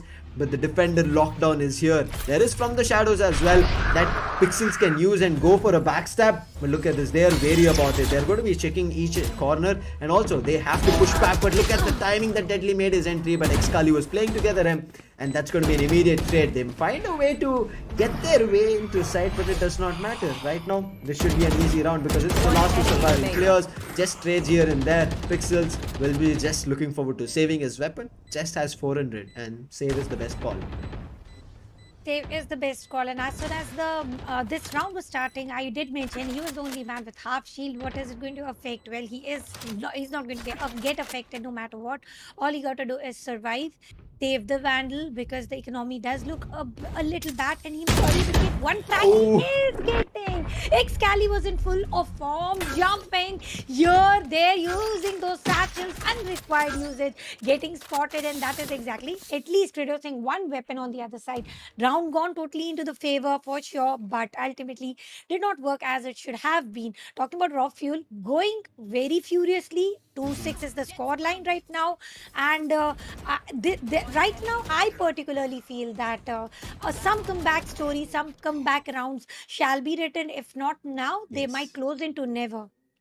I agree with you. If there are a couple of rounds, if they're able to pull back, there can be a comeback coming through very soon. But it's going to be difficult because look at that immediate buy coming in from Reckoning. It's all broken. It's eco coming through, and all on that hero vandal that they'll be trying to play. It's a half shield, yes, but Excali, look at that. He kind of feels that he wants to bring in the judge plays. He's missing those blast pack movements, and that's what he wants to bring in. And especially having a chance to connect that rocket launcher to 2 players, he would have had a chance to completely put a stop to that show. But unfortunately, it was just, I would say, chip damage, which does take down Rio a lot. But at the end of the day, it did not matter. Right now, yes, we are going to be hitting an AMD technical pause, which will kind of, I think, players are trying to have, maybe having some kind of an internet issue or something that they'll be trying to fix. But Tanya, here's what I think, as you said, right? The way Raw Fuel is going, nobody's able to stop him. He's just on another level, and he's feeling himself, and that's what Rafuel does. He plays a couple of rounds slowly and then feels the game, and then he just hits the pedal to the pedal, the pedal to the metal, and then just aggresses. And you can see he's already at a 4 KD. That's insane. 12 kills and only 3 deaths, and it's just 8 rounds. It's just 8 rounds now, and 4 more to go. A good angle hit by Hurt. Oh. It one followed the other. What a tap Spike machine. down, Hurt B. it is this time, getting to frags. Rexy, on the other hand, will be able to take down the tap machine, Sheriff tap machine, and on the course, Rio will also be taken down, reducing to a fire balanced fight. 3 versus 3. They do have a side control. Rexy sticking to the plant. Paint shall not be denying any plant or delaying any plant. It is going right on time, and now it is all the time ticking game. Let's see how aggressive Bad Love will go. Well, I don't know if Bad Love is going to go aggressive or no. Antidote is already always waiting for that aggression coming in from Bad Love and picking him down every single time. Pixel's also taking down Antidote this time. Now it is 2 versus 2. Oh. There's ample Standing. time, and again the fight of the Sheriff. This map has been the fight of the Sheriffs. Yeah, I mean, you have to fear Sheriffs, especially you should not let go of a thrifty round. Right now, the position Last is 20 remaining. really good from Rexy, but the TP, he's sticking in the defuse. Rexy had that idea, but Pixels, he's better. He sticks the half and then moves in for a peek, and Rexy was having zero idea about it. I'm not too sure what happened, and a thrifty gets pulled. It all started because of Hirsch. If Hirsch wouldn't have found the frag on Excali, while Excali was, I don't know even if to call it brute forcing his way in, but that blast back movement, it's very unpredictable. But Hirsch connects his bullets to eliminate Excali, and that is very hard to do. Indeed, that is very difficult to do. That is very difficult to follow, to chase. And Harsh was able to get that. And much required 2 frags. Taking down the duelist was already half game won. But then pros don't take. That is exactly what I felt here right now. He was sticking to it. There was a realization. But before realization pops in, Bangalore has already taken down RVK. We are not going to see any back flank stops here. But they are trying to push in through the mid, but towards side A. Side A is already barren, and they are committing there. Except for once again, the Omen play will come into the action. Excali this time trying to go as safe as possible instead of the Pixel play. I mean it when I say it, because Pixel has been a little cheeky. Rio taking down Antidote at this point of time. Now it is going to be 5 versus 3 affair. Resurrection is still handy. 1 minute on the clock. Still, there's enough time to go ahead, go retake with a triple player alive. I mean, again, Antidote, the way he tried to make his way in was good. And after that, he pushes up to defend this spawn. But this time, held at the brown box, gets punished. Unfortunate for him. With the spike, it's moving around and trying to make its way to A. But if it gets spotted, the operator is going to be popping off. And now look at that Bad Love, the amount of space that he was able to gain. He has checked all the positions that people can push up, 30 because seconds Rio, you left. can see he has B garage control, so this is bound to be an A execution, and Deadly has the call about it. There's going to be a slow up, but it does not matter because Deadly has already taken raw fuel. If there's another jump coming through, Rexy might go down, but Bad Love is already right behind him. Oh no, Bad Love. Enemy remaining. I thought he was about to try and do something else, maybe picking up, I would say, pulling out his melee weapon, going in for a knife, but again, making sure he just wants to confirm with the weapon itself, because it does happen. You try to go in for a knife and there's a quick reaction coming in from the opponent and you lose your, I would say, life over there, and you don't want that happening. But yes, this is going to be a replay that we have to watch, where Bad Love had a chance enemy to remaining. eliminate him, but that frag where Rio found Antidote was very unfortunate. Antidote wanted to do something cheeky, but look at this. The economy, Tanya, has been taking a toll on Enigma because they've lost rounds continuously now. And Thrifty round 1, I think Reckoning is finally having a good time with the Blade Storm being activated. Boom bot is already pushed in, and once again the aggressive rush comes into the action. Side control entirely into the hands of Team Enigma. Excali going for the same play.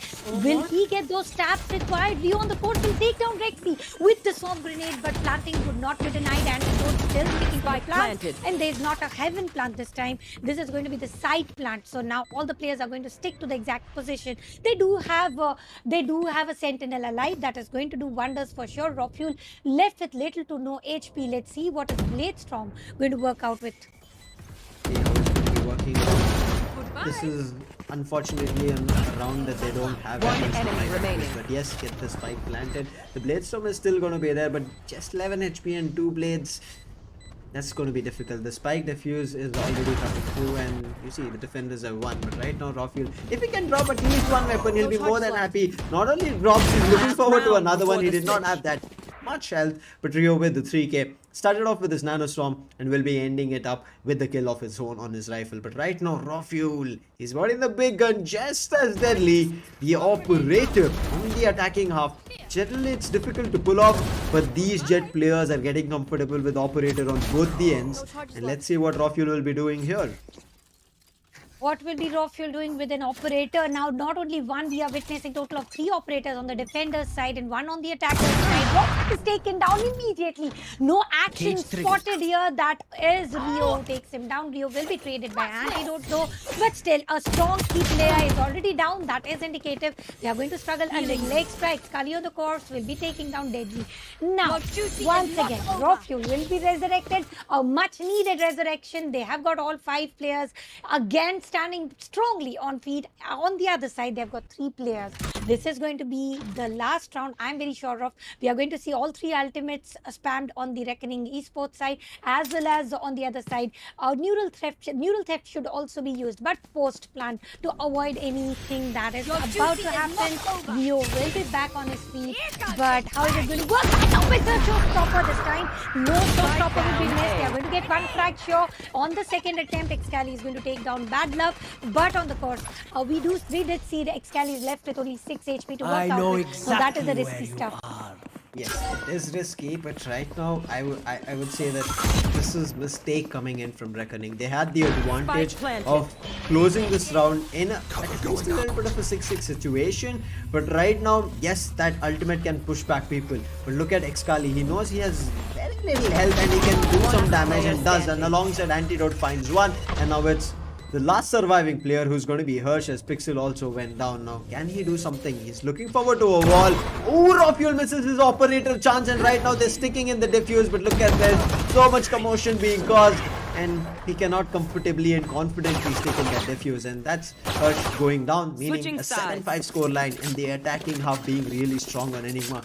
It felt like they could have got it to either an 8-4 or a 9-3, Tanya. But they did lose out some rounds. They also became a little bit too confident and went in for some solo fights, because of which they lost. But this round entirely, it's the operator to be blamed, because bringing in so many operators in different positions and also going aggressive with it, operator, you need to hold the angle. I mean, it's always not going to be working out when you go aggressive and somebody's going to punish you. Sure, this big gun is for holding as far as possible. You cannot push in with an operator. If at all you risk yourself going that way, you are going to be taken down without a doubt. Talking about the weaponaries right now, we are again going to spot Deadly with the Ghost. And on the other side, on the Enigma side, we are going to witness a total of 3 Ghosts. Alongside that, 1 Frenzy. Just like they did initiate on the attacker side, they are going to continue to play the same pattern on the defender side as well. Let's see what are the changes coming in and who is going to defend what side, because they are having double duelist setup on both the ends though. With the matter of fact, I would want to see that who is going to hold what side, because if we talk about the agent selection, I think Rio had an upper hand with the KJ coming into his action, coming into his selection. We did see that swarm grenade finishers, turret, the turret where they were revealed very easily.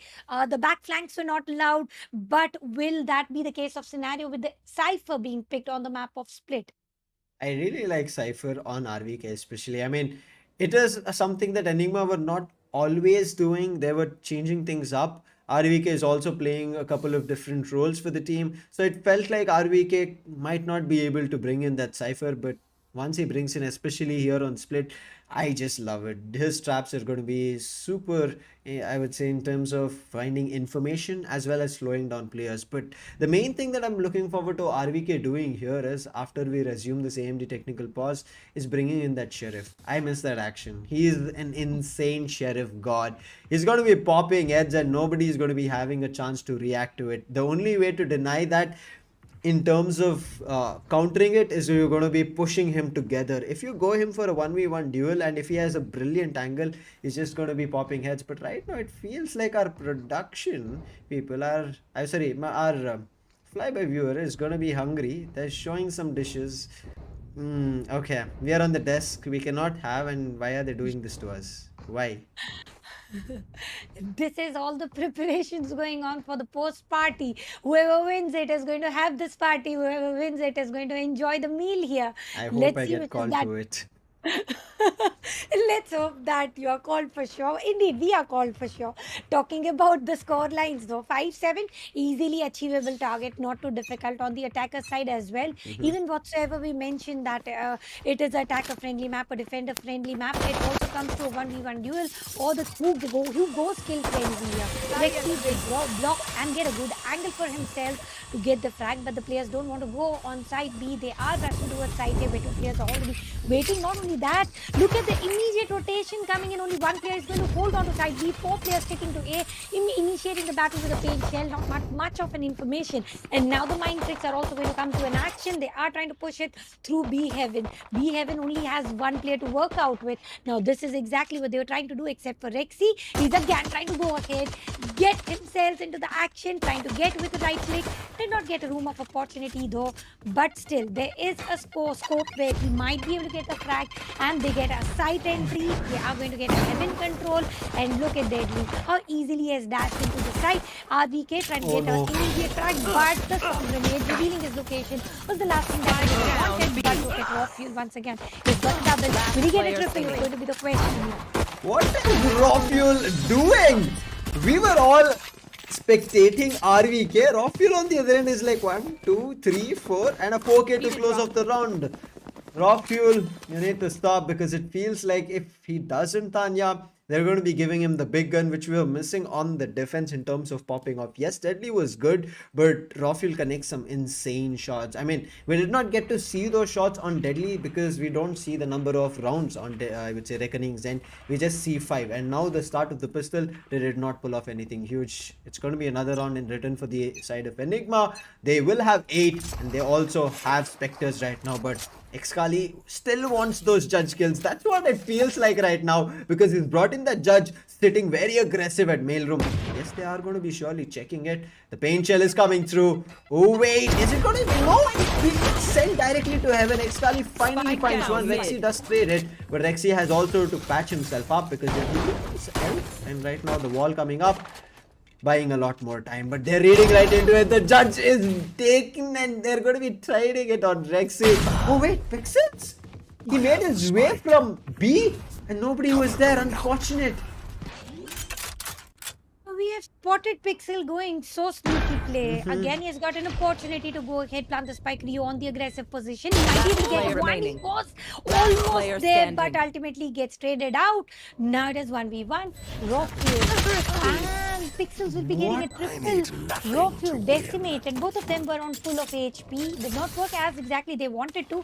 And I like the way the flank of Pixel was the key thing. How and we can see Pixel is proud of himself, and Yeah. he's cheering himself up as well. And that is exactly what you have to do. If you win a round because of a player, you have to appreciate that. And enemy on remaining. the POV of Antidote, it player did not standing. work exactly how the plans were. Judge is equal to at least getting a double frag onto that sort of a cheeky angle, but that did not exactly happen. And somehow Pixel, being a top fragger, being a controller, and now holding a Spectre. Let's see what sort of a spray transfer are we going to witness. But Pixel always wandering here and there, not with the teammates, Spike still down helping mid. out. Oh, Excali with that sheriff. That's something that's going to be upsetting entire Reckoning's strategy. They take down the healer.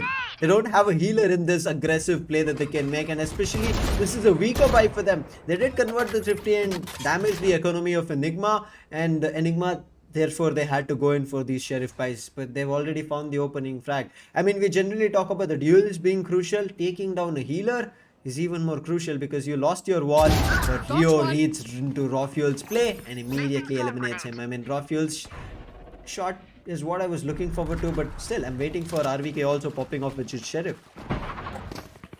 The popping continues here, and it will be Antidote Oh! trying to get a double. What a short connection. Bad Love will also be taken down. It is a 2v4 battle. Will they get any room of opportunity to plant the Spike spike? Yes, planted. will be the answer. Immediate confirmation comes in, but is the retake easy? And Antidote with that sheriff has proven himself deadly already. With the Heavens control, he was able to take down total of 2 picks. One on the side, One enemy behind remaining. him. On the course, Excali has taken down Pixel. Now it is all up to the last man standing. And JT will be taking down RBK, going for the second as well, reducing it to a 1v2 affair.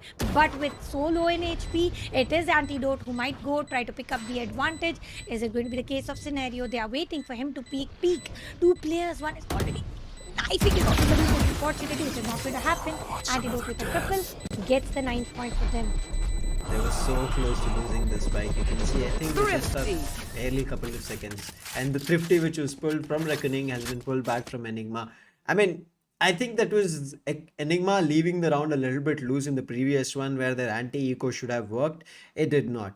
Nonetheless, they showed us what they can do immediately in their Sheriff round as well, in the Eco round, and they pulled it bad.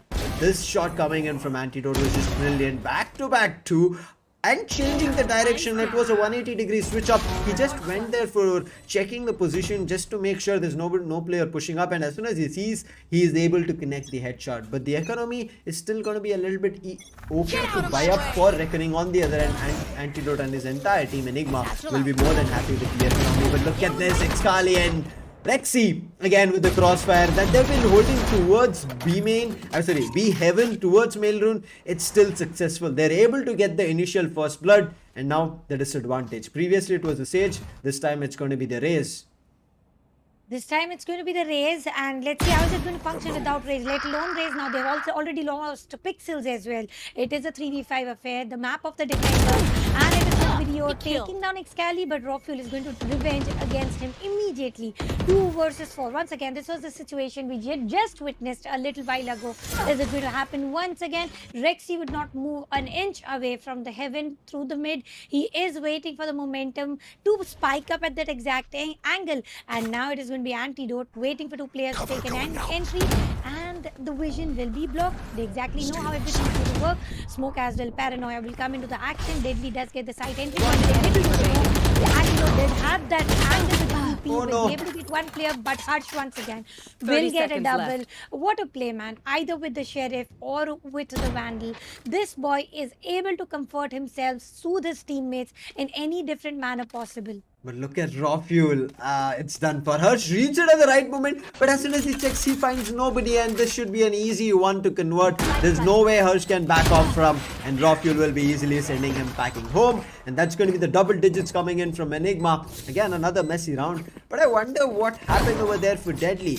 We didn't see his Bladestorm being activated, but no place being made behind it. Not too sure if it was already used because it was still green on top of this. You can see still now it is still green. So I don't know what happened over there, whether he kind of forgot about it in between the chaos that was being created. But still, Harsh, kudos to him. He did do Spike planted. and try to pull that round off. But again, the numbers working in the favor of Enigma, they were able to convert and now put them, that is going to be Reckoning, on a disadvantage, because you can see if they go and force in for a buy, it's going to be difficult in the upcoming rounds, and they're very close to match points. 2 more rounds and it's going to be match point for Enigma.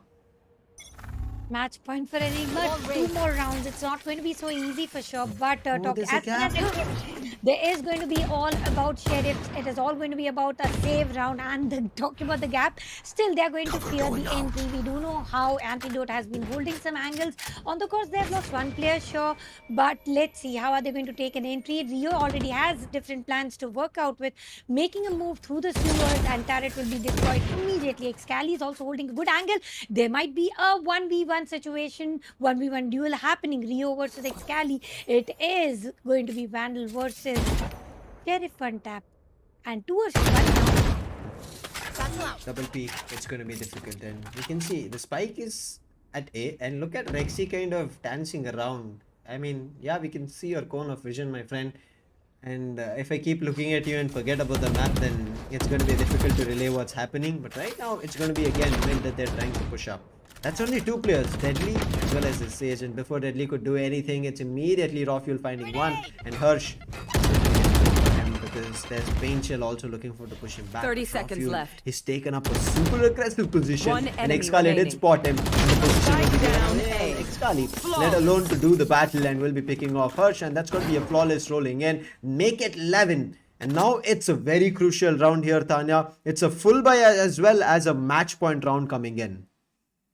And this is going to matter a lot. Everybody having best Yes. of weaponaries possible, and few ults as well are ready. We did spot, and now there are going to be certain players who can go for one ult orb and one kill, and that player is none other than, oh, it is going to be bad luck with total of 2 frags and one ult orb to work out with. So we can expect a showstopper as well. Though we still have 4 ultimates ready on the Enigma side, and now imagine they are closing into match point, and let's see that if they are willing to use any of the ultimates, or are they going to watch for the next round to come in, because they would definitely want to damage all their economy. But were there the extra stacking here, and not only double, this time they went for the triple peak against one player. Oh, poor player, he is taken down Yeah. for now, reduced to four players remaining for Reckoning Esports. That was, I don't even know what to call in terms of a move. 4 people pushing down mid on a full buy round. I mean, it does happen on an eco when You the should team run. itself is on an eco. They go in for a push. But right now, look at this. Xkali is reading this right. He knows that there is a player here, and wait, he's going to be winning the duel. It's going to be Pixel messing up his shot because Xkali's reaction is going to be faster. But the lockdown, it's going to be coming at A. They're waiting for it. The nanoswarms are coming to deny the screen's position. Rafuel is still holding it out along with his teammate Rexy. So Ram's position is also not given away. But the sound has been heard at Venge Spike and Deadly. He down wants to A. clear that. And look at Rexy. He's again taking Last the rope and player moving standing. in a different position. The trap fire needs to be broken. And Deadly right now not fighting with the opponent, 30 but seconds thinking left. about what to do with that trap fire. His fight and his mind is right now with the trap fire and the sound being given from Rexy. Also that he had an operator. In the meantime, you could see there's nobody from his teammates surviving. And this is an easy match point, and will also, if they find the kill on Deadly, a flawless to get to match point. 10 Does seconds look left. a little flawless, and not saying flawless because it is equal double score right now on the attacker's side. For Reckoning Esports, it's going to be 6, and within a second it is already 12 points for Enigma Gaming, close to match point, and it was a flawless round. Xcali has got some strong Match moves point. as well. The way he is trying to push in, the way he is trying to give some team support. Being a duelist, he's also playing the supporter's role, which is certainly from the Sentinel that other players expect. But the synergy for Team Enigma is always top notch. We very well know they don't count the agents there, they always watch their backs. Let's see right now what's going to be happening. It's match point to try and pull that off. But yes, that mid push is still right now confusing me. I don't even know what that strategy is called. But okay, guys. I mean, that's Enigma for you. They pull off some unthinkable moves. But right now, they've heard the, I would say, sounds coming at mid towards the execution. But Rafuel, his position is great. He finds to make it a 3. He is making sure this closes off here itself. No more openings going to be found, and no more rounds given away. Enigma, they want to head over to the next map without any delay. It's all up to Pixels and Rio to make a comeback, but what do they have? The ultimate lockdown was used previously. Pixels has from the shadows to go behind enemy lines, but his teammate should do some kind of a distraction before he goes behind them. The trade, if that work from the shadows, is the last ray of hope for Pixels to go ahead, work it out, get the victory, at least get the round into their favor. But what hopes are going to work in? They already have a healer in the team. All the HP that was lost while the duel of 1v3 that was won, I think everything is all done and dusted. 2v5 will be the situation. Very rare case scenario do we witness such sort of a victories here. Yes. With the clock ticking, only 30 seconds left. remaining. They are pushing it towards the heaven of B side. There's somebody already waiting, and that somebody is Antidote. The down enemy. A beautiful hit popped in, and this, what a finisher, should've seen your what a victory, a commendable performance, and hats off to this player. I mean, this is the second time this is happening, and Rafuel doing this. This is an instance that I also want to let you know, Tanya, is previously when they fought against Lethal, Rafuel found a 3K, hid himself towards B main garage, waited for the spike to be planted, and as soon as the spike gets planted, he takes down the last 2 players, that was Mazel as well as Rafa, to again get an ace on split itself.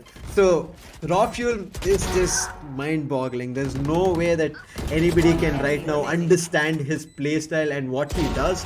But yes, it's very crucial when you find him in the first time, when you peek him and you get to know his position. The only way to, I would say, kind of counter him is going to be taking him right at the moment. If you eliminate that difficulty, then you can kind of be less worried about what's going to be happening. But Rexy could have found 2 here and could have brought it to a 2-1 situation, but unfortunate, as I said, bad luck. He was a little bit in the behind, because of which he was able to find that frag.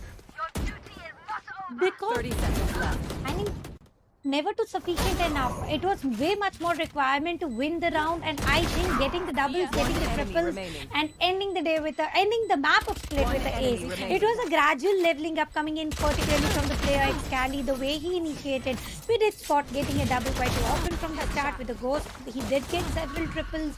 Then he went for the triples repeatedly, went for a 4K one, and then what a beautiful finisher. I would literally wait for that to happen. And talking about antidote versus Pixels, where Pixels was totally expected that it was going to make this move, and having Omen against them, they literally understand about how to retaliate the last man standing and which agent is that if you are meaning it already. Talking about antidote here, he was able to get those early picks required, but the rotations and the retakes from Enigma Gaming were way too quick to control. I agree with you. Their executions, their rotations, they were immediately switching things up, because of which a couple of the players coming in from Reckoning were not ready for.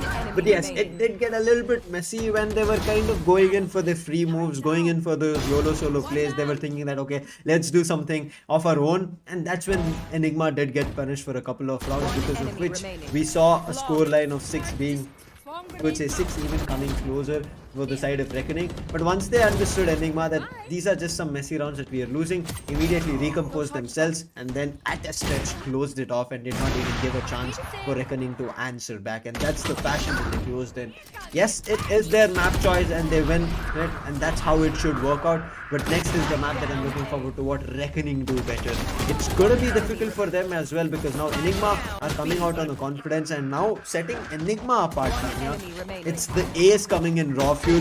The confidence that will be walking over in the next map is what they have to be worried about. Deny as much as kills possible for raw fuel, and then we might see a scenario coming through where Enigma might just see us again in the last map. Standing.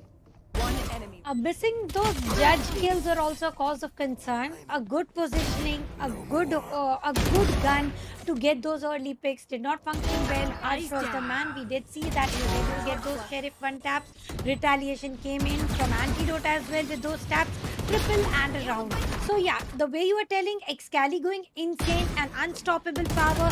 The only way to shut down or at least minimize the pace with which Enigma is playing is to put a shutdown to the player Xcali. If at all Revenant Esports is successful at that, is at working this out, somehow they can win this map, because the form matters a lot. The way you are pushing in, the aggression that you are pushing within, the fashion that they finished in. Now that is a little scary to start for the second round. And look at this, a triple right through the ropes, and then a double with full of ace and a finisher with the ace. It was a lovely finisher. Enigma Gaming, congratulations for winning the map one of Split into a beautiful entire set of dominant play. 13-6 is a, I would say, big score line. I mean, 6 was a good score that Reckoning came close to. They should have pulled up a couple more rounds in their favor. But yes, Enigma, they understood that they were the ones who were here and there messing up. But on the other end, the counter that Reckoning had planned, it did not work out that way. I mean, the only switch up from a mirror lineup was bringing in that Killjoy. Everything else was same. There was no initiators on both the ends. So I think that fell a little bit short, that they did not have an initiator. They did not have information, because of which you see every time that Enigma was on defense, they were easily gaining space because there was nothing to push them back. I mean, slow up could work, but slow up, you know, right? You have to put it right in front, which kind of slows you down and the opponent down. So you're just delaying yourself from entering the side. So I think those are some instances that Reckoning have to think about on how much and how they will be gaining space. But Badlaw, I mean, he was brilliant on a couple of rounds that he picked off, especially that ult round as well that he played with the showstopper. But Enigma, Xcali, he also wanted to find one, but he missed out on the opportunity. Right now, what we will be heading over to is the second map, Tanya. But looking at the scoreline and looking at how Enigma started off, how do you feel what is going to be happening on the second map? Oh, well, the selection may be from Reckoning Esports. The form that Team Enigma is trying to pick, the pace, the aggression, the pushes that we have witnessed, and particularly the player Excali, the Mm-hmm. fashionable finish that he has given. Now, that does look a little scary on the caster's perspective as well. So, Yes. imagine what would be the condition for the player's perspective. They might be a little threatened, they might be a little scared, but this time they should be going ahead with one initiator at least. Mm-hmm. It's fine, whatsoever is comfortable. On the map of Split, Breach could have been one of the key initiators as well. So that was also denied, and it was a lot of dry peeking at Yes. several different places where we did witness player was just trying to peek in to watch through if there's somebody shift walking, and while watching that, that immediate trade was coming in. So I Mm-hmm. think initiator was a major miss here. Yes, I agree with you. Initiator is very crucial. You need the information. But also, we did talk about that last round where we saw it could have been a 6-6, where I feel like Reckoning felt a little bit too confident, picked up operators majority in most of the players' hands. And I think that's where they did not have a chance to immediately spray down or gun down anybody. They had to try and fight with the operator, and the operator got denied multiple times.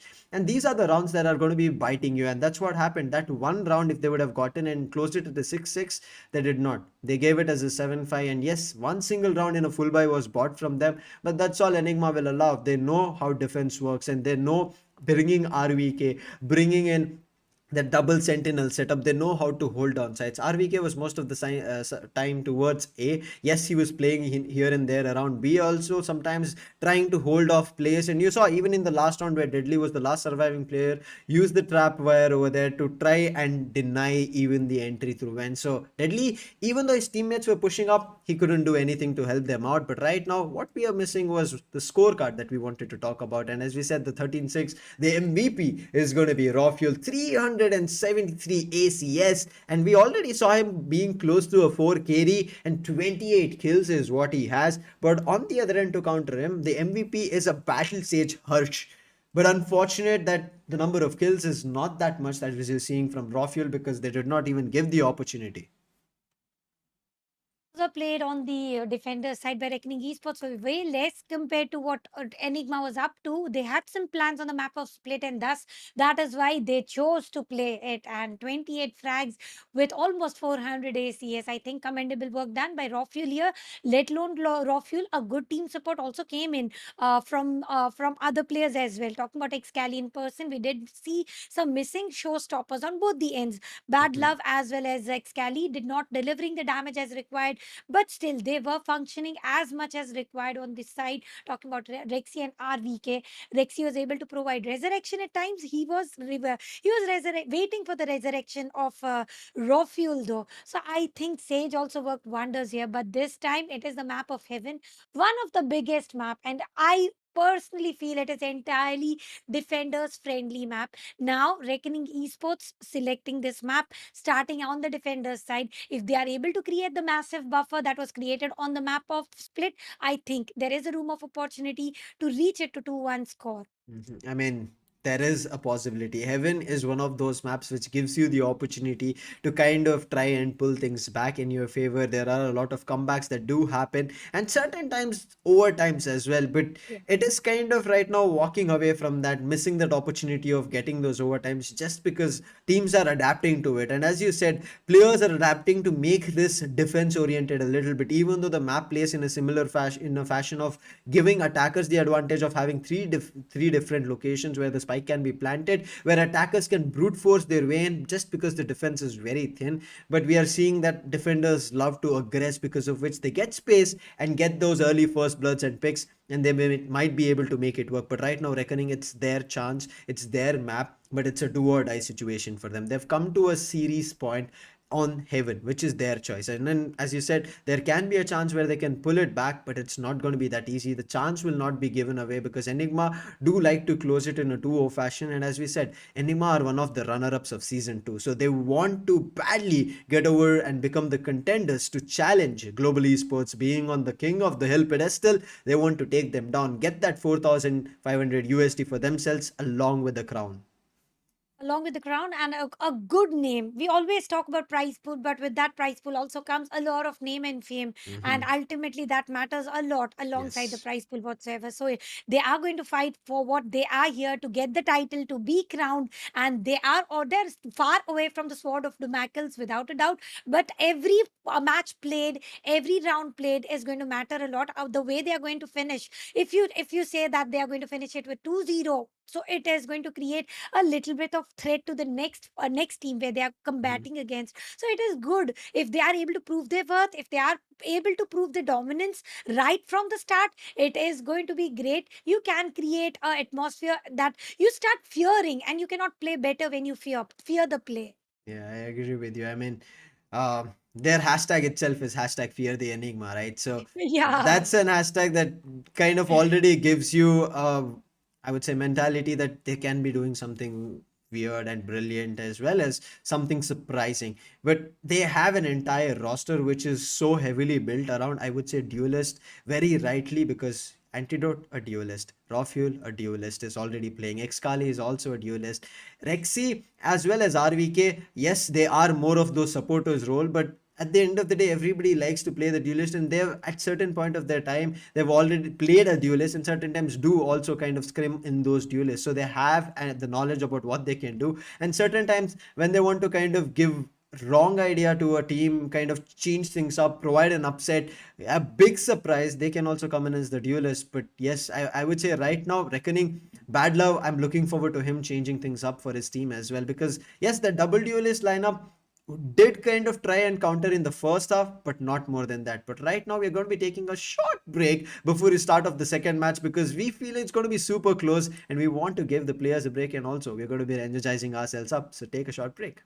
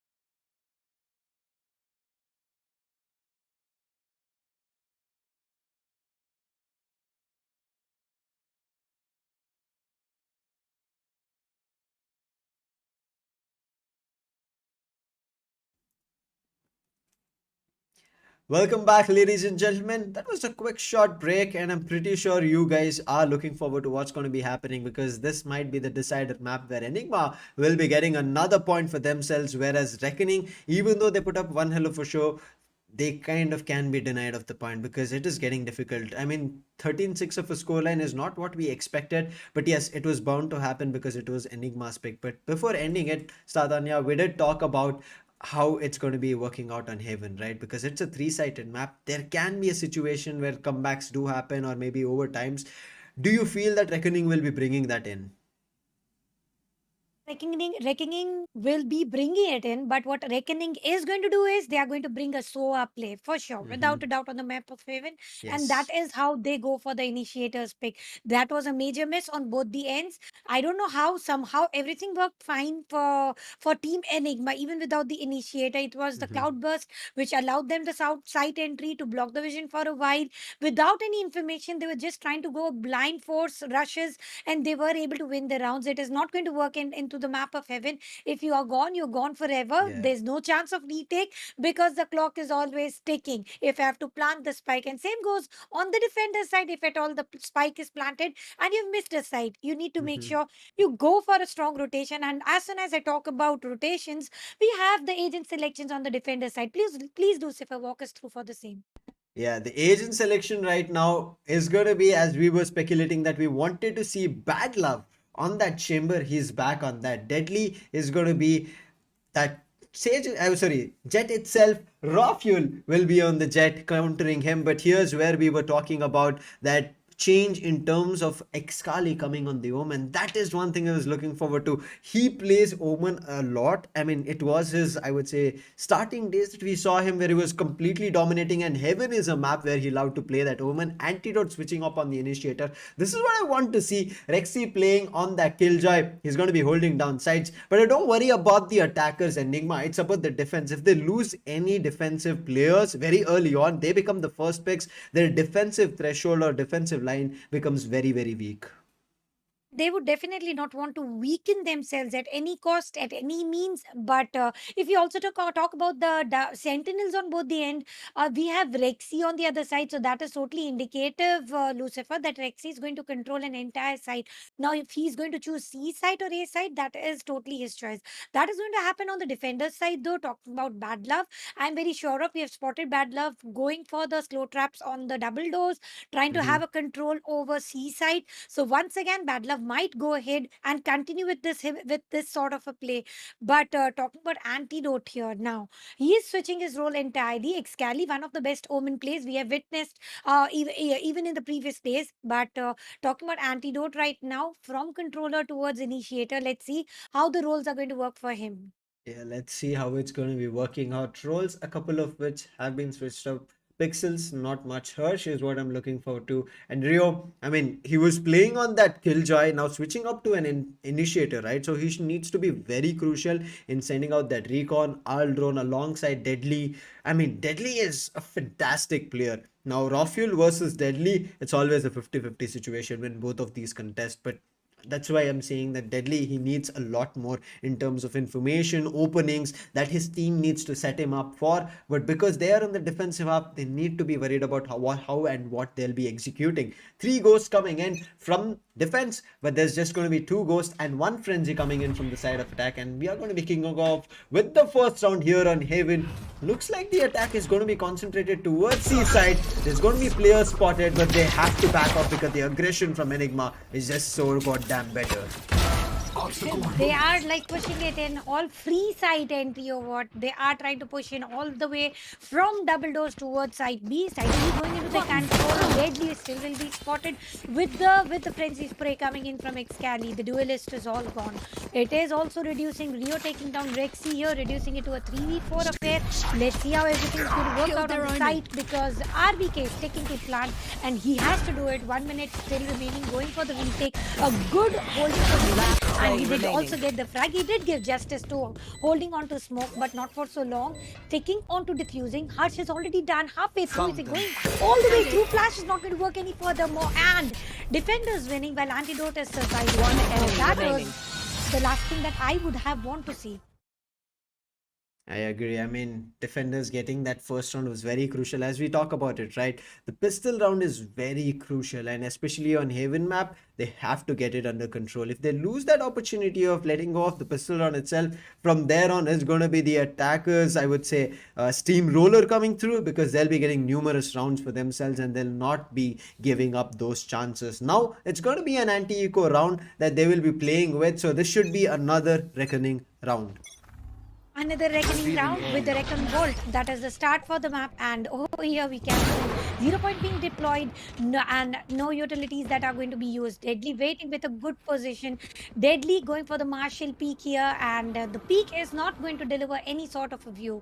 Talking about Deadly, he is still sticking to side beat. They don't want to leave it vacant, unlike previous map, previous round, and it is going to be a flash being popped here. The player is flash, and that is exactly where Rio is going to get advantage with. RVK is taken down. Bad Love has got a good angle. Classic versus Spectre. Spectre does have an upper hand here.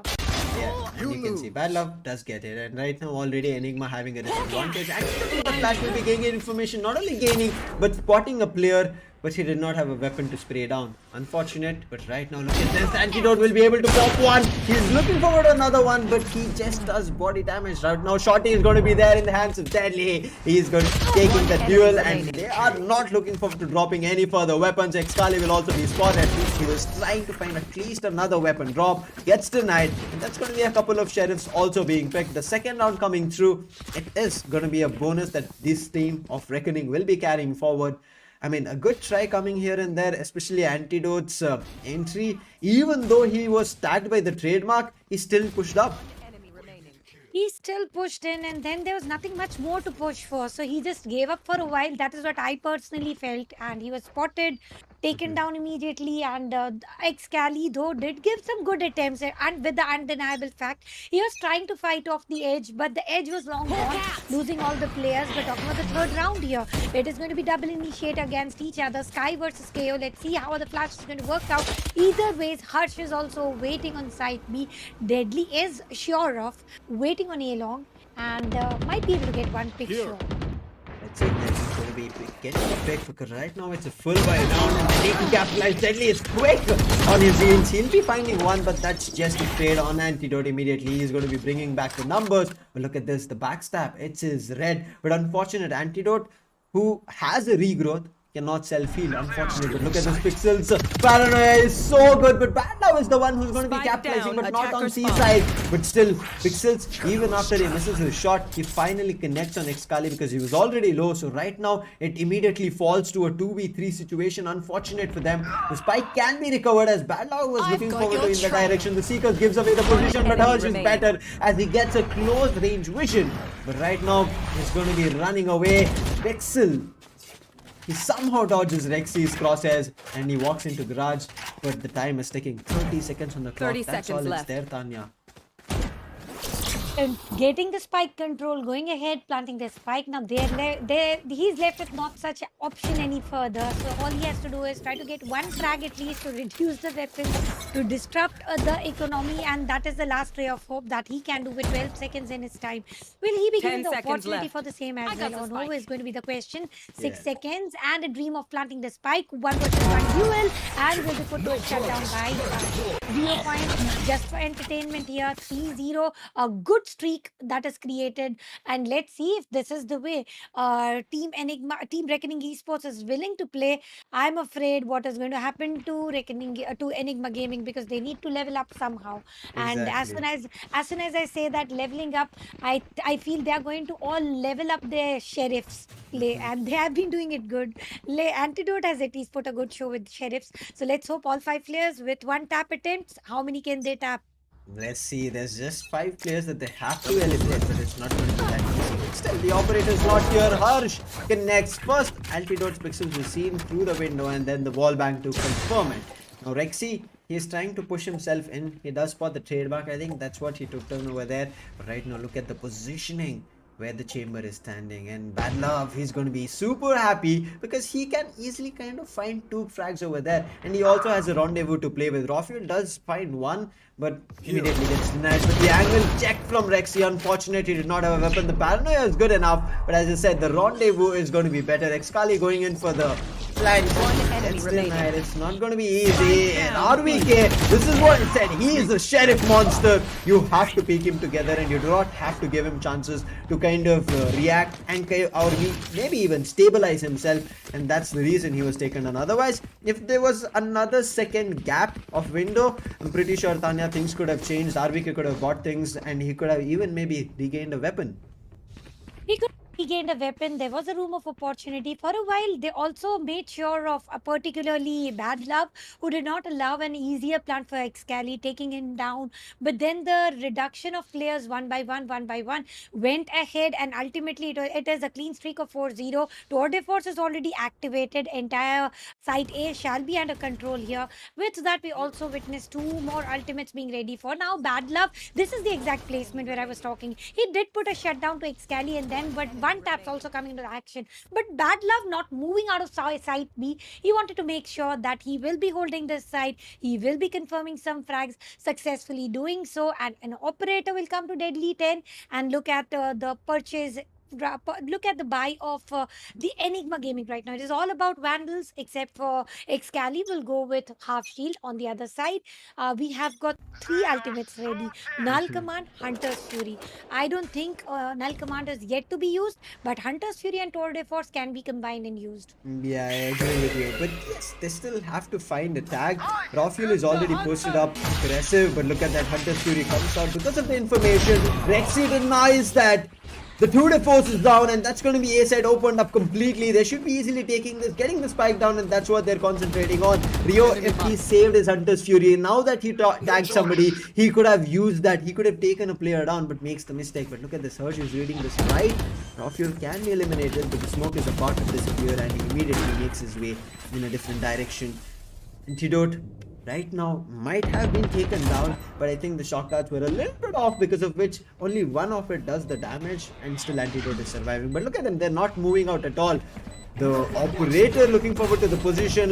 The Null Command does come through, but Excali already finds one. Excali gets flashed, does not matter, as Rexy helps him out and takes down the KO. And Rexy is the one to wrap them, send them home, and it's done, as finally Enigma find the first round.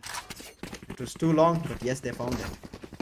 It took them too long to win a round, but round worth it. With that, they've already earned 3 ultimates into their hands, and I'm very sure of it is going to be Rafuel immediately activating Blade Storm, and that is what Rafuel is all about. He is not going to wait and watch about what happens next, when to use it. He is going to rush in through, he's going to aggress through, he's going to push in through and get those early frags for his teammates. Let's see if that is going to be the case of scenario, because at this point of time, Lucifer, he is the bottom fragger, but this Blade Storm can change the entire scenario, can change the can upset the leaderboard for the particular team Enigma Gaming.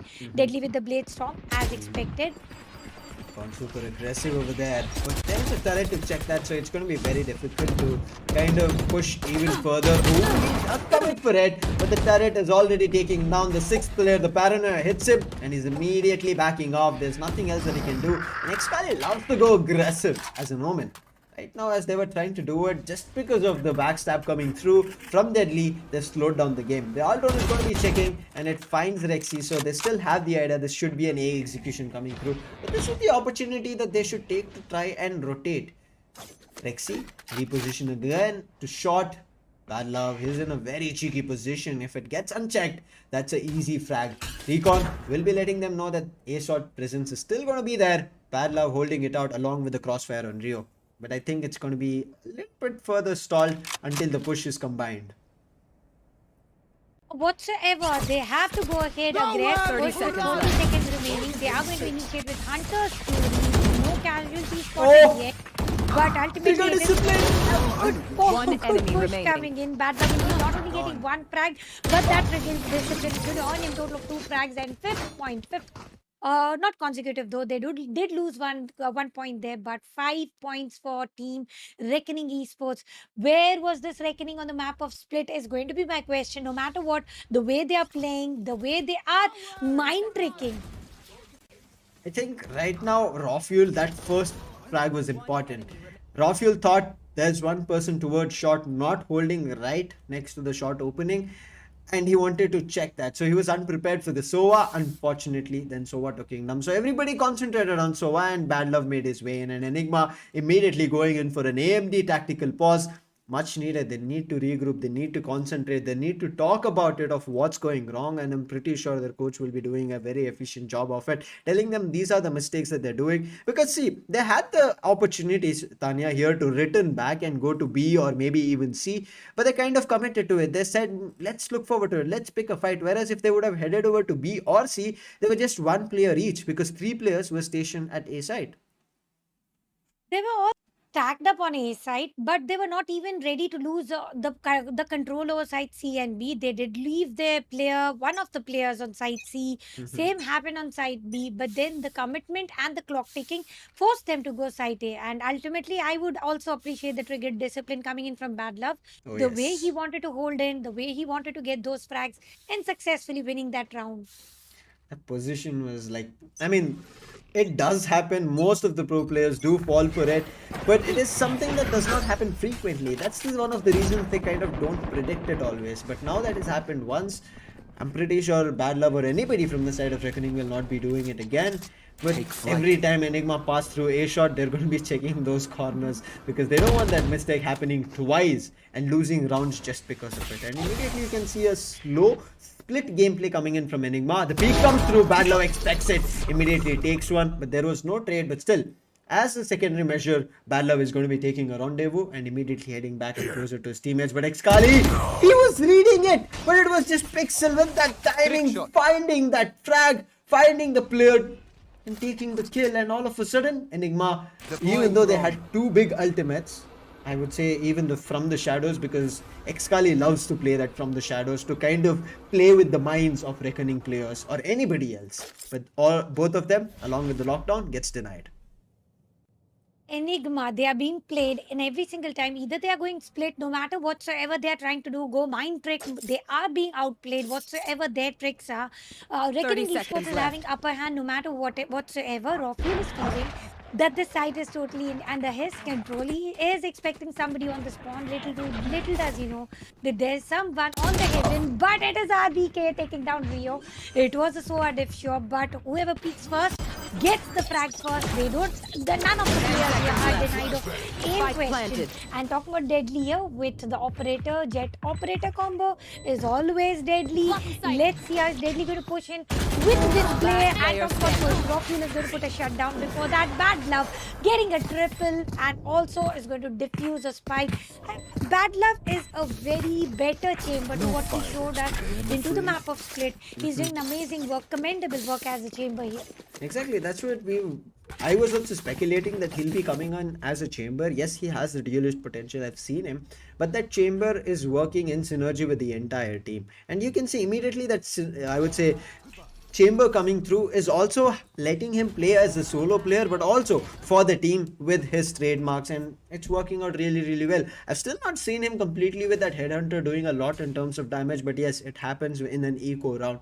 Deadly also, same goes for him. He's not been popping off so much. He's holding off the angles, he's getting those specs for himself. But let's see, the blade storms, they're online. Antidote finds one on Pixel, and look at this, the opportunity missed. Lawfuel whips his blade, only 2 of his blades connect. He is a headshot machine, but this time I think he thought maybe Rio would maybe even jump off, so he was not too sure how to speculate that. And Deadly on the other end also finds, and immediately that blade storm goes in vain. The blade storm goes in vain. They still do look committed to site A. They have a lot of time. They can make a move if they at all plan to. Are they planning to is going to be a question. It is a situation of 2v4. Planting this spike is also going to be a cause of concern. RBK holding the responsibility of the spike here, holding a view towards CT. And look at Rio. He might get a double. Got a good angle here. Attempt to the first, but Rex is going to put a shutout. Only Sheriff. Last player Gets taken standing. down. It was just a little bit too late. RBK in the meantime, he did push up through heaven, and right now getting the spike down. It's a 1v3 situation, very difficult for him. He went for a fake first, 30 which they seconds kind of left. fell to, and he did do the damage, but right now he's going to be difficult, but RVK still finds his health after 45 has still not dropped in this 1v3 situation. Bad Love is pushing in. It's all about the timing, and RVK switches up. He's spamming heaven, but he's now committing for the spike because he just has 12 seconds on the clock and he had to get there. The spike down, he has more time to play around. The smoke comes through. This is the opportunity. The dash comes in and he misses it. I mean, it does happen. Vandal spray is very difficult to control, and unfortunately, the first bullet is the most precise, and that kind of missed, and it went for a body shot, because of which later he could not do a lot. And also, that he got a chance to pick up a Vandal. In case he dropped up with the operator, Tanya, then maybe a situation that RVK would have still won the duel. Yeah, if at all, if at all. Now, ifs and buts are going to be the question into the entire scenario. And talking about operator, deadly with an operator will again be spotted. At this point of time, with the POV of Rexy, I was not expecting the frag coming in immediately, because it was a Vandal against two players remaining with being low in HP. There was a total advantage, but it is always the one who peaks first, the one who aims first, and one who shoots right on time gets the first frag, and reducing it to a 2v4 affair did not last any longer though.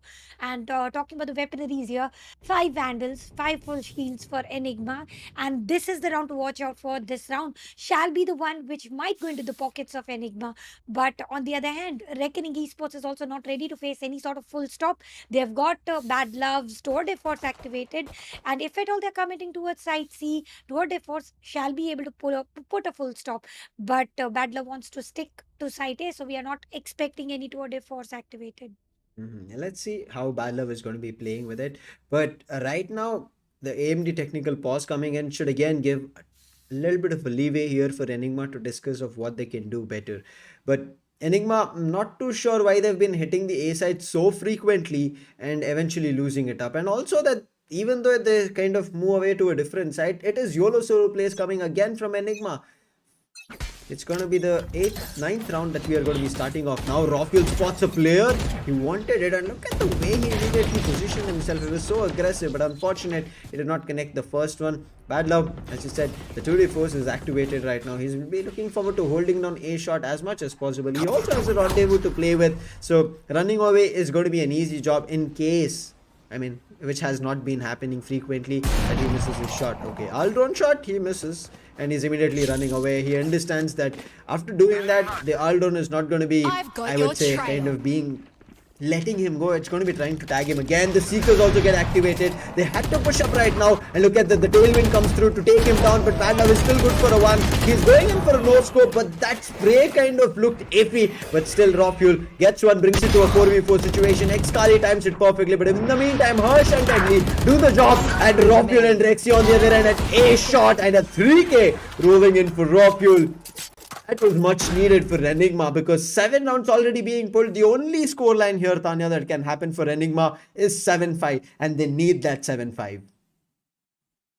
Make sure they reach their goal of 7-5, and this is the round to watch out for. I don't know why. I did have a vibe here with all 5 Vandals, all 5 full shields, and with the Seekers being activated by Antidote. I think that is enough information to just rush blindly in, and it did function just about right, as it had to, because 7-2, a good deal. And talking about Reckoning here, they are good Avengers. They are good at taking any sort of revenge. Let's see how is it going function for them. Exchange of the trades are also coming into the exchange here, reducing it to a 44 affair. Harsh taking down Rexy, and to Site C shall be abandoned by now, because Rio is again trying to use Hunter's Fury to also avoid them. Their entry on Site A. Now it is all chaos, all commotion, nothing committed, but finally, as soon as I say that, all 3 players are falling into a line of Site A. Skali is from the shadows. He uses the ultimate to get himself to A side, and that was brilliant, and because of which he takes a TP towards heaven and gets himself to reposition in such, I would say, commendable position, because of which he was able to bring back the game into a 3v3 situation. And now there is null command which can be used, and immediately look at that, it gets used. There's also the blade storm still online, so this crossfire is it needs to be checked, and unfortunately they could not see anything. It was for the side of Enigma, because they did not have any vision. The flash was just brilliant, and now Pixels wrapping up the last one person who was surviving.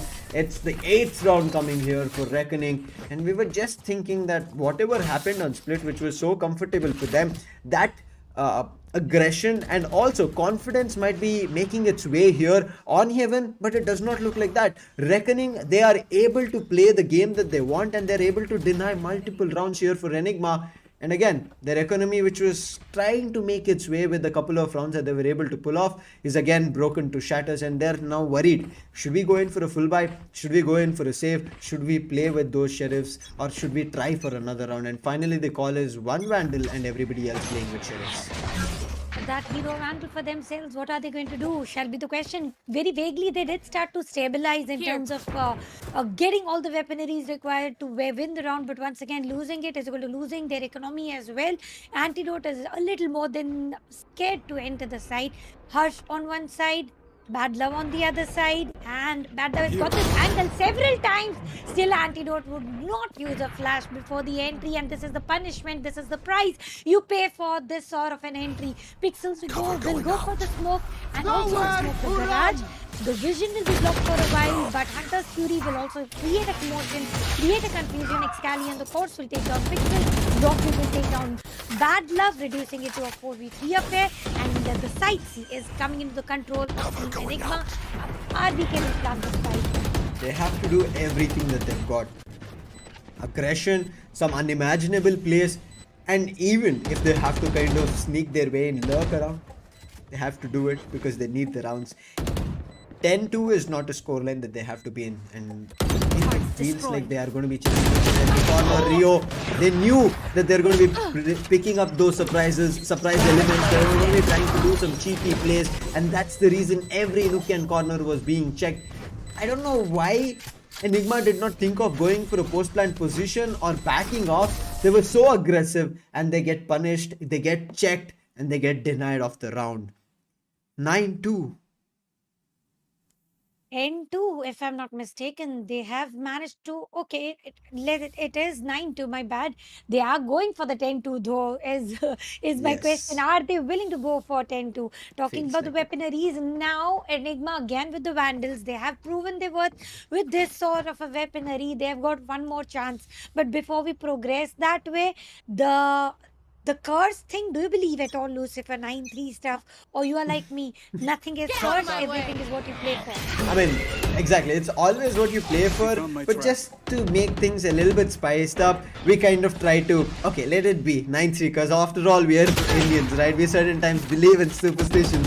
But right now, it feels like it's not going to be working, at least in this round, because still, we have not switched up the side. Rexy starts off with the first frag and immediately puts down the lockdown, but the lockdown, to push up through it, there's a smoke right now. So it's going to be difficult to head over to B. But look at this, the Lawson was spotted. Rafuel will not be letting Pixels run away, and he capitalizes. But look at this immediate change. But Hush, he's repositioned himself, but the push coming in with various different players, he had to back off, hide himself inside the smoke, and regroup with his teammates. This is a play I really love. Even though he's right now gained information that 3 players are on site, he wants to play together as a team. And right now, they still have a chance. It's still a 3v5. But look at this, the lurker again gets found. How is this happening? How is Enigma losing these, I would say, numbers, even though they kind of get the spike down? The spike is down, clock is ticking, paranoia, smoke, everything is already being used now. There are no items that can be used, and block is triple. Finally going for the cursed score line, which is 9-3. Does it mean that we are going to witness a comeback story written by Team Enigma Gaming? And the hashtag, how could have I forgotten, Fear the Enigma? Is the fear going to scare the team Reckoning Esports right now, who has dominantly earned the side on the defenders? Now, defenders side map already created a good buffer. Buffer is of 6 points. Regaining that, reaching to that point is not going to be very easy for Team Enigma as well. Yet not too difficult, because we very well know having a map like Haven on the defender side, it is a little extra plus. Yeah, I mean, let's see how it's going to be working out. Right now, you can see even though Deadly is not popping off, but he's better than Rafuel in this map. On the other hand, Hirsch has 15 immense kills, which does tell us how impactful he was in various rounds. 9-3 scoreline. Our audience, you can also let us know in the chat whether this is going to be a curse that works, where Enigma can find a comeback, because we've talked about it numerous times that even though it's a three-sided map, which kind of tends to give a little bit of an advantage here and there, but still at the end of the day, it's about how teams play together. Now Antidote has a flash and a player is pushing very up close to him, and he has an opportunity to go for a pop flash and check the corner, but he's delayed it right now, because of which the other players have they also made their way in, and now it's going to be difficult. But Rockfuel finds his first, and the flash is going to be good. Antidote capitalizes and drops the spike. Trailblazer comes to check the position, and yes, Trailblazer gives away the position of not only one but two players who are looking forward to push up at A. But look at this, the backstab. Two players were thinking of pushing up, but the trademark gives away their position. Position is totally revealed. Pixel still holding on to an angle where he might not be spotted, but for how long can he hold with only 34 One seconds enemy remaining? remaining. It is Rockfuel getting a first pick, and 30 now it seconds is left. Bad Love with a headhunter. A good shot coming in. Last player, not the least though, we did see Bad Love going for those triples.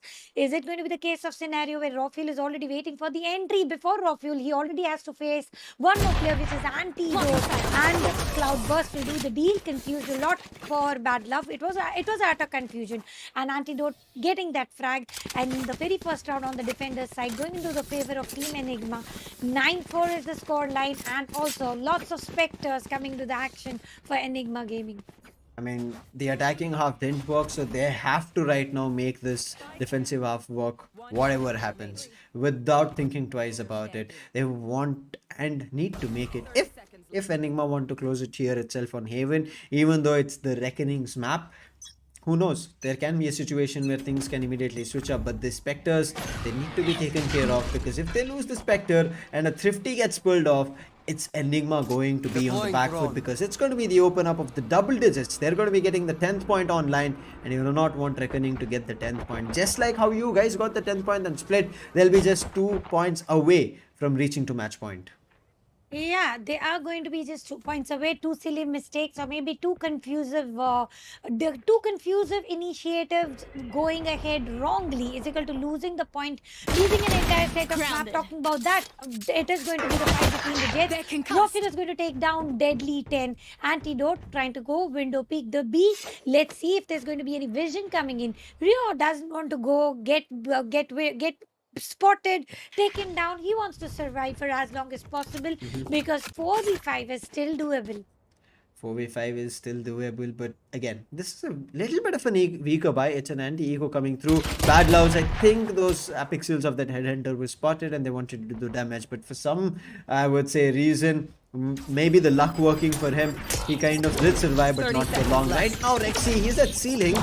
He was looking forward to trying and denying the planted. entry, but unfortunately the fragment did push him back. But right now, look at it. They're just waiting for everybody to surround Reckoning, and the enemy paranoia hits. Rio will be good for just one. In the meantime, RVK will be finishing off things and getting the 5th one for Enigma. The scoreline, it's coming a little bit tad closer, but after this, it's going to be the full buy. Tanya, that full buy needs to be destroyed if Enigma wants to keep these numbers in their favor. And we know the Team Enigma has got that opportunity several times where they have been able to prove their worth once they were once they were able to go full buy. Now, not only they will be full buying all the weaponaries, on the other side, Reckoning is also going to go for the same. On the map of Ascent, let's see, on the map of Heaven, let's see how they are going to plan. Talking about raw fuel, the dominance is changed from bottom fragger towards top fragger. Again, the Spectre will be seen over here. So Spectre against Vandals and Phantoms, I think already Reckoning has got an upper hand here. But what are they pushing for? Are they not defenders? I mean, now they understand the weapon advantage is there. So to deny the weapon advantage, they're pushing up. But Raw Fuel, he makes the mistake of overpeaking, and on top of him, Antidote does the same thing.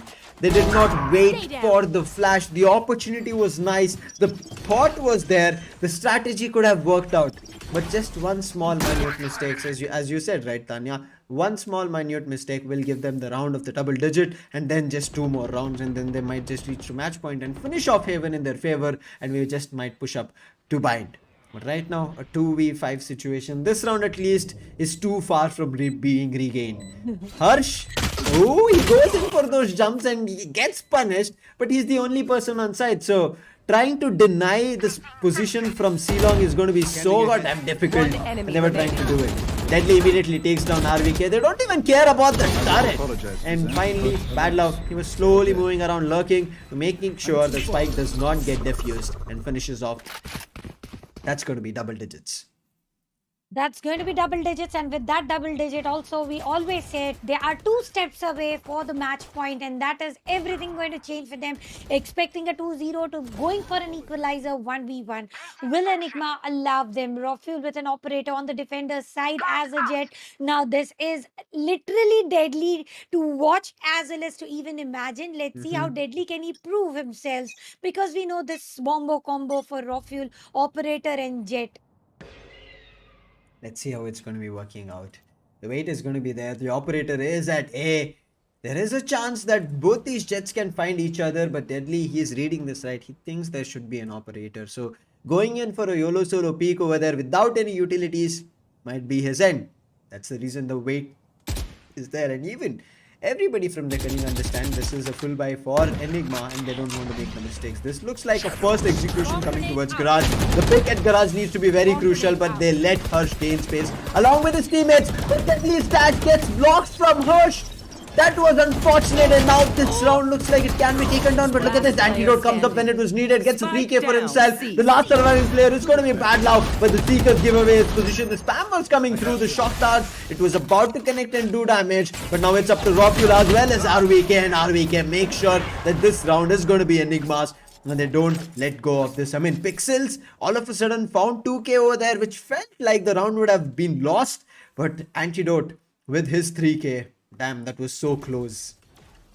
That was so close. That was so clean as well. So nicely played. So perfectly executed. RVK going for the finisher move. Before that, he also went for some shock darts, delivering a lot of damage. Pixels is the only player that I'm watching out for.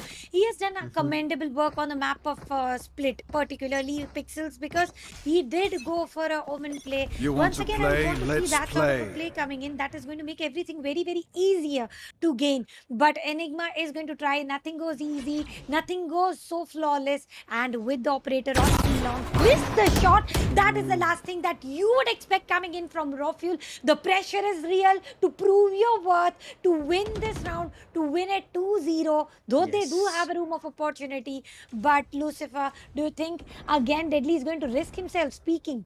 I mean, right now, Deadly, he's waiting for the peak, but it feels like he's losing his composure. He wants to go in for the fight. And Rafuel, he couldn't wait. And right now, Rafuel has moved away. But RVK, he's looking for to reposition himself. But finally, they give up A long. But again, Deadly, he's Standing just ahead. causing a distraction. Whereas every other players have a different intention looking at the spike. Okay, finally, they're retreating, thinking about A itself. Deadly is not giving away the position. Goes for a updraft, looking forward to more information. But they're denying all of it. I mean, it's just one bullet if Deadly connects and takes down a player, whether it's RVK or Rafuel, they're going to be having a site as free because everybody else will have a chance to rush in. But now look at this. Makes the mistake. RVK walks right into the smoke, and that was the opening that they needed. They will get it. Rafuel right now just trying to survive. Deadly trying to find him through that cloud burst, and Deadly will be doing it. One small, minute mistake, they get punished, and the A side completely opens up now. It's all up to Xkali. He tries, but that 4K from Deadly gets that round, and that's going to be the 11th for Reckoning. 11 for Reckoning, one step away from the match point. How easier it is going to be or how difficult it is going to be, but for now, it looks a smooth sailing boat for Reckoning Esports with 3 ultimate already into their hands. Hunter's Fury, Bladestorm as well as Null Command, if at all.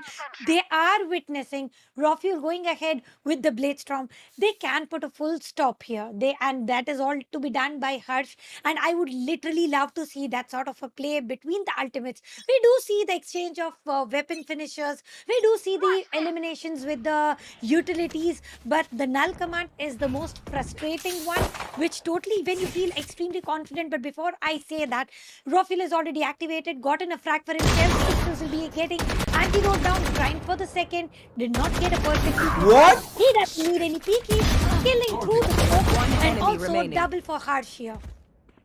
Ouch, that's gonna hurt. I mean, the way that kill was found of Xkali at double doors, I mean, I'm pretty sure Excali will be like, what just happened? Where did I get spammed from? The smoke was there. How did they even see me?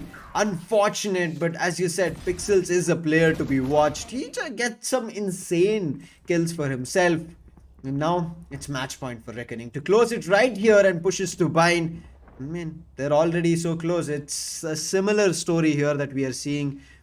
Tanya, we saw a 12-6 previously. It looks like to be another 13-6 that is going to be happening because still the economy, the guns, I mean, it's still equal over there in terms of the guns, but the ultimates and the null command gets used and the seaside aggression which they could have tried gets denied, but still Deadly commits to it. Excali punishes him and Excali does not want him to push any further, but look at this. Excali is still looking good. Hirsch was good for one, but that's all. But Hirsch can be recovered if they regain control, if they eliminate Excali and Rockule, but Antidote was also repositioned. The spike is also lost, but Bad Love coming through from Garage, and Bad Love finds Rockule. Excali in the meantime finds Hirsch, not even sure. Oh wait, okay, the timer ran out. I was all of a sudden confused when he got that confirmation, but Bad Love finds another on Antidote, and right now the spike, yes, is lost, but still they're looking forward to flank them. They want to kind of completely play with their minds. Oh wait, look at this. Is he going in for the spike tag? Yes, he goes in for the spike tag and immediately heads over to A.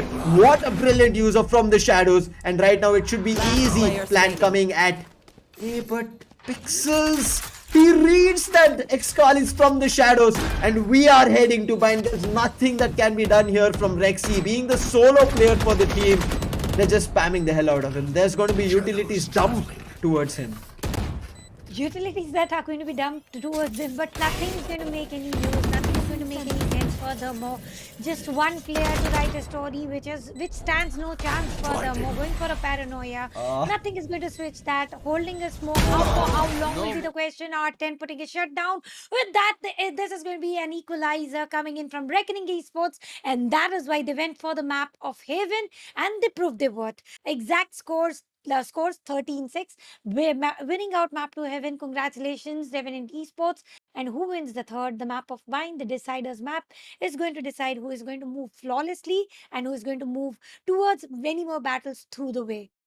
I mean, this strategy coming in, Tanya, was just brilliant. I mean, I kind of thought that Enigma should have gotten this map because of the aggression and the way they fought on split, especially after giving away a couple of rounds. They were immediately able to come back. But here, Reckoning had set strategies which were completely, I would say, denied in terms of, I would say, maybe rounds for Enigma. Whatever they wanted to try and do was all denied. Even if they wanted to go aggressive, was all denied. It was such a brilliant play coming in from Reckoning. It looked like they had also prepared the counter coming through. You saw in the defensive half, it was Bad Love. In the attacking half, it was Pixel and Hirsch along with Deadly. So this is what we say. A team game is not only about one player playing completely dominant in terms of the kills, but it's all the other players assisting. So I think here as a team, Reckoning played a bit better compared to Enigma, and that's the reason, I would say not even a bit better, way better from Enigma, and that's the reason we are seeing a similar scoreline of 13-6 here as well.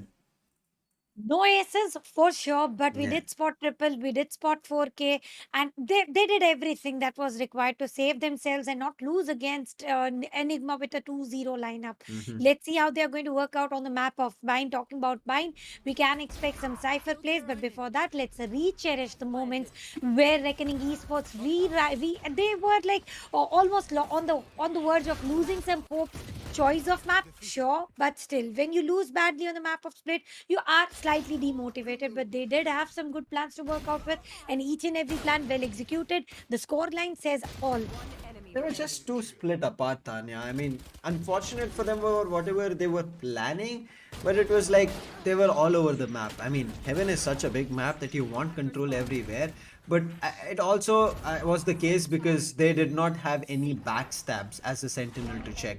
I mean, Rexy was there, but you know, right, from a Killjoy's perspective, if you go out of range, your turret and your alarm bot will get disengaged, and for you to again kind of activate it, you have to come in the radius. So I think certain times that was also kind of a situation that they were worried about that might happen. And also the commitment that they were doing to the site. It was not looking like one specific site that they wanted to execute. They were all over the map. And yes, this round should have worked in their, I would say, hands. But this Bad Love's position and go unchecking it, they got punished for it very badly.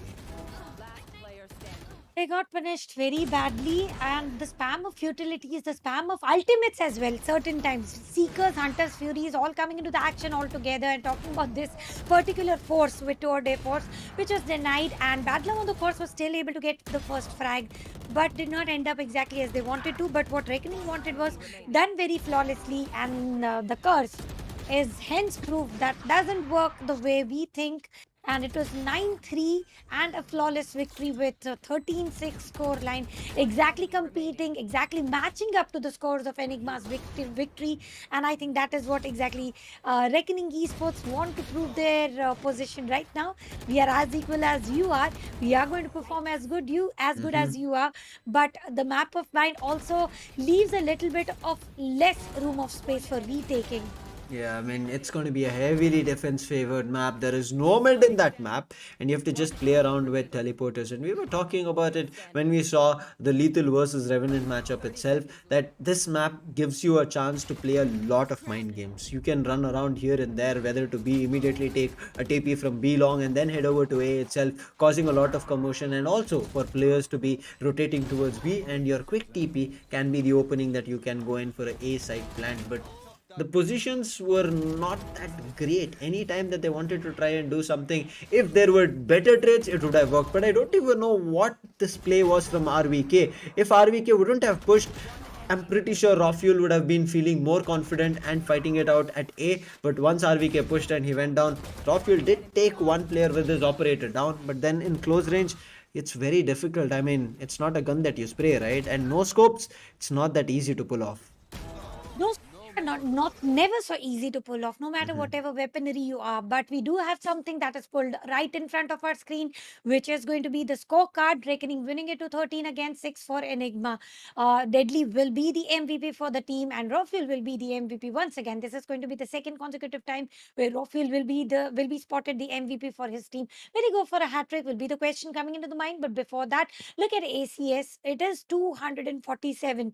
On the defender's side, the team that won, but even after that, Rafael has got a better average combat score. That doesn't get counted if your team is not able to at least cross 1 KD, and that is exactly what happened right now on the map of Haven. Rexy was not able to pull the trigger right on time, not getting one frag each round, and I think something did not work exactly as they wanted to.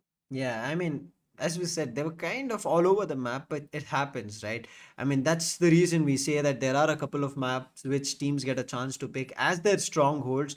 And yes, we saw the map choice coming through for Reckoning, and they had to win it. It was a do or die situation, especially. So that pressure and the confidence that they had on the map converted to a victory here for Reckoning. On the other side, Enigma, I wouldn't say that they've lost. But yes, this is a map that they have to start preparing for, because if they've lost here for Reckoning, this kind of a strategy and whatever went wrong here will be read from the other upcoming teams who are looking forward to face them tomorrow, as well as maybe even in the contender finals. And also for both these teams, Reckoning as well, they did lose on split. So whatever faults that they had, if they become, I would say, the contenders for the grand finals, then they have to be worried about it, because they cannot lose split. What if Global Esports picks split and you again lose to it, and then in that fashion you lose the title and Global become the king of the hill again? So there's a lot of thoughts that they have to think about when they're playing every map. Uh, yeah, absolutely. They need to think a lot. They don't need to show their weaknesses whatsoever, because that is Yes. how you get outplayed into the next upcoming matches when there is map veto coming in, whenever they have to go for the agent picks. And talking about the score lines right in front of your screen, 13-6 on the map of on the very first map for the day, which was split. Next Haven, again 13-6. Decider map. Defense will be initiated by Enigma Gaming, and this is the time where Enigma needs to make sure they create a good buffer. If not, Reckoning is going to literally wreck them all the way they did on the map of Heaven.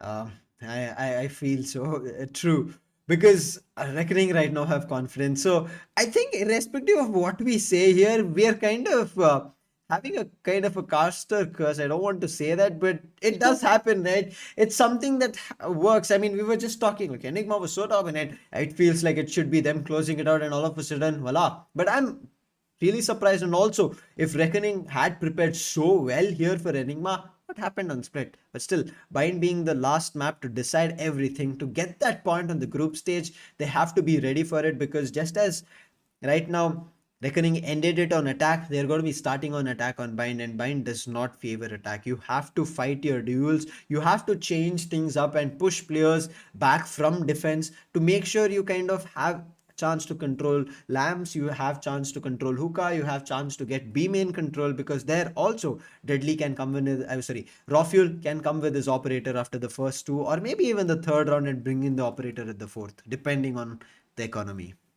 Well, talking about the operators right now, I would definitely love to see Belong and an operator. That is Hmm. exactly where he has got a collateral several times, where he has got a triple sometimes.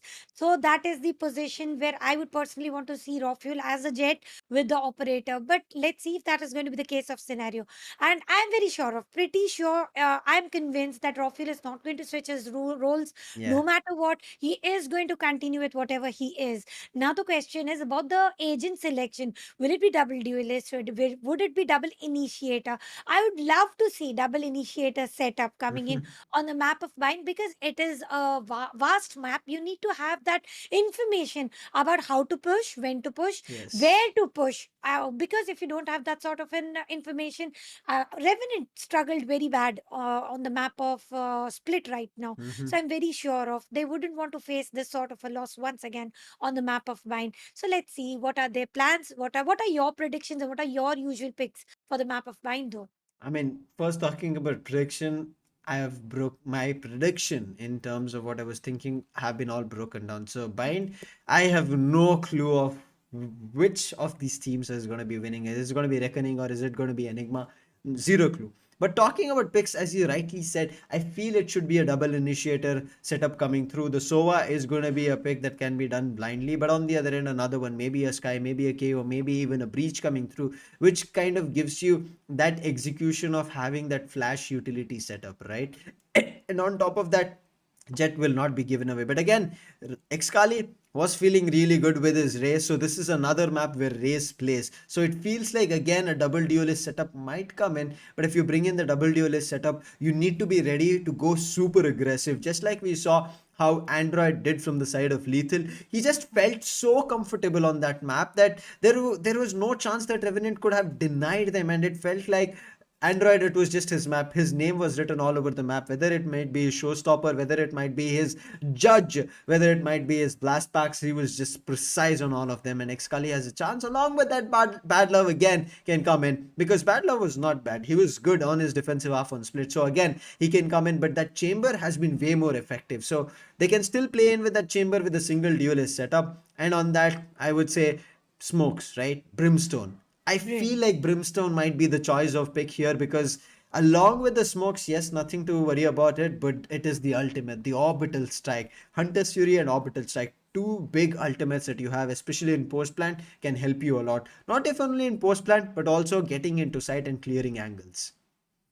For sure. I would totally agree. I would totally second your opinion. I am also expecting a Stimmy Brimmy coming in into the map of Bind.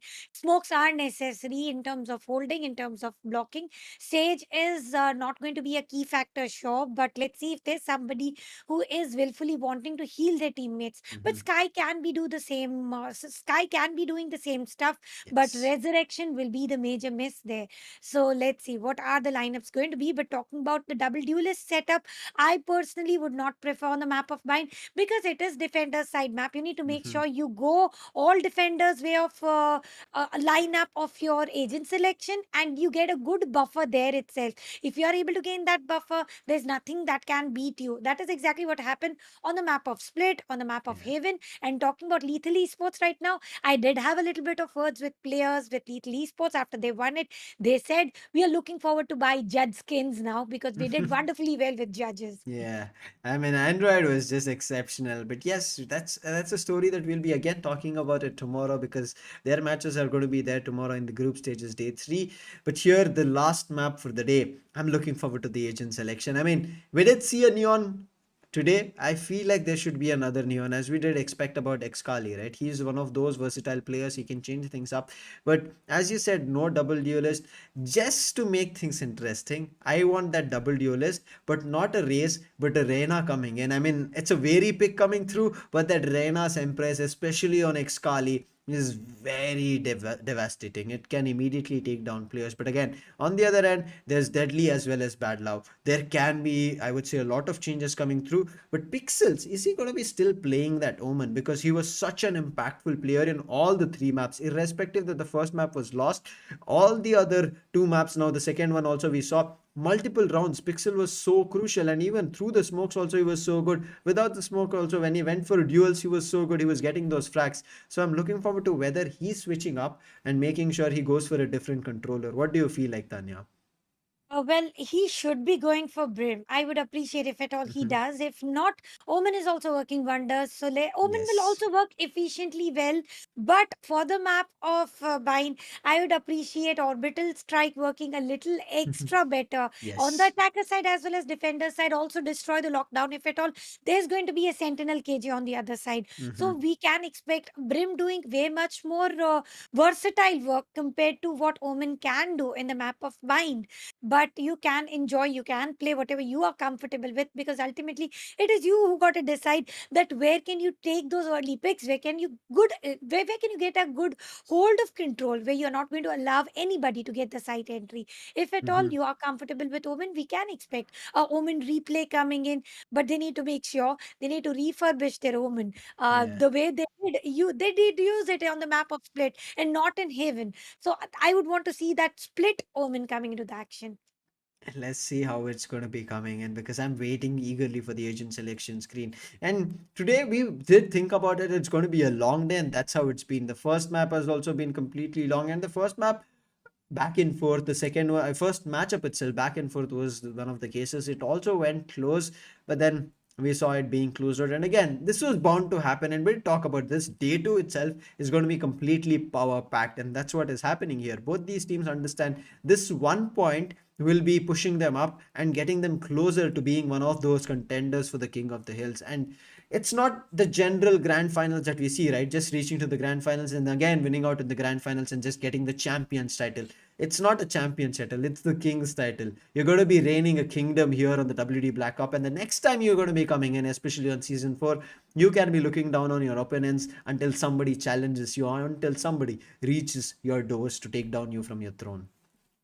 Right now, Throne is conquered by Global Esports, to be precise. They are Yes. two times consecutive winners. Is it going to be a hat trick for them, or they have got enough time to prepare against dethroning Global Hmm. Esports? So you need to make sure you are able to put a good show in any of the map, no matter you win it or lose it, but don't lose it up with a big buffer, because Yeah.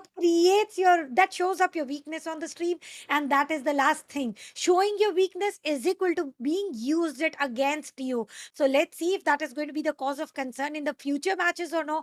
But Split is definitely not the map that has a upper hand, particularly for Revenant Esports. I mean, I'll be looking forward to it on how this team is going to be playing it out. Reckoning are going to be looking forward to closing it out as soon as possible here, Tanya. Because after coming out after the matchup here, right, winning against Enigma on Haven, they have that aggression, they have the confidence here. And yes, Bind is not a new map in the pool. It has been played out in the Valorant scenario for a long time now, just like Ascent. But Ascent is one of the classic matches that we are going to be seeing. But here's not going to be happening here. It was banned, but Bind is going to be the one map that I kind of really like, because it brings a lot in terms of change of pace. It is taking time in terms of what we are going to be seeing, of what is going to be coming through, but I think it's the suspense that's building up. As we were talking about Bind, and especially after seeing a scoreline of 13-6 and 13-6, I feel like Satanya here it's going to be again 13-6 and 13-6 itself. But do you think that it's going to be repeating and making a hat trick in terms of at least the score line? 13-6 again, and if at all 13-6 is coming up, I would definitely pre-predict Enigma might be able to do it. They are very good on the defender side on the map of Bind, and they've got a better comfort zone on the map of Bind. As you've already mentioned, it is one of the older maps that we have been seeing it since way too long. So having a comfort zone created, and on the defender side, when you are initiating, you can create a buffer. But the question will be, will Reckoning Esports allow that that sort of comfort for them, because if at all double duelist lineup is picked up by Reckoning Esports, their room of opportunity of holding the site one way is not going to work. We are not going to wait furthermore to reveal about how the agent composition is. Lucifer, please walk us through with the same. Agent selection right in front of our screens, and I was thinking about the KO might come through, and yes, it's going to be on Hirsch, and Hirsch is really good, and we just saw him on Haven where he was playing really really well. So it feels like for me that with this lineup he's going to be having a better time, and also in terms of fragging out, in terms of helping out his teammates. But this is what I was saying, Pixels, what is going to be picking, it's going to be a double controller setup with the Viper. It has been certain some time that we have been missing out on the Viper, because you understand, right? Once you commit those toxic screens along with the poison cloud, if you have a lineup, you kind of can't recover it. It's going to be in a difficult position. But on the other end, as we were thinking, the double duelist setup should come through for the side of defense. That is Enigma. They're going to be coming through with it. RVK still playing with that Sova. Antidote switches up with that Brimstone, and Rexy is going to be playing on the Sky. So this is something that we kind of speculated, but on the attack, the KO, the Viper pick, along with Bad Love picking up the Brimstone. That was some, I would say, confusion, I would say, can bring in for the side of Enigma. Maybe they might not be prepared for it, because Bad Love has been frequently playing Duelist, Chamber, and the smokes coming through might be something new that they can pull off, and maybe Enigma might not be prepared for it. The double duelist setup, as you mentioned, on the defender side is going to be Enigma's pick, Rexy as an initiator. The flashes are going to help them, sure, but let's see how this initiator is going to work out exactly against Soa, the Soa and KO. That is exactly how they are going, double initiator setup. And for the defenders, for now, Enigma, they are also going with the double duelist setup. I think this is fair enough, team. A double duelist, double initiator, one controller. Wouldn't deny they are going perfectly well. But the only cause of concern will be Pixels here using a Viper. Post plant lineup are going to function just about right. We did see a versatility of play from Pixels coming in. Now, this is the last room of opportunity where they can go ahead, get a step up by winning the map of Bind. Let's see how Pixels play is going to help them push their play button. Pills. This is something that even I did not expect. I was thinking that maybe he's going to be going in for a Brimstone pick, but the Viper. Now there's a chance of this Viper pit being committed, especially on the attack. And Viper's pit, you know how deadly it is. It's going to be not only denying you vision, but if you try to retake inside that, you're going to be damaged. You not in terms of like not even regaining it, but it is going to be dropping in terms of the health, and the fight becomes easier for all the attackers, that is Reckoning, who are going to be inside the Viper's pit. So it's going to be very difficult to fight out Enigma. On this double duelist setup, they have to be aggressive, because they've given up a couple of the utilities here and there. They have just one initiator, that I mean, say, let's say a double initiator to play with, and they have no sentinels. So they cannot be kind of playing passive completely, because they do not have any positions to hold with, I would say, traps or utilities or something like that. So they have to be aggressive, and that's what Rexy wants to do. He has a flash now. He can go for a pop and kind of deny the aggression coming through, but it's only Xkali playing along with him, and Xkali's position will be known, and he's going to be in a tough spot. But look at that, Rawfuel comes into versus Harsh will be able to take down through the smoke, but Rawfuel, he was just wandering around and trying to push out Hookah. But look at the trades Spike coming through, down, it's so B. better, as Bad Love immediately trades on Rexy. Now Antidote, he wants to push out on Hookah, but he needs to wait for RVK if he wants to have a chance to win this battle on the defense. No giving some random Spike pot shots. planted. It's not going to work. He needs to go ahead, have a precise aim, except for Pixels holding an off angle. Once again, Pixels spotted with the same pattern and play, and one player through the hookah, one push through the spawn. Let's see how everything is going to work against them or with them. RVK will be able to take down Deadly, reducing it to a 2v2 affair. Achievable draw, enemy and remaining. as soon as I say One that, enemy Antidote is remaining. going to take down Bad Love and Pixel with that angle. There was nothing that could have stopped Pixel for a while, and Pixel was attempting to take down RVK, but RVK had a good angle, had a verticality involved, and also the very first round going into their favor. Not so quick round, not so smooth round, but this is what it is. It is always topsy-turvy. You can never predict a round which is filled with only pistols. Uh, back and forth, so many things happening right as now, and this is why I said this map is going to be completely suspenseful. But RVK through the smoke and the way they were able to get this is just crazy. I mean, there's no thought that you can kind of think that okay, there's a chance of comeback because there were smokes, there were different angles that they could have held, but everything gets denied. But look at this, Reckoning also go in for a force, even though they lost the round. So this is going to be very crucial for them to convert. If they mess this up, they're going to be losing and also have economy damage. And there's no coming back except for two more consecutive rounds losing against them. Antidote waiting for the smoke to diminish, but Antidote has got two more smokes to work out with. A push will not come in for sure. Dash will be coming into action. And what a trade! Spike What down a finisher! A. RBK One and enemy Rockfield. remaining. Excali with that judge is also proving himself very, very deadly. It is all up to Pixels. What can he do here? Last player remaining. Aldron has revealed his exact position. And there's nothing much more that Pixel can do except for picking out one frag, which will also not be allowed by Raw Fuel here. What a play! 2 consecutive rounds going into the favor of Team Enigma. And we just talked about economy damage coming in for Team Reckoning Esports, and that has already happened now. Yeah, I mean, I don't even know what the play was, but we kind of figured it should be a run and gun, and that's what they tried. They pushed from A shot and then immediately started to take cover, I would say, control at A showers, and you saw the run and gun was not working there. They were ready with the crosses. Enigma immediately countered them and players just fell apart. Now it's just sheriffs galore. Let's see if they're going to be pulling up a Shiko right now. It's not going to be that easy for them. Excali is going to be denying the 0 point, as well as the recon also at B long will be denied. So information in terms of which agents will be there, it's going to be difficult. But again, Harsh gets spotted. He should be the first track. Oh no! I mean, it was an extra use of utility. While there were just 2 players, they could have peeked him. But nonetheless, it's going to be a confirmation that Harsh is down. Antidote confirmation that players are pushing in on the side that he has been waiting for. Let's see if there's going to be any one tap popping immediately. Pixels trying to use a smoke cloud, a venom cloud immediately, and the vision is blocked here. Deadly will take down one player, followed by other. RBK will take down Deadly with only shock dart. Utility is wisely used. Spike will be planted. No, it will not be planted. It is Rockfield with a triple right now. Will he go for a 4K? Is going to be the question here. Bad luck. It is a shutdown with a 4K coming in from Rockfield. Rockfield is fueled up on the defender side on a different level, and we missed this Rockfield on the attacker side. Yep.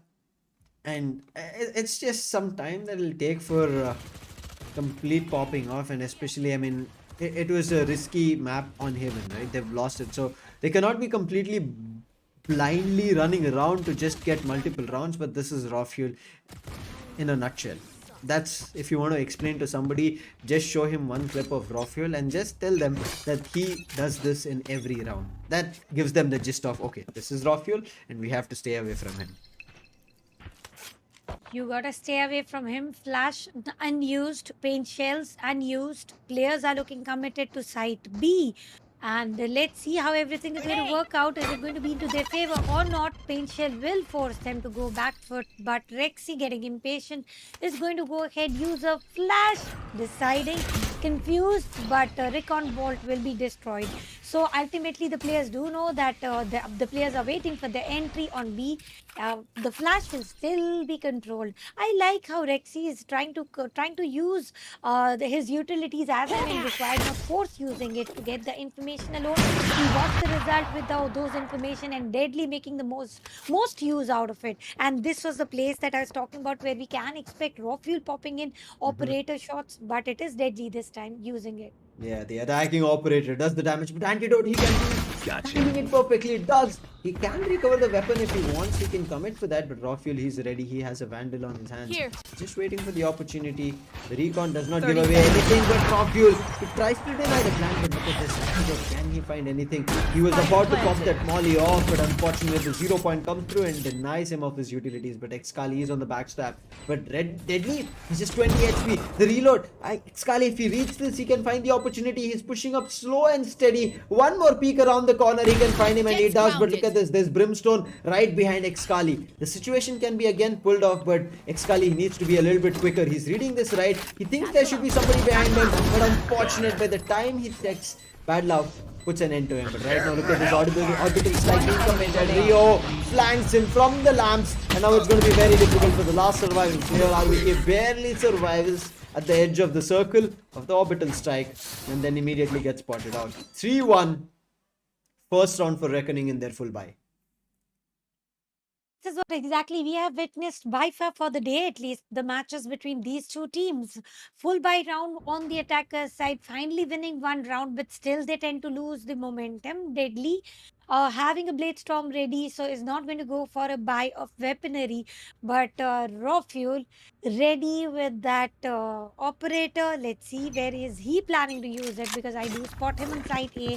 Deadly trying to push in, and a good angle pull. Dash will immediately deny any vision, but Rockfield has got a different plan. He will be able to take one strike. How many more to go will be the question, reducing the numbers to 4 versus 3.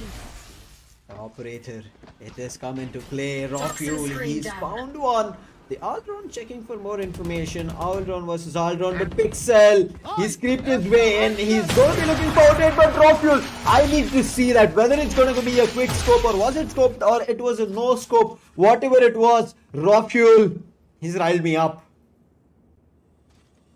He is hyping the situation right now with the operator. He's got a good peek, but now the players of Reckoning Esports are scared to even peek through the angle where Rockfield is ready with his operator.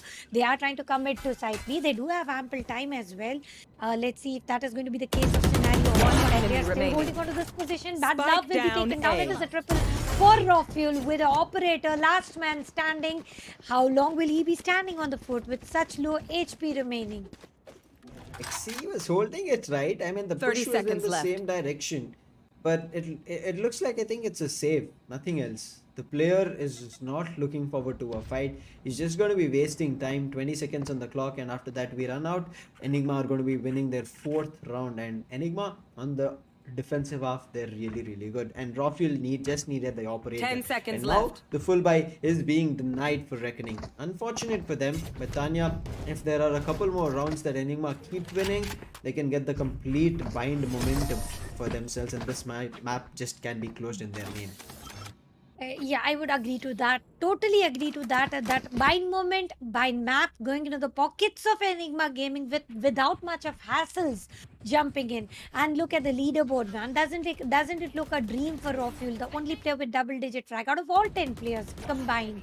Bad Love did have a good angle, was trying to fight somebody else, but then you very well know how deadly Rofuel is with operator there. He was able to get a triple for himself, and that was already a shutdown to this round, and the shutdown was in their favor. Get for out sure. of my way! Now once Standing again ahead. they do look committed towards side B. Well, let's see if that is going to be the case of scenario or no. But Bath has been pushed. Rexy with a flash. Is it going to be any easier affair for them? Side A also looks committed. It is a mix of both. It is a split play. But Xkali, along with Antidote, they've pushed up B long. I mean, Spike, it can be spotted if Xkali picks a player off his right side. He needs to check, but Xkali he checks, but he thinks that there's nobody going to be there. But Brim is also coming the same way. It's going to be Antidote, but now it is going to be a crossfire. Unfortunate, the flash, it is timed perfectly, but Antidote is good for one, and Hirsch trades. Ooh, that was so close to losing the Spike. 3v4 situation. I mean, it was an unneeded push from Enigma. But okay, they've done it, so they should be kind of okay with it right now. But look at this, Rafuel, after kind of losing the control of B side, he's repositioned himself at B. But look at this, based on being denied Pixel, but fortunately finds a trade. So this game is still a 2v3 situation in the advantage of Reckoning. But look at this, the ultimate gets committed. This is the opportunity.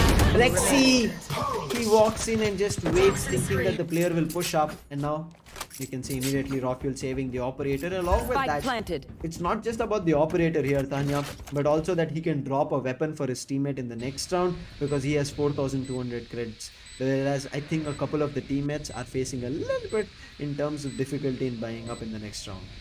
Yeah, they are going to struggle. At least one or two players who have been getting eliminated every single round, who have been killed every single round. So let's see what are his plans. But for now, everything does look pretty smooth for Reckoning Esports. They have used Viper's Pit, and this is what we were talking about. Once the Viper's Pit does get activated, and even if you just try to go inside, you tend to get vulnerable, and that is what Pixels made most use out of it. Got the second man removed out of the battle, and it is Raw Fuel not willing to pick up a fight. He wants to save his operator, which is way much more worthy than attempt to fight. He does get early picks, he does get final finishers, and that is fairly enough. Exactly. But this push, I mean, Excali does give a glance to it, but kind of messes it up. But this timing, I mean, unfortunate for Antidote. I think he should have just held on. But there were trades which were better coming in, as we saw from Antidote's skill to the upcoming fights. All of them were better trades from Reckoning. So they're getting the scoreline a little bit tad closer. It's just 2 more rounds, and we have started off with the round. And Rocky, look at him. He's gone aggressive, but the timing was just a bit better, because of which Pixels had a chance to cross over, but Rafuel is reading this. So if Pixels pushes up, I think it should be the end of him. It should be the end of him. But is it going to be the end though? They can go with the play of patience. Is it in the case of Snacking? Yes, Pixel goes with patience. He will be able to chase down Antidote, but not for so long. Rockfield is also ready with his crosshair. Takes down one, and now with the abrupt huge deadly test is also taken down. Was that a perfect room of opportunity to plant the spike? Spike will be planted. A retake coming into the action. It is a 3v2, and through the elbow, peeking is never too safe when you know RBK might just pop in. Smokes also deployed. Let's see how everything is going to work it out. 2 versus 2 is a doable. Still there is a clock. Still there is a time bomb that is ticking. But fairly enough, if they are able to get that frag, they might be also able to end up winning the round. Yes. Player standing. RVK had to win that deal. I mean, the prediction was right, the read was right, but they don't win it, because of which it's going to be a 4v3, and right now the economy might be good for another buy, but I hope they go in for a save. Let it be an equalizer, but again, get that operator back, because if they don't, it's going to be a tough time, and yes, they're going to be committing in for Nico. Unfortunately, Enigma, even though they started off well, Reckoning have found their footpath where they have to kind of make their road, and in terms of walking, in terms of getting a lot more rounds under the bag. There's no way that Enigma are going to be trying to push back, especially in this round at least. Sure, they have to make sure they keep their peace continued, they keep their composure continued, because if not now, they are going to struggle with the weaponaries, and we very well know how everything will work out. 0 point wasted out with the Sheriff tap, but Harsh has got a very good angle. Let's see if Owl Drone is going to give that required information through the smokes. They are trying to enter not one. The one player was witnessed, and he's also tagged nicely. Paint shells are also coming to the action, and Harsh is going back for it. Flash will be used to get the hookah entry, and on the course, there is a Trailblazer popping in. Deadly has been spotted. So now Enigma Gaming has realized it is not only hookah that is being pushed, but also side B. Look at Rawfuel's position. Pixels is not reading. The corner needs to be checked. Rawfuel finally does it. But look at this. Bad Love is also there. The gun gets recovered. And Rawfuel is falling back. So there's still chance to get this round if that Blaze Storm is still activated. The weapon gets kind of given to a teammate. Now that 30 recon seconds left. gives them the idea that there's nobody inside. But Shovers, they are pretty sure there's going to be a Rawfuel, because that's why he pushed up front. And look at this. Rawfuel, the confidence on him. Just wanted to make sure, deny that spike as long as possible, because his teammates were making their way in, and denies that spike plant. So 12 seconds on the clock, and again another showstopper coming in. The spike gets planted, but the showstopper does not find anything. Antidote will be finding a frag, and look at that, Antidote goes in for the second. Now it's one last player surviving. They picked up the weapon, they're sticking in the defuse, but the shock darts are going to be coming in, and RVK needs to stay away from it. And he does, but both of them, look at them, barely survive Tanya. Just clutch the round. Thanks. player pattern, how the Shogdats were used to avoid. But on the course, they did manage to go ahead with the half defusal. All they had to do was get that pick and complete the work that they left halfway through. And a thrifty round going into the favor of Team Enigma. That is too much earned already. Two players were surviving. Rafuel is now again back with the operator play. On the other side, we are going to spot total of 3 Vandals, indeed 4, with half shield for Deadly though. And let's see how they are going to function this way. 5-3 is the score line. This is going to be the closest match we have seen for the day by far. In either of the matches, it was one team on the defender's side taking a humongous lead, where catching up the pace was not a chance, not a room of opportunity, let alone chance. But talking about bind, it might also go overtime if this is how players are going to go seesaw. Yep, it might go overtime, but the wait will be there for that because back and forth it does go. Enigma do not want to give away a lot of the rounds, but their strategy or their set pieces that we are seeing of what they want to do and how they want to hold or execute is same. But still, Skye finding things. Oh, he gets damaged a lot, but they do have a Skye, so the heal can come through. The regrowth is going to be there. Skye just needs to wait because the position cannot be just given up and then they make their move here. So he has to wait until his teammate makes his way here and then Rexy gives him the opportunity to heal himself up. But right now, backing up RVK, it's still going to be Xkali. RVK's position should be kind of known right now, but RVK he himself gives away his position. Tries to do the damage, but look at this. Everybody takes TP. Xkali gets the heal, and look at them. They're immediately going in for a switcheroo, and they are going to the B long from defense, but the attackers, they're going to the defender spawn. Rafuel spots them and they're rushing towards Rafuel. They're rushing and gushing. I mean, they need to switch things up because denying Rafuel's operator is going to be very difficult. And finally, head back to B and get the plant on. All they want to do is not face whether they want to face Rafuel or no. Rafuel is definitely going to push through and try to face off against the opponents. Last player, Rio is able to get the 1. Will he be able to get the triple dub happening here? On the attempt of getting second, Rexy will put a shutdown to Rio. And also, this is going to be the 6th round going into the favor of Team Enigma. And not only that, the operator is also saved. So that is a win-win round all the way through. Yeah, I mean, I don't even know why. First, they went in for a switcheroo and tried to push up to A. It is a good one. But once they understood that Rafuel was not at B, they should have committed to it.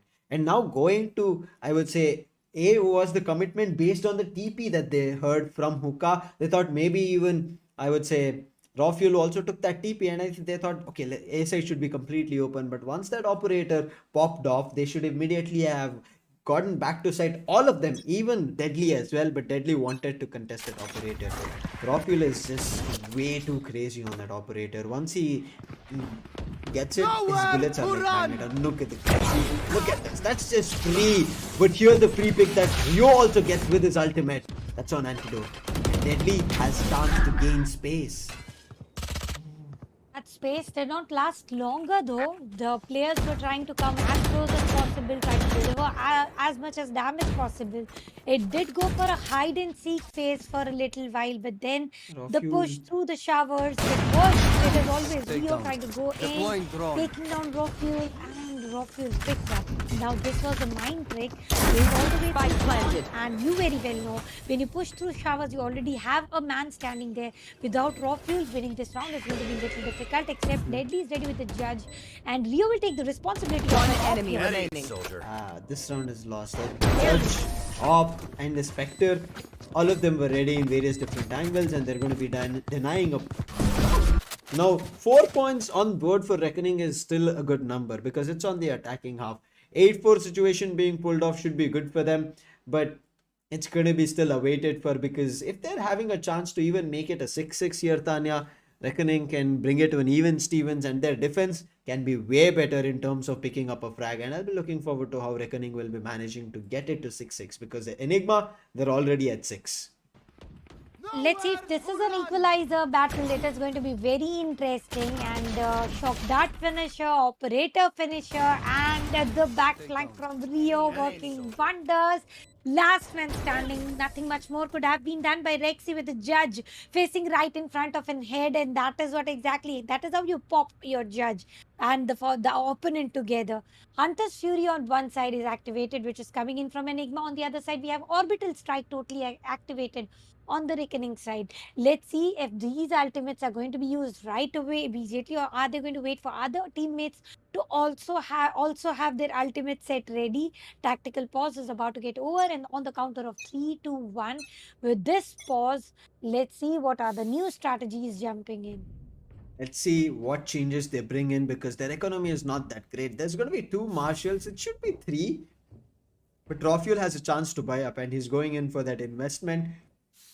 And also at the same time, I would say saving up some money because he knows that he wants that operator back online. Antidote quickly running in to check showers and to hear any kind of a commotion coming through. But look at the position that Rafuel is in. Oh, that was close. They can have the idea that Rafuel can be hiding right now in a cheeky position. Oh no, the ping gives away his position. That's all, it's gone. Right now, whatever strategy they wanted to pull off, it is all destroyed. But are they backing off from the fight against Rafuel? It looks like yes. Rafuel, he's found the opening. He can immediately pick up a fight here. Oh, he's flanked. He's gotten a chance. He saw the pixels. He should take the fight, but look at the trigger discipline. He knows if he misses a bullet, he's going to be giving away his position. And Posey is the last thing that you would want to give away, let alone anyway. If you are predicted, you can expect a 3 stack pushing against you. I like the way Enemy kill. Deadly 10 taken down and not risking furthermore. Is he going to go ahead with the same angle? Because this is how exactly where Hunter's Fury will come into the action. A lot of damage delivered. Though no casualties spotted. And on the course, let's see what is the Recon Vault going to deliver the required information. But RVK with that one tap coming in from the Sheriff. Harsh is taken down 3 versus 4. Spike is down though. So this is a good opportunity. Rocky once again spotted on the same position, same flank. remaining. But this time RVK will be able to take down 2 more extra flanks. Unfortunately, Rio does not have any utilities. There was a molly right in front of him. There was smoke. So for him to push up, it's only out towards back of side. And he tries it, finds Rexy, but cannot deny the defuse. So the Last defuse is round done. So it's in going to the be the half. 7th point on board for Enigma. And the operator, it's back online for raw fuel. Not only that, they are going to be having a full buy as well. It was not a great buy up over there, Tanya, but still Enigma made it work just because of one flank, one push, one backstab coming in from raw fuel. The first frag on Deadly, then immediately he could have pushed through market and picked up a fight. But what did he do? He went the long way. He went towards and close to the attacker, spawned through the tunnel and then met them and took down Bad Love while he was thinking about the orbital strike. While the thought was sure towards orbital strike, but I don't know what are the thoughts of raw fuel particularly. I have very rarely witnessed him going back flanking and winning the rounds because he's always up close and personal with the battle. Yeah, fighting right in front of the stage. Talking about the fight in front of the stage. What we do see a lot of casualties jump in, shoots, and the first all together. Bad Love will be holding a good angle. Revival attempt will also come into the action on the court side. First Twitter is also activated, which is giving them enough time to plant the spike. Now with very low in HP, 2 versus 3, no healer. So it is going to be a tough call. But I would still say Lucifer, it is not an impossible round to win for Reckoning. Yeah, they just need information. They're looking for the information. I feel like one position was known. Excali's jump was heard. Unfortunate, he gets taken down. Now Pixel, he's just surviving barely with 9 HP. The flash should have found him, but Pixel was fortunate enough to flank as soon as possible. Now his position is switched around. He should be able to kind of again being found, but Rexy is just one bullet away from dying, but Rockfuel was along with him. And look at them, how close they came. They could have lost this, I would say, defuse as well. But they played together, they had the composure, waited for the patience, and just 1.9 seconds to save the defuse. It was a very difficult round, very uneasy. The players had to go that flexible to go ahead, win the round, losing the players all the way through. Though they had already outnumbered the attackers, that is Reckoning Esports, but still, this round was very difficult to earn, but very important to earn alongside. They could save their operators, if I'm not mistaken. And talking about the replays here, Viper's ult did deliver the damage as and when required. But look at Rexy. He was decaying, he was vulnerable, still pushing in through and getting some frags, and a good performance spotted here, turning it to a 8v4 finisher on the defender's side. Talking on the attacker's side, what are your calls here? Because it is not functioning as it was. Neither 9-3 curse happened, nor 10-2 happened. So what do you think is going to happen now? Right now, Enigma have the advantage here. They pulled off 8 rounds, but still, 4 is good for Reckoning, and that's what we say. Because this was a heavily defense-favored map, having 4 rounds under their grasp, under their belt, is good. But still, Enigma, they need to push up if they want to win. Otherwise, Reckoning can have rounds under their control because they are on the defensive half. Right now, the push is taking some time because they want to gain information, and also at the same time causing distraction. And Rawfuel, he is quick, he is fast, but that's how fast he also gets taken down, because Hirsch, he was hiding on site and nobody knew that position, but Xkali, ooh, Deadly has a shorty. Xkali needs to clear that, but RVK, and this is the timing. RVK took a player from backside and immediately Deadly turned and Xkali entered Lamps, and that's done. They've gotten control of Lamps and easily Spike planted. The spike not so easily planted, yet so easily planted. It was a mix of battle all the way through. Regrowth is still available. So let's see if that is going to be utilized anytime sooner, because that he has got plans as well. Being flashed, he is just going to use that recon to get the information as and when required. They're going to hold on to One the position, enemy remaining. not compromising their position. That's what they have to do. And they have done it. Made it very easily. On the course, Leo was able to take down Rexy with the shot in the hands. He was proven deadly and he made sure of he was able to take one frag. But with that frag, still they did lose the round. Now Enigma with lots of specters and full armors, except for RVK going with the ghost battles. This is another round that should be written, but Enigma, they're going to be getting double digits here, Tanya. I mean, that's not something that you want that your opponent gets, but especially having an 8-4 split in the first half does give you that, I would say, 1 round advantage where you can, or I mean, sorry, 2 rounds advantage where you can get closer to double digits, and that's what everyone wants to do. Oh, the confidence was there from Deadly, but that confident peak was contested from Rawfuel, and it takes a player down. And look at that flying Xkali coming down. It was Rawfuel, but Xkali, I mean, it looked like when you lose a life in a couple of games, right? You drop down from the sky and use your next life. That's how Xkali dropped from mid-air. I mean, he's known for those blast packs, but a flawless being pulled off. Rawfuel, I know you stole that show and you got yourself a brilliant round, but I mean, I was a little bit mesmerized and dazed of Xkali's blast pack play over there. It was a good play. The Sachin jumped and entry. It was a good play without a matter of fact. But 4K always overpowers the entries that you get. So ultimately, now the double digits have already come to an action. So this is the time, Lucifer, that we say that Team Enigma is just 2 steps away. How easier or how difficult is the journey going to be for them? Flash will pop in immediately. Pixel's position has been revealed. Smokes are also coming into the action towards the hookah side, and with the paint still, there's nothing there. There's nobody there. All the utilities are already being used. So RVK with the owl drone. Information was seen, but still not sufficient enough to go push it through. This is the mental game I talk about. The amount of utilities, boom. I'm not too sure of the boom, but they did throw down the paint shell.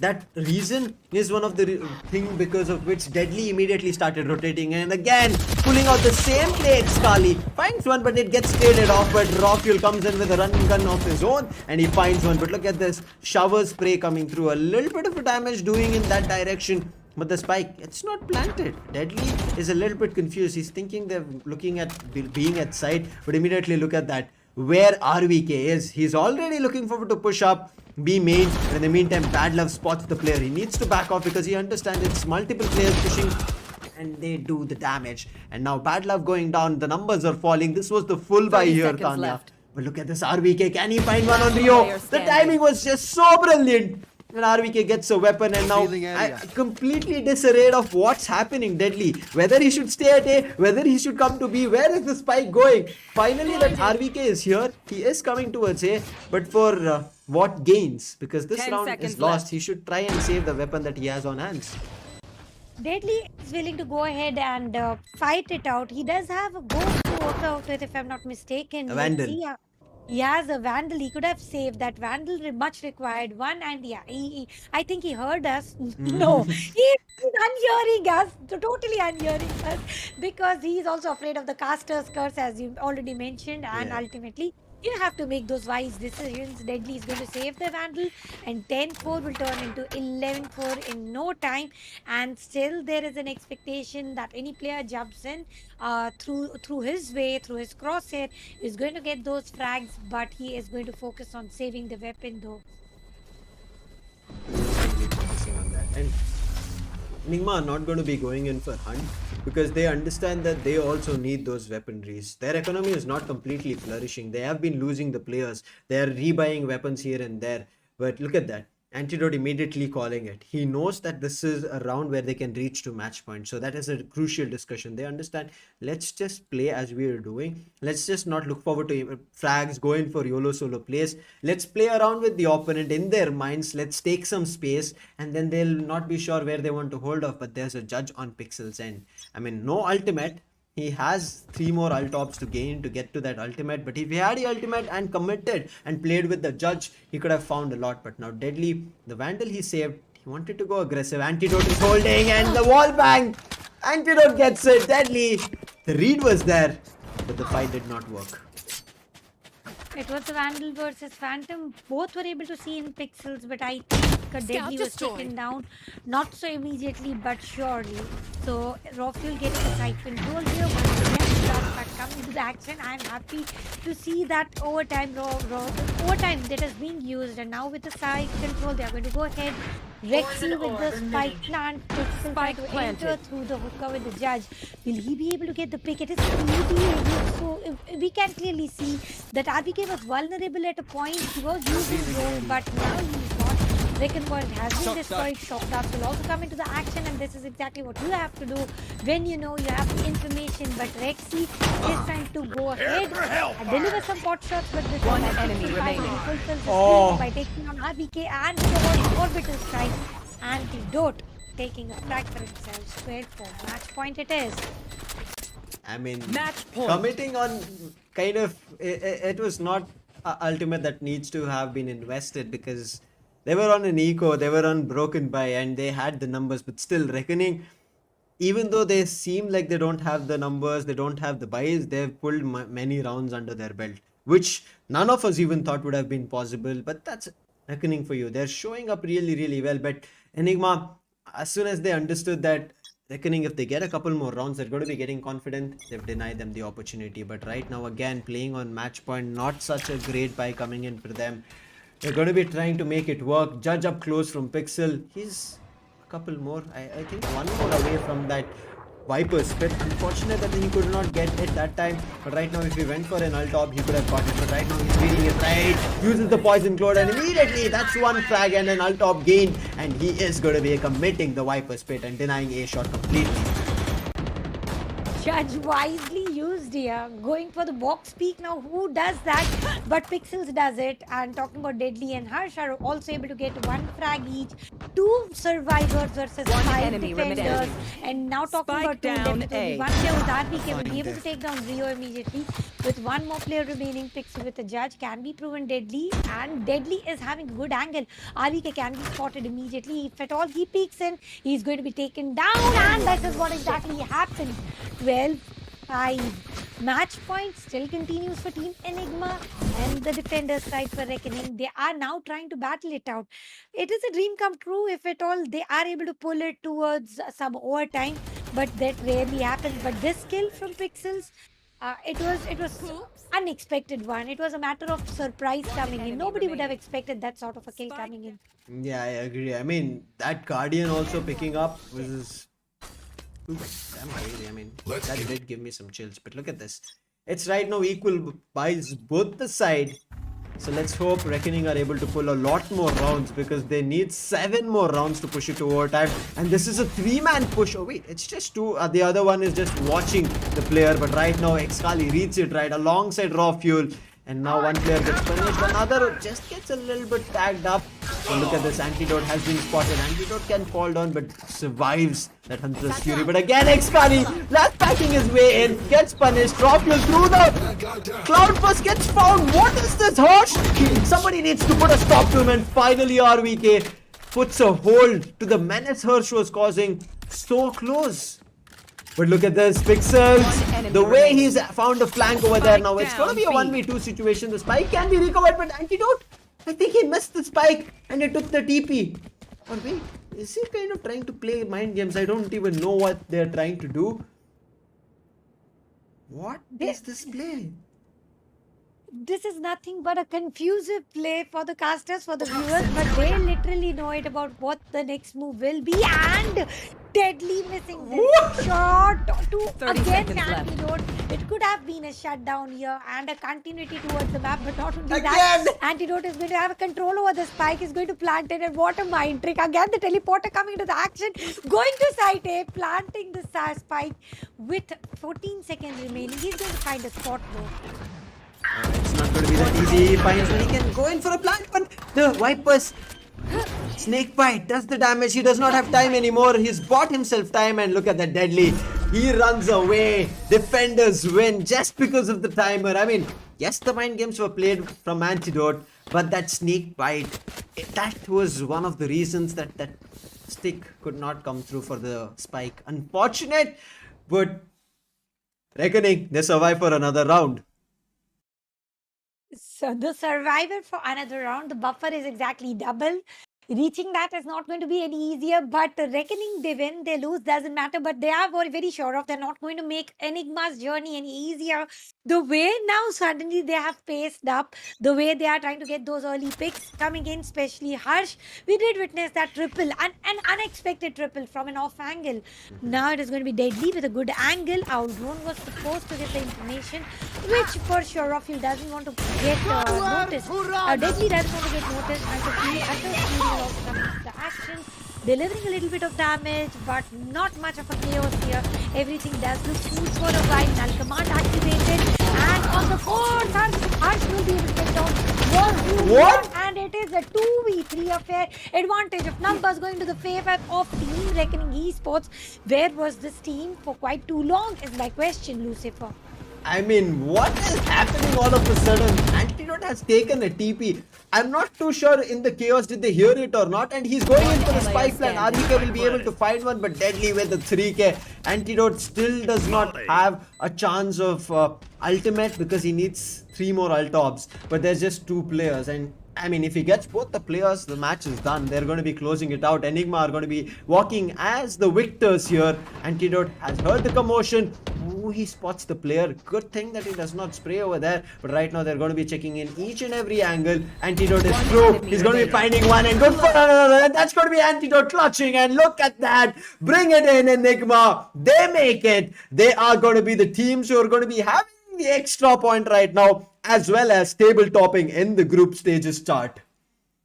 Congratulations, Enigma. It was not so easy after the loss Not on at the all. map of Ascent. It was very difficult. It was a topsy-turvy day for them. Winning one round with a good buffer, losing a round with with a good buffer once again, at least for Reckoning.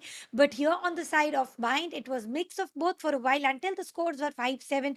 Once the sides were switched, I think that is where Enigma made it possible. Enigma made sure of that they did not lose rounds furthermore. They tried to save every single round, and particularly that operators. The only player that played the least on the map of Mind was Rexy in terms of utilities. Sure, he gave all the support required, but in terms of frags, that was a major miss. I mean, this last round also, how it played out was so confusing. They entered the side, they did get the advantage, but all of a sudden, players just started falling like dominoes from both the ends. But at the end, it was Reckoning having control and the number advantage.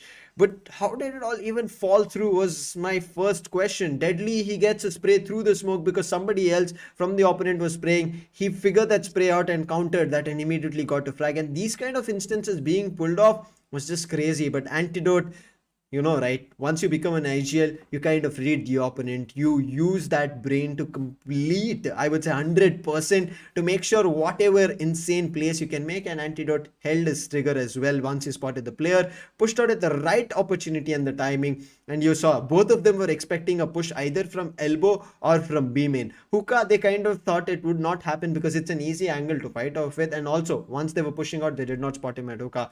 But kudos to Antidote to close it out. Otherwise, we could have gone another round over there, and might be Enigma might have had an economy disadvantage, and the scores might have kept getting closer and closer, Tanya. It would have been a little difficult for sure, but I think for Enigma today, nothing looked impossible. They were very comfortable in all agents, in all roles. They were very sure of either we play Yes. initiator, either we play a controller. We are going to make use of all the utilities very nicely, very wisely, and that is exactly how everything happened. Two consecutive rounds 30 seconds did go left. for the initial start into the hands of planted. Enigma, but then gradually a comeback was also real coming in from Reckoning. Remaining. But I think something was missing. The X factor was missing, which was spotted into the last two rounds, where the comeback was not expected, sure, but that those two rounds were the rounds to watch out for on the map of Bind for Reckoning Esports. I mean, the mistakes that we are seeing that was made from Enigma, as well as, I would say, Reckoning. We saw Enigma making these mistakes on Heaven, right? Going in for raw peaks rather than using more of their utilities. Now you see Reckoning making those mistakes. Most of those duels, they lost because of the raw peaks. And look at that. Nobody cared about that recon. Somebody had to destroy it. And just because of that recon, and while the spike planter was getting that spike down, got his position pinged. Unfortunately, the spike could not be, I would say, denied, but still they found the spike planter, and that was enough to regain his weapon and fight it out. And here as well, Pixels, he was good for one, but the numbers were there here for Enigma, and they found the players one after another. They just waited for those pixels and they got it. And Rio, I mean, he wanted to outsmart them, picked up that shotty, but you know, shotty is only good at close range, and you're going to be able to pick only one player off. So Rio tried that, he did get one player off, and that was just not enough. But a flawless, as you saw in the Spectre, run and gun was the case and scenario. And also in a full buy, Enigma denied. Enigma got the weapons. They got that bonus working in their favor, and they denied that. And from there, we reached match point as well. But from there, it was a fight back scenario that we saw. Reckoning came through for a couple of rounds at least, but then they were also put to an end. These two couple of rounds were the rounds to watch out for from the Reckoning side. Everything was done from 4 until 6. The way they were pushing themselves, the way they were placing themselves instead of pushing would be the precise word. I think Reckoning would have done it had it been done a little earlier, the scenario would have still been towards the continuity. That did not happen, sure, but a good fight, a good play, a good mindset from both the ends, except for Raw Fuel excelling in every single map, excelling in every single positioning, maybe attackers, maybe defenders.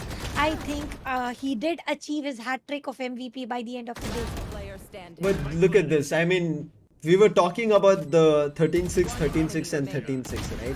It is 13-6 to end it. All the three maps, I mean, maybe Enigma were waiting for that to make it be a 13-6, and that's the reason they were giving away the rounds, or maybe the other way around. But irrespective, it was a very brilliant match to watch from both the ends. Both of them gave their best, and it was not, even though the scoreline tells us like, okay, 13-6 meaning that Enigma were better, it does not give you the complete gist of it. It is that the other team were also good. We saw rounds get so close, but Enigma were able to cling on to those victories in multiple rounds, and that's the reason the scoreline is there. It's not that Reckoning were bad or something like that. You saw Hirsch play out so good, Deadly finding some insane positions and frags, as well as the other players. Rio were also on point, but it's just that worked out better. Pixels, I mean, that one play where he used his poison cloud and a judge right below a shot, that I would say now, before it was just a brown box where one ways were used. It still kind of is called the one way, but unfortunately right now it's kind of maybe kind of a stairs thing situation, and he found it really, really well. That one way and the position worked out for him. So that was one round opening where they got two rounds back to back. But what a brilliant matchup to witness, Tanya. 13-6, 13-6, 13-6. But alongside day two, all the three matches, I would say six maps that we witnessed were all same. Same for sure. It was amazing playset, and that is what we were expecting for the start of the day, Lucifer. We are not going to see 2-0. The Mm-hmm. range where we are reaching onto, the pace that we are reaching onto, the players are trying to go ahead, push into the pattern of play where they choose the map, they win it out to reduce the threat of 2-0. Ultimately, they also here to qualify towards the next stages, Yes. but Enigma was way better into the map of Bind in particular, because for the final two rounds for Reckoning Esports, we did see that aggressive play that was a major miss from the start until now. Let's head towards the scorecard. And Rafuel, congratulations for completing a hat trick of MVP on the screens. Yeah, I agree with you. And this time, look at him. He's pushed to 400 ACS. 404 is what he has reached. We have seen him at around 300. So he said, let me just keep pushing my potential. And that's what he's done. And here we said, right, every player played. And here in this map, it was Rio. Previously, it was Deadly. In the first map, it was Hirsch. So there have been a couple of changes in that MVP. And that's how the performance was also seen from Reckoning. Nonetheless, a great effort coming through. But this was the same scenario. You saw the ACS was kind of similar in Heaven map also, but the number of kills was some reason. I mean, they could not pull off a lot, but still, Rafael kept pulling those things. I mean, you can look, majority of the players from Reckoning do not have a positive KD. Unfortunate for them, 0.8, 0.7. Deadly could not do what he wanted because he was getting denied. There was also some flanks coming through, because of which wherever he was trying to move around was getting denied. So the defense advantage did play out in the cards for Enigma, and they made it work. Yes, they gave up a couple of rounds very early on, and as you saw, the 8-4 split kind of gave us the idea that there might be a situation where we can see a comeback, but it did not happen. They did not let go of the comeback, and with that we finish off the day 2 matches. A very interesting and a power pack day, Thanya, this was. Day it was for sure, but tomorrow you are going to have even more power pack, because you're going to witness Enigma and Revenant Esports against each other, and Reckoning Esports versus Lethal Esports against each other. Keep on showing the same love and support that you have been showing to your favorite team forever, your favorite players forever. And if you have any love for casters, feel free to also share show some love in the chat section. But towards the prize pool, once again, it is 10,000 US dollars, which is massive. The first place is going to take away 4,500 US dollars, which is the biggest piece of the cake. It is the biggest one, but there are 3 very specific prizes which I'm going to be giving you highlight very soon. But before that, the 5th place, as we are saying, has been confirmed for all these 4 teams here. That's going to be 350 USD. So they don't have to worry about that they will not be getting anything. So it's uphill from here. They'll be getting better prices if they get better placements. But these 3, okay, there's going to be 4 in total: MVP, MVL, and MVS. Alongside it, there's going to be the emerging player. So these 4 titles is what I'm looking forward to. Who is going to be grabbing MVP is something that we all see, Tanya, every time, but it is the other titles, the leader, the supporter, as well as the emerging player. Who are these players who are going to be coming up and taking those titles? But all of this will be revealed in the grand finals. And still now, even though we saw a very good intense matchup, we don't know who that contenders are going to be, whether they have a chance to even take down Global Esports. Absolutely, who those contenders are going to be. They are going to level up. They are going to get even more prepared, better prepared to combat against any team that come against them. So I think they are having enough time to prepare to outplay. And talking about the flanks, Rafuel had the best flanking Yeah. day ever today, in terms of showers, in terms of B long, in terms of A long. Everywhere that he went through, he was able to procure that triple kill. So these are the tiny, minute strategies that you need to practice upon, because it is not easier to go back flank and get those frags. So this was the time for the day. It was a perfect day for Rafuel on the attacker side, on the defender side. And the best part was he was back flanking on the attacker side and still winning it. Yeah. Now that is the last thing that any of the attackers would do. So you wouldn't expect anybody coming from behind, but Rafuel had his own plans. I mean, that's what Enigma also wanted to do. They wanted to have their own plan coming into fruition, and they were able to do it and get that victory. But with that said and done, we will be looking forward to meeting you again very soon. That is going to be on day 3. That is tomorrow itself.